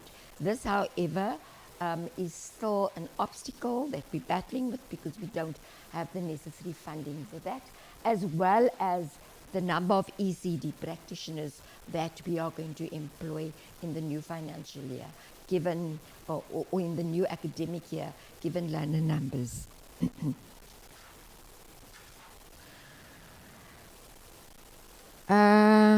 ECD, I think all of the education sector understands that there's certain learner readiness or ECD readiness instituted at ECD centers, and particularly we think of the one that's been done externally by an external service provider, and this is the Thrive by 5. We can give a key a report on the outcomes of the Thrive by 5 and what Thrive by 5 says in terms of school readiness, how many learners are really excelling in terms of 0 to 5 years.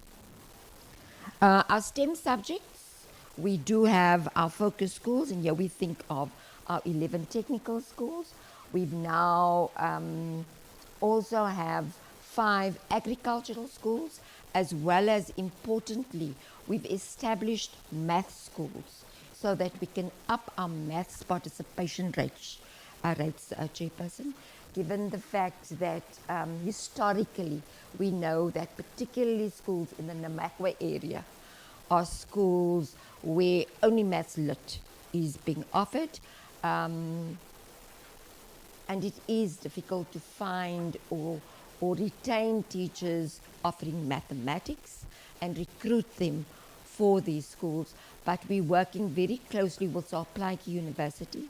So learners or students or potential teachers who have passed will be guaranteed maths appointments at particular schools, given their choice of traveling. But this was ratified in a meeting with the Premier, one of the bilaterals we had with the Premier last quarter.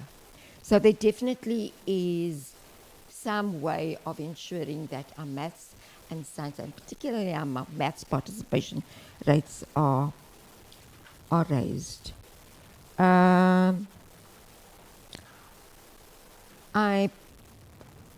MEC has spoken and I've spoken, and we brought a team here to experience what it feels like when we get to a portfolio committee. So I'm going to give over to Mr. Buzana to speak to the nutrition program.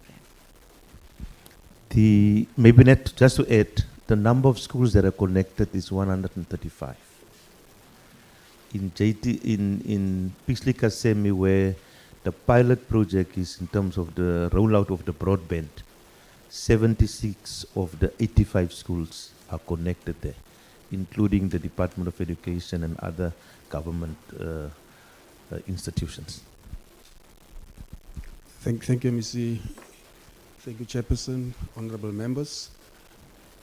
I think before I respond to the issue of the NSNP, is to just to put some things to bed. I think one of the honorable members asked the question that how many scholar transport people are taking us to court. It's none. Because is that in our case, there is that when we have differences, they do come and talk to us. I mean, the MEC can vouch for that we have been having meetings and we still have other meetings coming next week. And then also you asked us a question about learner placements. We don't have any cases in terms of that. We just place, and I think that we have a very good relationship. And then there was an issue raised about the schools that we have closed, what happens to them. Some of the schools are Section 14 schools. Section 14 means that it belongs to someone else. So if you close it, the person takes it back. And then the one school in Pixley that was taken back to agriculture, it was a school by agriculture. There was also a question raised about the training for SGBs. We continuously train SGBs on financial compliance, legislative updates, disciplinary process for learners, the Bella Act, we've done that. We've also had an online safety training which was done by UNICEF. We had the guidelines for learner discipline, we have done that. We've also done the issue about the recruitment and selection procedures for the governors. And we do a number of trainings in between also. So those are the things that we are doing. I want to come up to the issue of the NSNP and maybe explain the process of our province. Number one, our province is feeding all the quintiles, 1, 2, 3, 4, and 5. And you know that in terms of the conditional grant is that it's only 1, 2, and 3. Now, what happens is that we also, the department from its budget, it means it budgets something aside, put something aside for those quintals 4 and 5.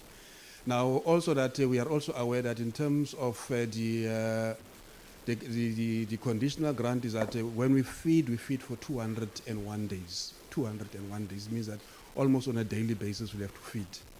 Now, what happens is that in our case, we do not procure on behalf of the schools. We transfer the money to the schools. So the schools do the procuring and everything, and they cook. Our role is that we only monitor what the schools are doing. So we don't have service providers that we can say that, you know, we are owing a service provider. Because also we have also encouraged schools that schools must procure directly even from a supermarket. Where they find it cheaper, they must buy it there. So that is actually happening, and I think that is happening very successfully. Now, when we come to the issue of the non-feeding during exams, that is actually, it's not actually necessarily saying that it's non-feeding. From our side as a department and also from the side of the DBE is that they must be feeding even during exams. But the problem is that the children do not stay. Now we are feeding, at this point we are feeding 57,208 quintals 4 and 5 learners. So those are learners that are not actually poor. And you also remember that during exams, when children are finishing writing exams, they don't sit. Now we need to actually get the stats as they are, because on a daily basis, the mamas must indicate to us that how many children have been fed. Now, if the children have not sit and have had their meal, it means that the numbers are going to be less, because the schools, after they have written, they actually are leaving. But also is that I want to just put something clear to us to say, I've just looked at the numbers there. When we reported earlier on, we said that in our province, we have 314,185 learners. We are feeding 270 learners. And that means that we are almost at 90% of the children that we are actually feeding. So when we give the numbers here, we give the numbers on the basis of children who are fed on a daily basis. It's not to say that, okay, we say it's 270, so it's 270. But if on a particular day, there's a school that there's 50 learners that are supposed to be fed and they feed only 20, the report will come and say 20 learners have been fed. So in that way, that it will affect our stats when we release the stats. So that is basically the issue, and I hope that I've responded to all your questions. You raised a question also about, are we ready for the grade Rs? We have done our business plan already for 2026, 2027. It has been submitted, and then you'll see that in terms of what we have reported, that we are increasing the numbers, but bearing in mind that there are matriculants who are leaving. So whilst we have your grade Rs who are coming in, we have these others, but in our case is that we have been feeding the grade Rs ever since, because those grade Rs have been in the schools. So they have been, we look at the numbers in the schools and we feed according to the numbers that are there. So that is basically in terms of how we deal with the NSNP in the province. Thank you. Okay. That was the last one. Are there any other questions? On which one? Can I just respond to that? I think you raised the issue about the special schools and the waiting period. Yes. Yeah, in our case, there is that the waiting period is between a month and 3 months. Now, the reason I'm saying this is that maybe we would have seen also in our presentation, we are saying we only have 11 special schools in the province. But also that having 11 special schools, not all those schools are having accommodation. That means that they have hostels. Some of them is just a school. And also that it depends where the learner is coming from, because some of the learners are not coming from Kimberley, because the schools or the hostels are basically in Kimberley. So they are coming from outside, and also that we have a situation there where parents may be afraid and all those kind of things. But we do have special schools in 3 of our districts. That is Francis Bard, and then it's JTG and Springbok. So those are the 3 that have that, or Namakwa, those that are having the special schools. So in that way is that we are also depending on a structure known as Education Support Services, which we call the ESS. But we have the structures in the schools. In every school we have an SBST, and in the district we have the DBST. They're actually assisting in terms of the placement of the learners. But here, I think we are talking about the mainstream learners. We also have learners who are benefiting from the LSPIT grant. Now, there is a different group of learners that we are dealing with. Thanks. Okay. What was the question that was not responded to, Honorable Shkombana?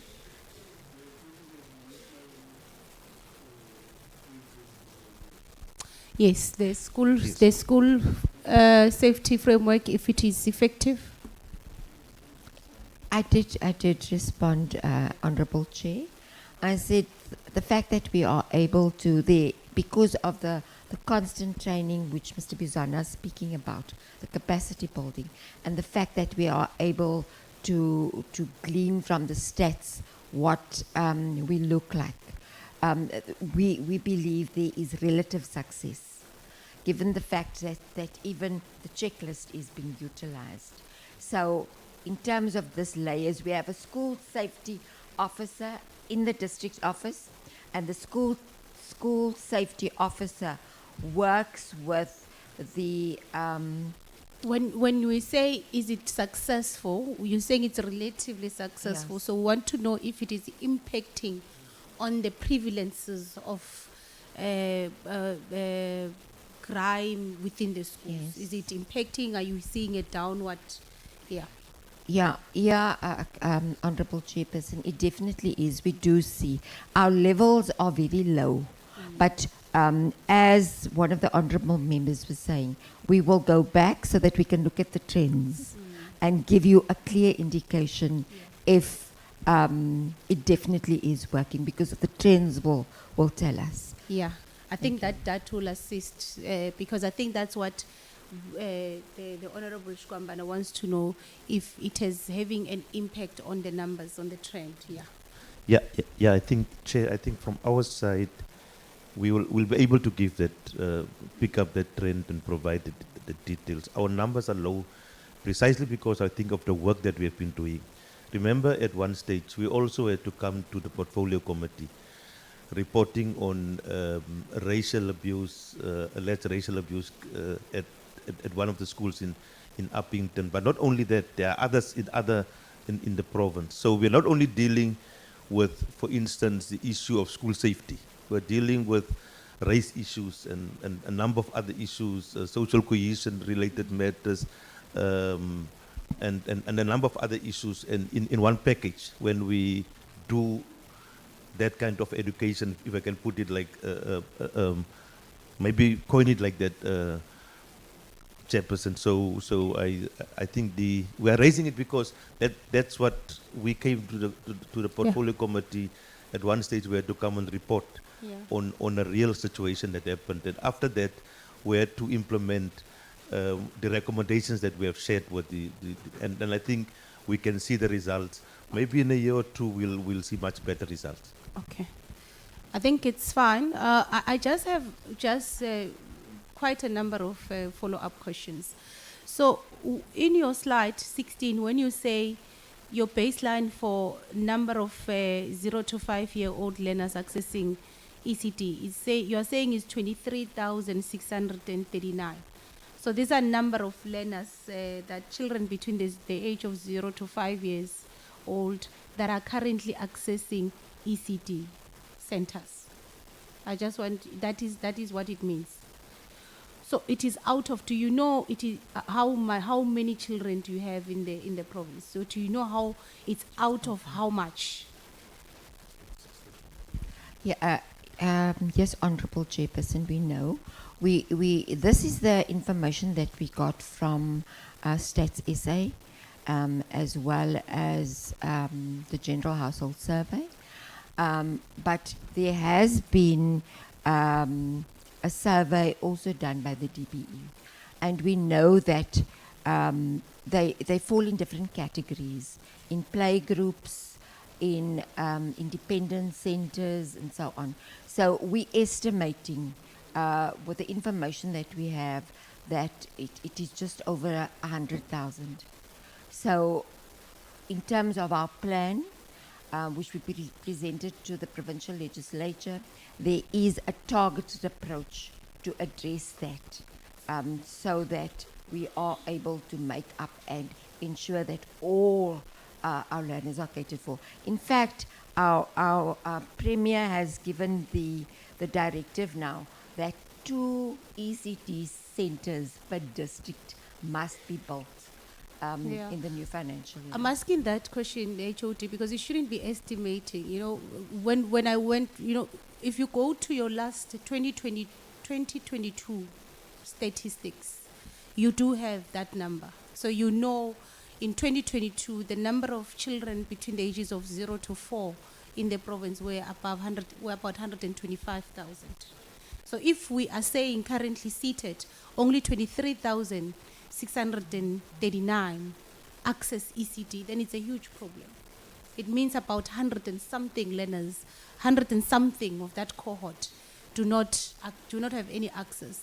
Well, if we are able to say 0 to 2 are the bigger number of that 100, that is a bit of a consolation, because anyhow parents within that cohort, age cohort, feel or prefer to do your home, not even homeschooling, they don't prefer to enroll.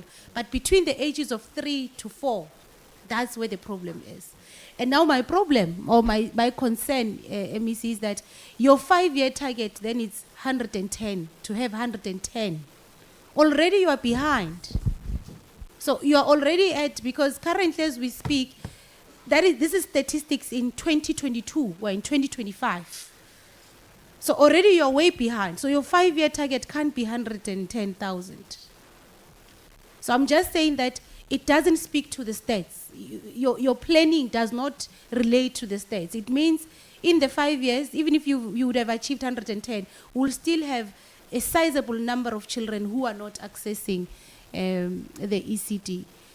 So in terms of your strategy, I think your 5-year strategy, you would need to explain what informs this. Is it the issue of budget, or because if it is informed by numbers, and I think Honorable Mkhize likes saying this, what is the current situation? If it is informed by what is the current situation, it means our APP should reflect how bad the situation is and how we need to double our efforts.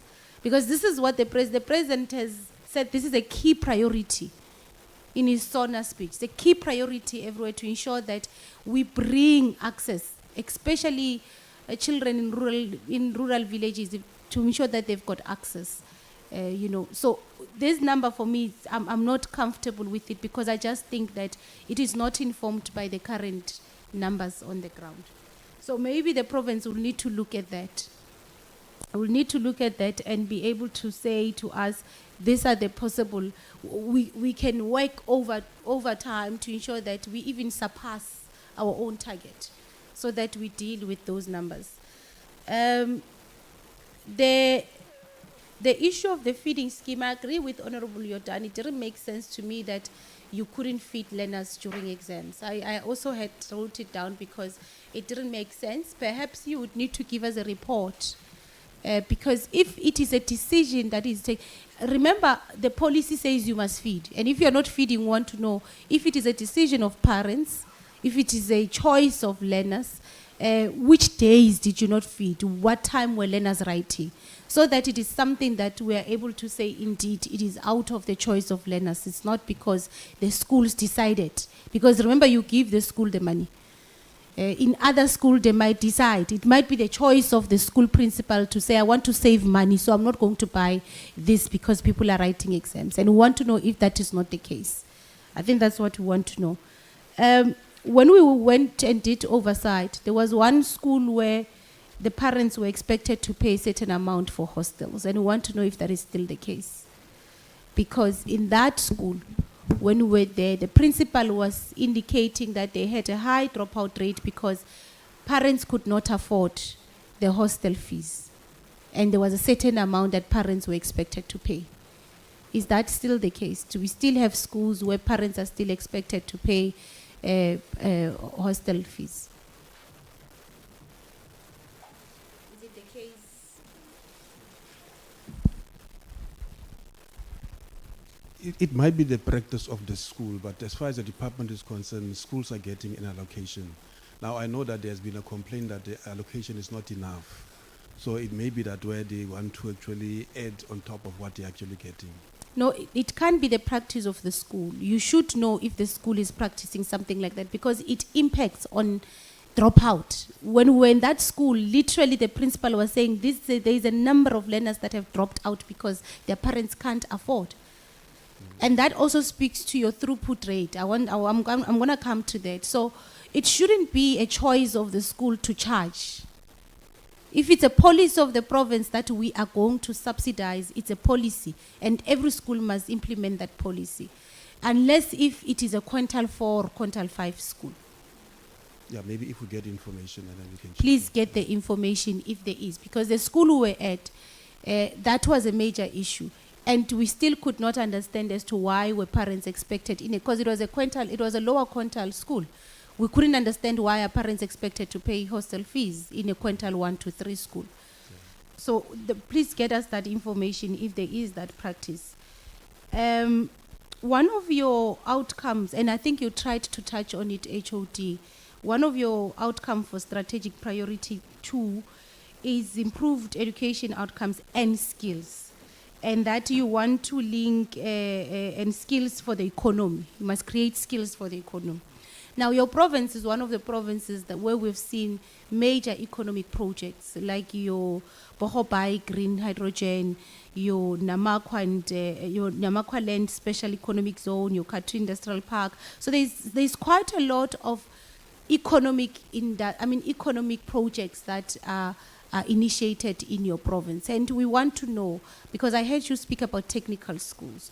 So if you because this is your priority, it's there in your own document, how are you linking your outcomes to this economic activities that are taking place in your province? I remember at some stage we had a discussion about fracking the gas in the Central Karoo. So these are some of the discussions that we want to hear, if your education outcome, if the investment you're doing, it's actually linked to the economy of the province. So maybe on that one, I did hear you touch on it to say you have agricultural schools, but we want to know how many technical schools, and are you deliberate about establishing or converting some of your schools into technical schools, especially in those areas where these economic activities are taking place? Yes, thank you, Chairperson. In terms of the school that you're referring to with the hostel, it is not our policy to, particularly for quintile 1, 2, and 3 schools, to charge any fee. So we'll have to investigate the matter and we'll ask why the school is doing that. I'm sure we would be able to give you some kind of report on the matter. Secondly, we have, as I indicated, 11 technical schools, where our technical schools has maths as an anchor subject, and then it has all of the technical fields, and this is differentiated into the 13 technical subjects. And these schools are being looked after by or managed or funded by particularly the conditional grant, the MST conditional grant, Math, Science and Technology conditional grant. It is not much, and therefore we were forced to find other mitigating factors to help us with our finances. And therefore MEC is speaking about this multi-year improvement plan, where the National Education Collaboration Trust will help us network with big business, particular business South Africa, to find additional funding to assist us in our technical schools. We have our 6 agricultural schools, which is doing fairly well, but there is no delineated specified budget for these agricultural schools. And agricultural schools too, we know, should be the norms and standards for agricultural schools and the funding for agricultural schools should be much higher than any other normal school. Here we have the conditional grant for infrastructure, who assists us with our technical schools, and this is for that which goes wrong on site, and here particularly we think of pumps that are needed for the windmill and for water, etc. So these are the key things. I've also indicated that we have 2 maths schools that have now been established per district. Maths focus schools, they have been established per district. But we do know that with focus schools should be run similar to businesses. They have just kick-started now.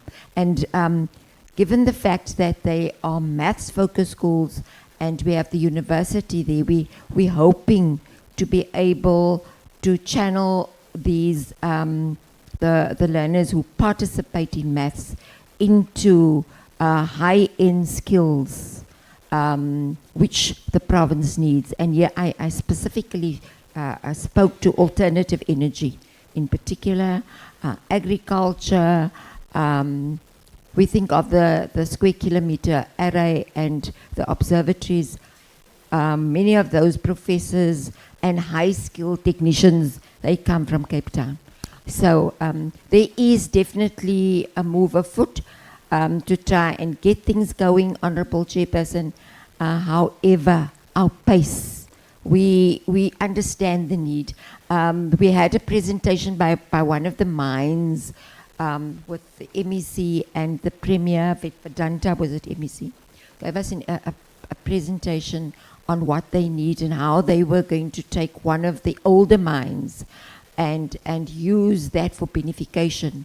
It became very clear that the whole landscape in the Namakwa area has to be changed completely. Yeah. So those are all planning scenarios that we're unpacking currently. It is not running the way it should run, given time factors, because these are a matter of urgency. We have to skill people as quickly as can be. Yeah, you see, HOT, the reason why I'm asking this question, it is about choice. So it's deliberate. Let me tell you, if one looks at your province and the economic projects, the major economic projects that are in your province, in the near future, many people are going to move from other provinces to come and work in your province because you don't have those skills. And the basis of the foundation department that is responsible for that is yourselves. So it's you know, if you go to Gauteng, we went to Gauteng, they've got schools of specialization. I was looking at lately, they are now focusing on aviation, school of aviation, because the question they were saying was that we have one of the busiest international airport. There is no way that we can't have a school of aviation, and that is deliberate. So I'm understanding the issue of resources, but it's about choice. So what perhaps we need to hear, MEC, is that you have that vision. Even if you come to us and say, we have actually mapped out in the province, and this is our view in terms linking what we can do to this, but it is not funded. That makes sense, because at least you've got a plan. We can hear that, no, the issue is funding, but the province has a plan, and this is how. So, because it's one of your own priorities, it's one of your outcomes, but when you go into the meat of the APP, then you don't get it. You don't see it, but you see it when you start. So I think that's something that perhaps you need to improve on. No, Chair, thank you so much. I think the Northern Cape is good in terms of its economy, driven by, number one, agriculture, 2, mining, 3, renewable energy, and obviously the government sector.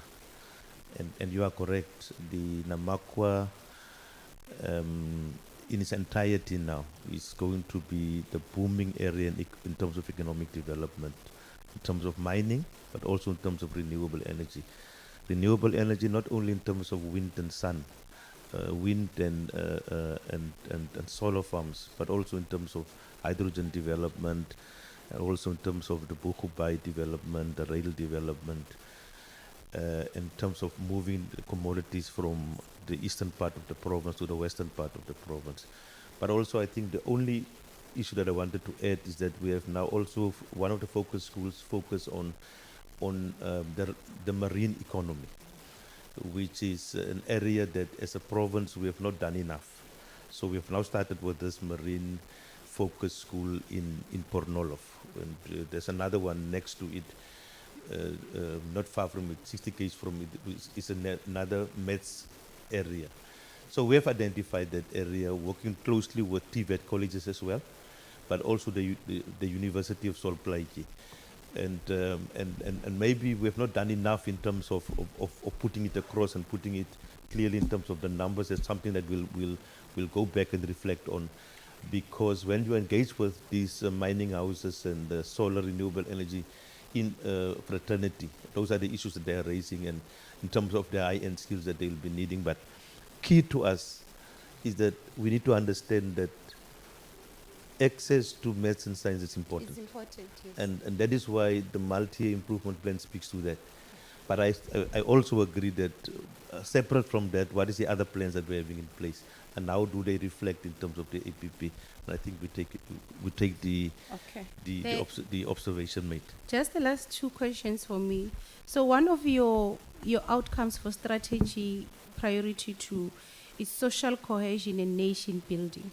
And you say in brackets, so this is the responsibility that rests with basic education. I don't know if it rests with other departments as well in your own province, but you are saying here you also have that responsibility of social cohesion. Now we've got an area there called Orania in your province. So I take it there's a school there. If it's a public school, if it's a private school, how are you dealing from the context and from the perspective of basic education? How are you dealing? Because we continuously see videos on social media on how proud that community is that they don't want to live with anyone, they want to live alone. Now, if indeed that is part of your role, how are we dealing with it from your own point, from your context, the context of basic education? How do we interface with that community? If there are schools in that community, how do we interface with those schools? Do we have schools there that are white-only schools? It is, Honourable Chairperson, it is an independent school. It's an independent school. It's an independent school, yes. So the role of social cohesion though and nation building though, so are you saying your role is specifically to public schools but not necessarily independent schools? So it's also... It is about inclusion and inclusivity. Importantly, Honourable Chairperson, when the invites go out for the choral competitions or for debates or for all of our activities which we undertake to ensure that the social cohesion does take place, all schools are invited. Many of the schools by choice, particularly your independent schools, they would give you an indication that they are in a separate entity and they partake there. There are even in Quintile 4 and 5 schools where you have sporting activities as well as choral competitions. They do not partake in the bigger aspect of our choral competitions. So they have separate entities, and they have although there's reach out, because we're speaking about inclusive society, we find it very difficult to change the attitude and the idea that they belong. I can, however, say that the school in Orania has reached out to us to assist it to get a registration by Umalusi to act as an exam center.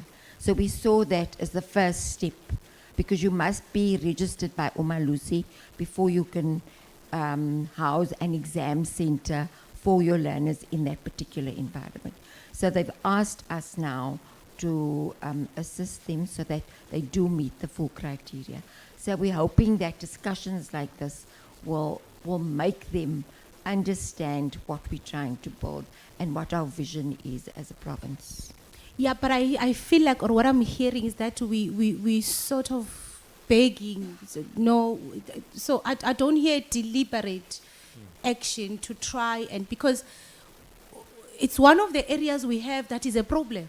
It's a problem to have such an area with sort of a community that literally is proud. And we have a school, and by the way, even if it's an independent school, we give them licenses.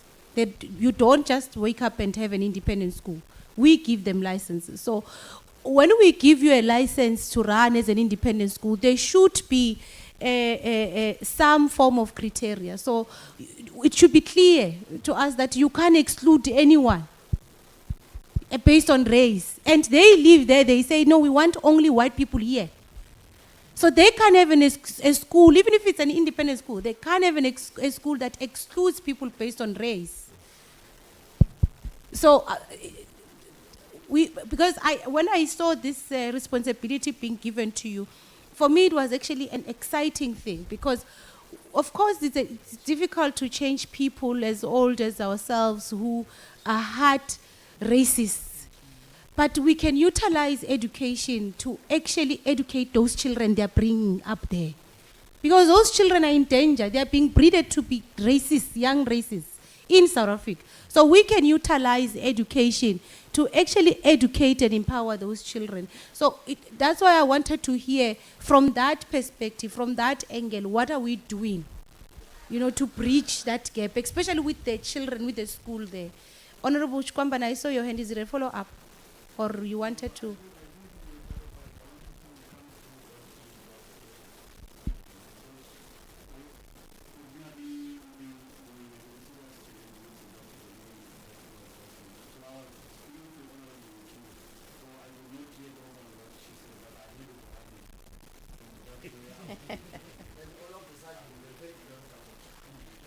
Oh no, Orania.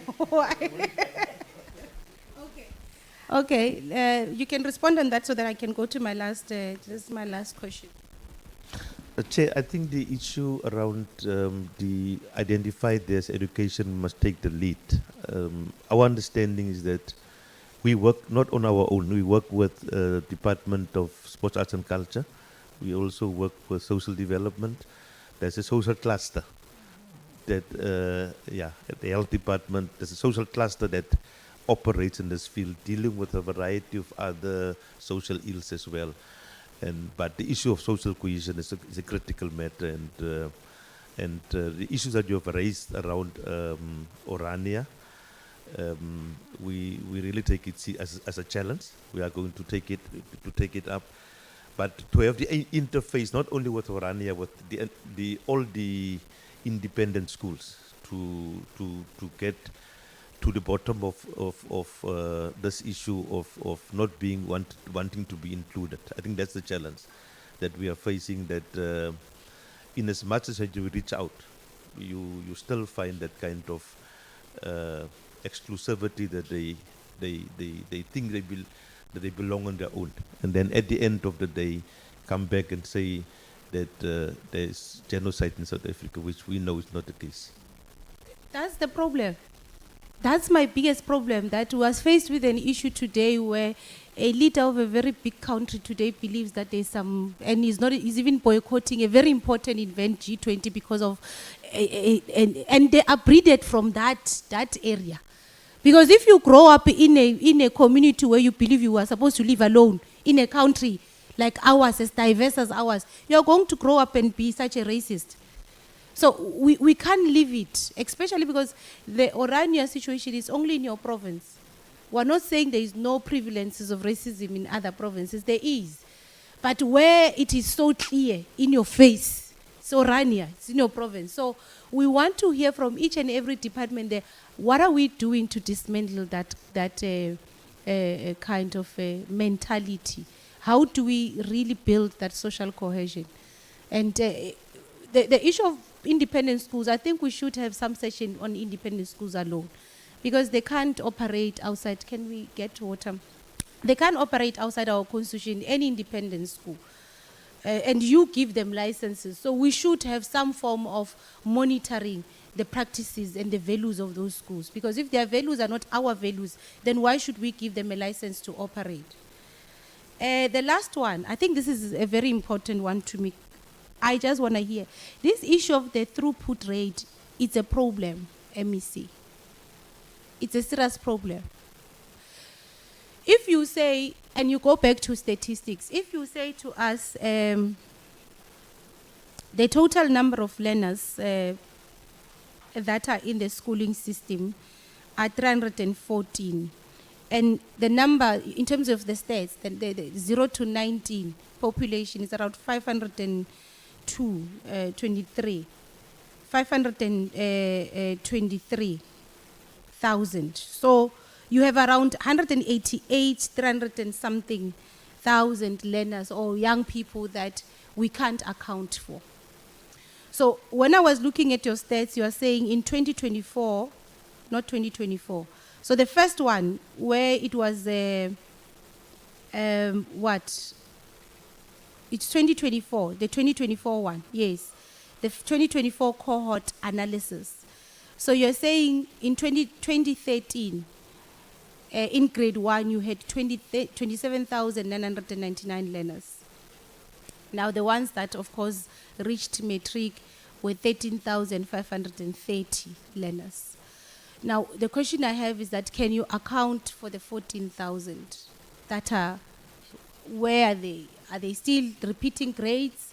Have they dropped out? Have they moved to the FET level? Have they migrated out of the province?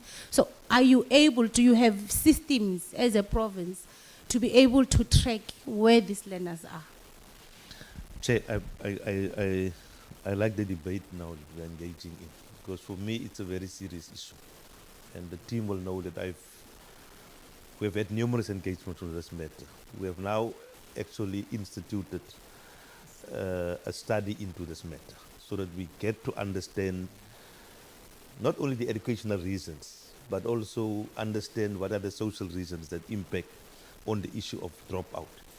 But I can also safely say the 16,000, the number that is there, does not necessarily mean they're out of the system. It also means that they are located somewhere in the system, in the entire value chain. And that's the issue that we need to work on. Because part of the challenge is the tracking system in terms of where are these kids now. That's the one. But secondly, also the issue of migration, moving from one school to another school, moving from one district to other district, from one province to another province. Those are some of it. But what I'm now raising is just preliminary observations.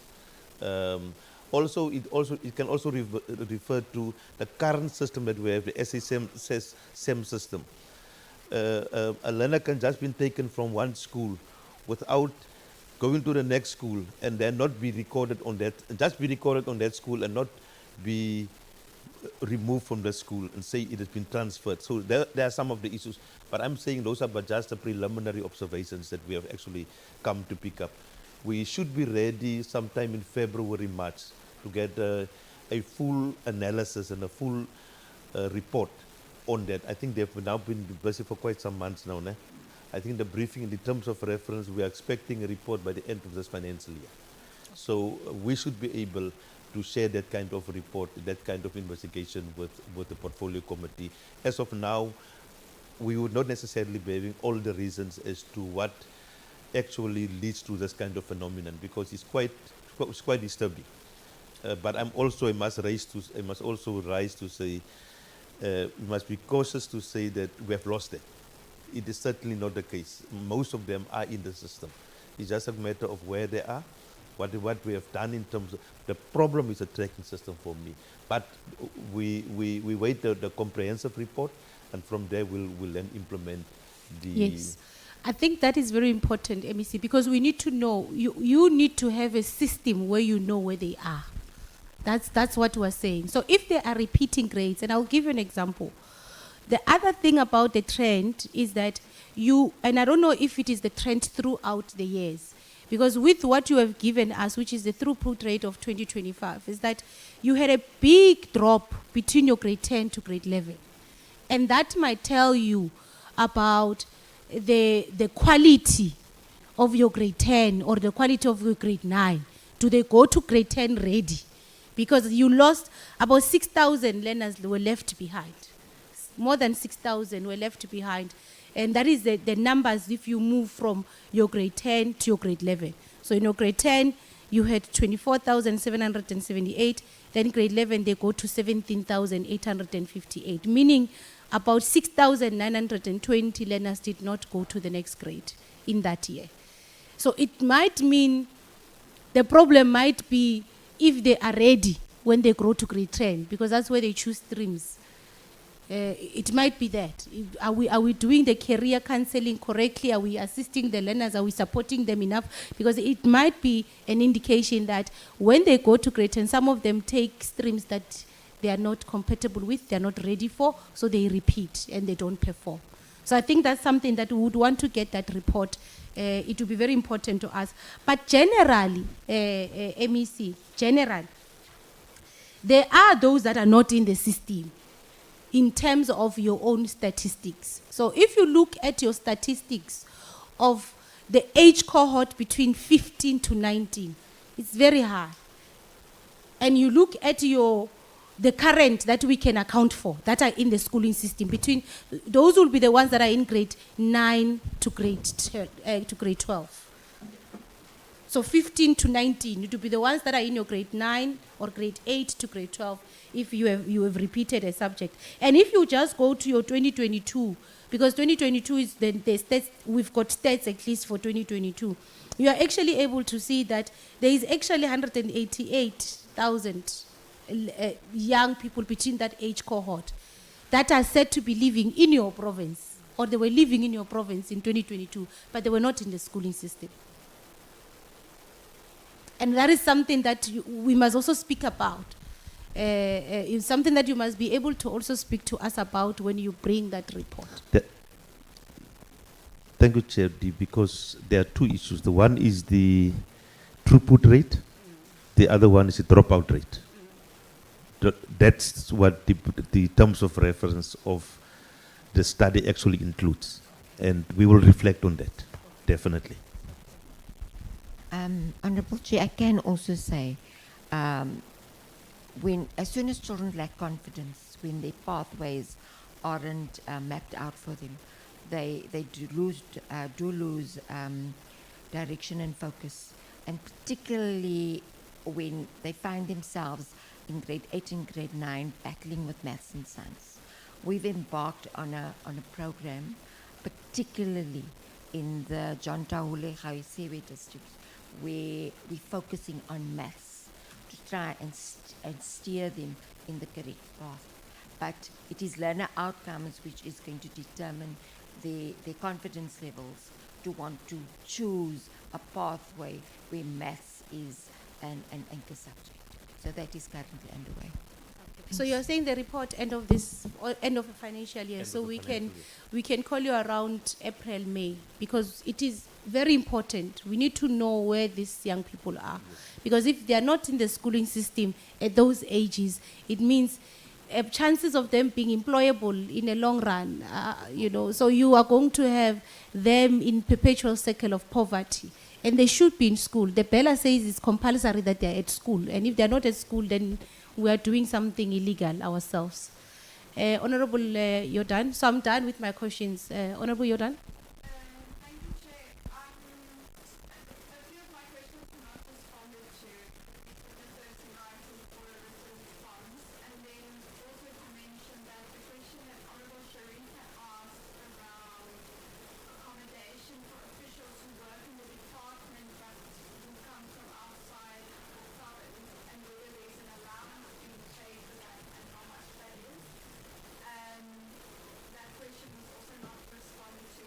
I think the only thing that the MEC might have mentioned was around the organizational structure, and that's being reviewed. So perhaps also some more information on how that's relevant to this question. Okay. Are you going to submit that in a written format?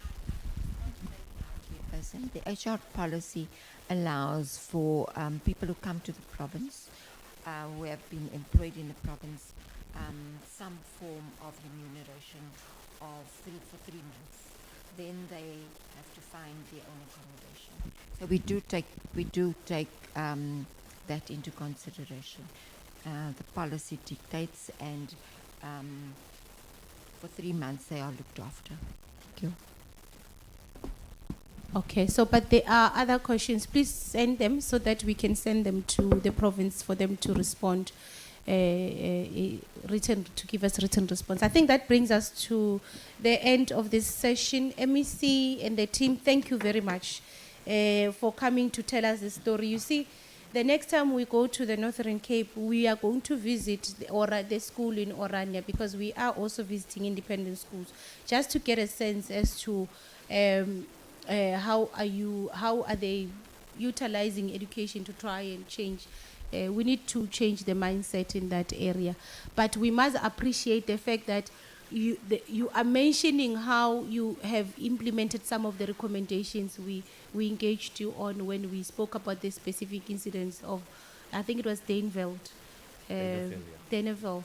And I do hope that when we go there, I'm going to go to their website to just check if the language policy issues have been dealt with as per the recommendations that we have made. But thank you very much. And we will have continuous engagements with all provinces on these challenges, so that we don't just come and shout at oversight level. We must also understand the problem. So we really appreciate it. Well, I'm going to release yourselves and remain just for 1 minute with the committee. We're going to release you. Thank you very much. And we're going to remain with the committee for 1 minute. Honorable Mkhize, you are not from Northern Cape, Mus? Oh, okay. I will check it. Remember the school that we visited? It was the first school we visited. It was in Springbok area. Remember, it was the first school we visited. As a Karkam. As a Karkam. Yes, it is in the report. So let's As go to Karkam. the report.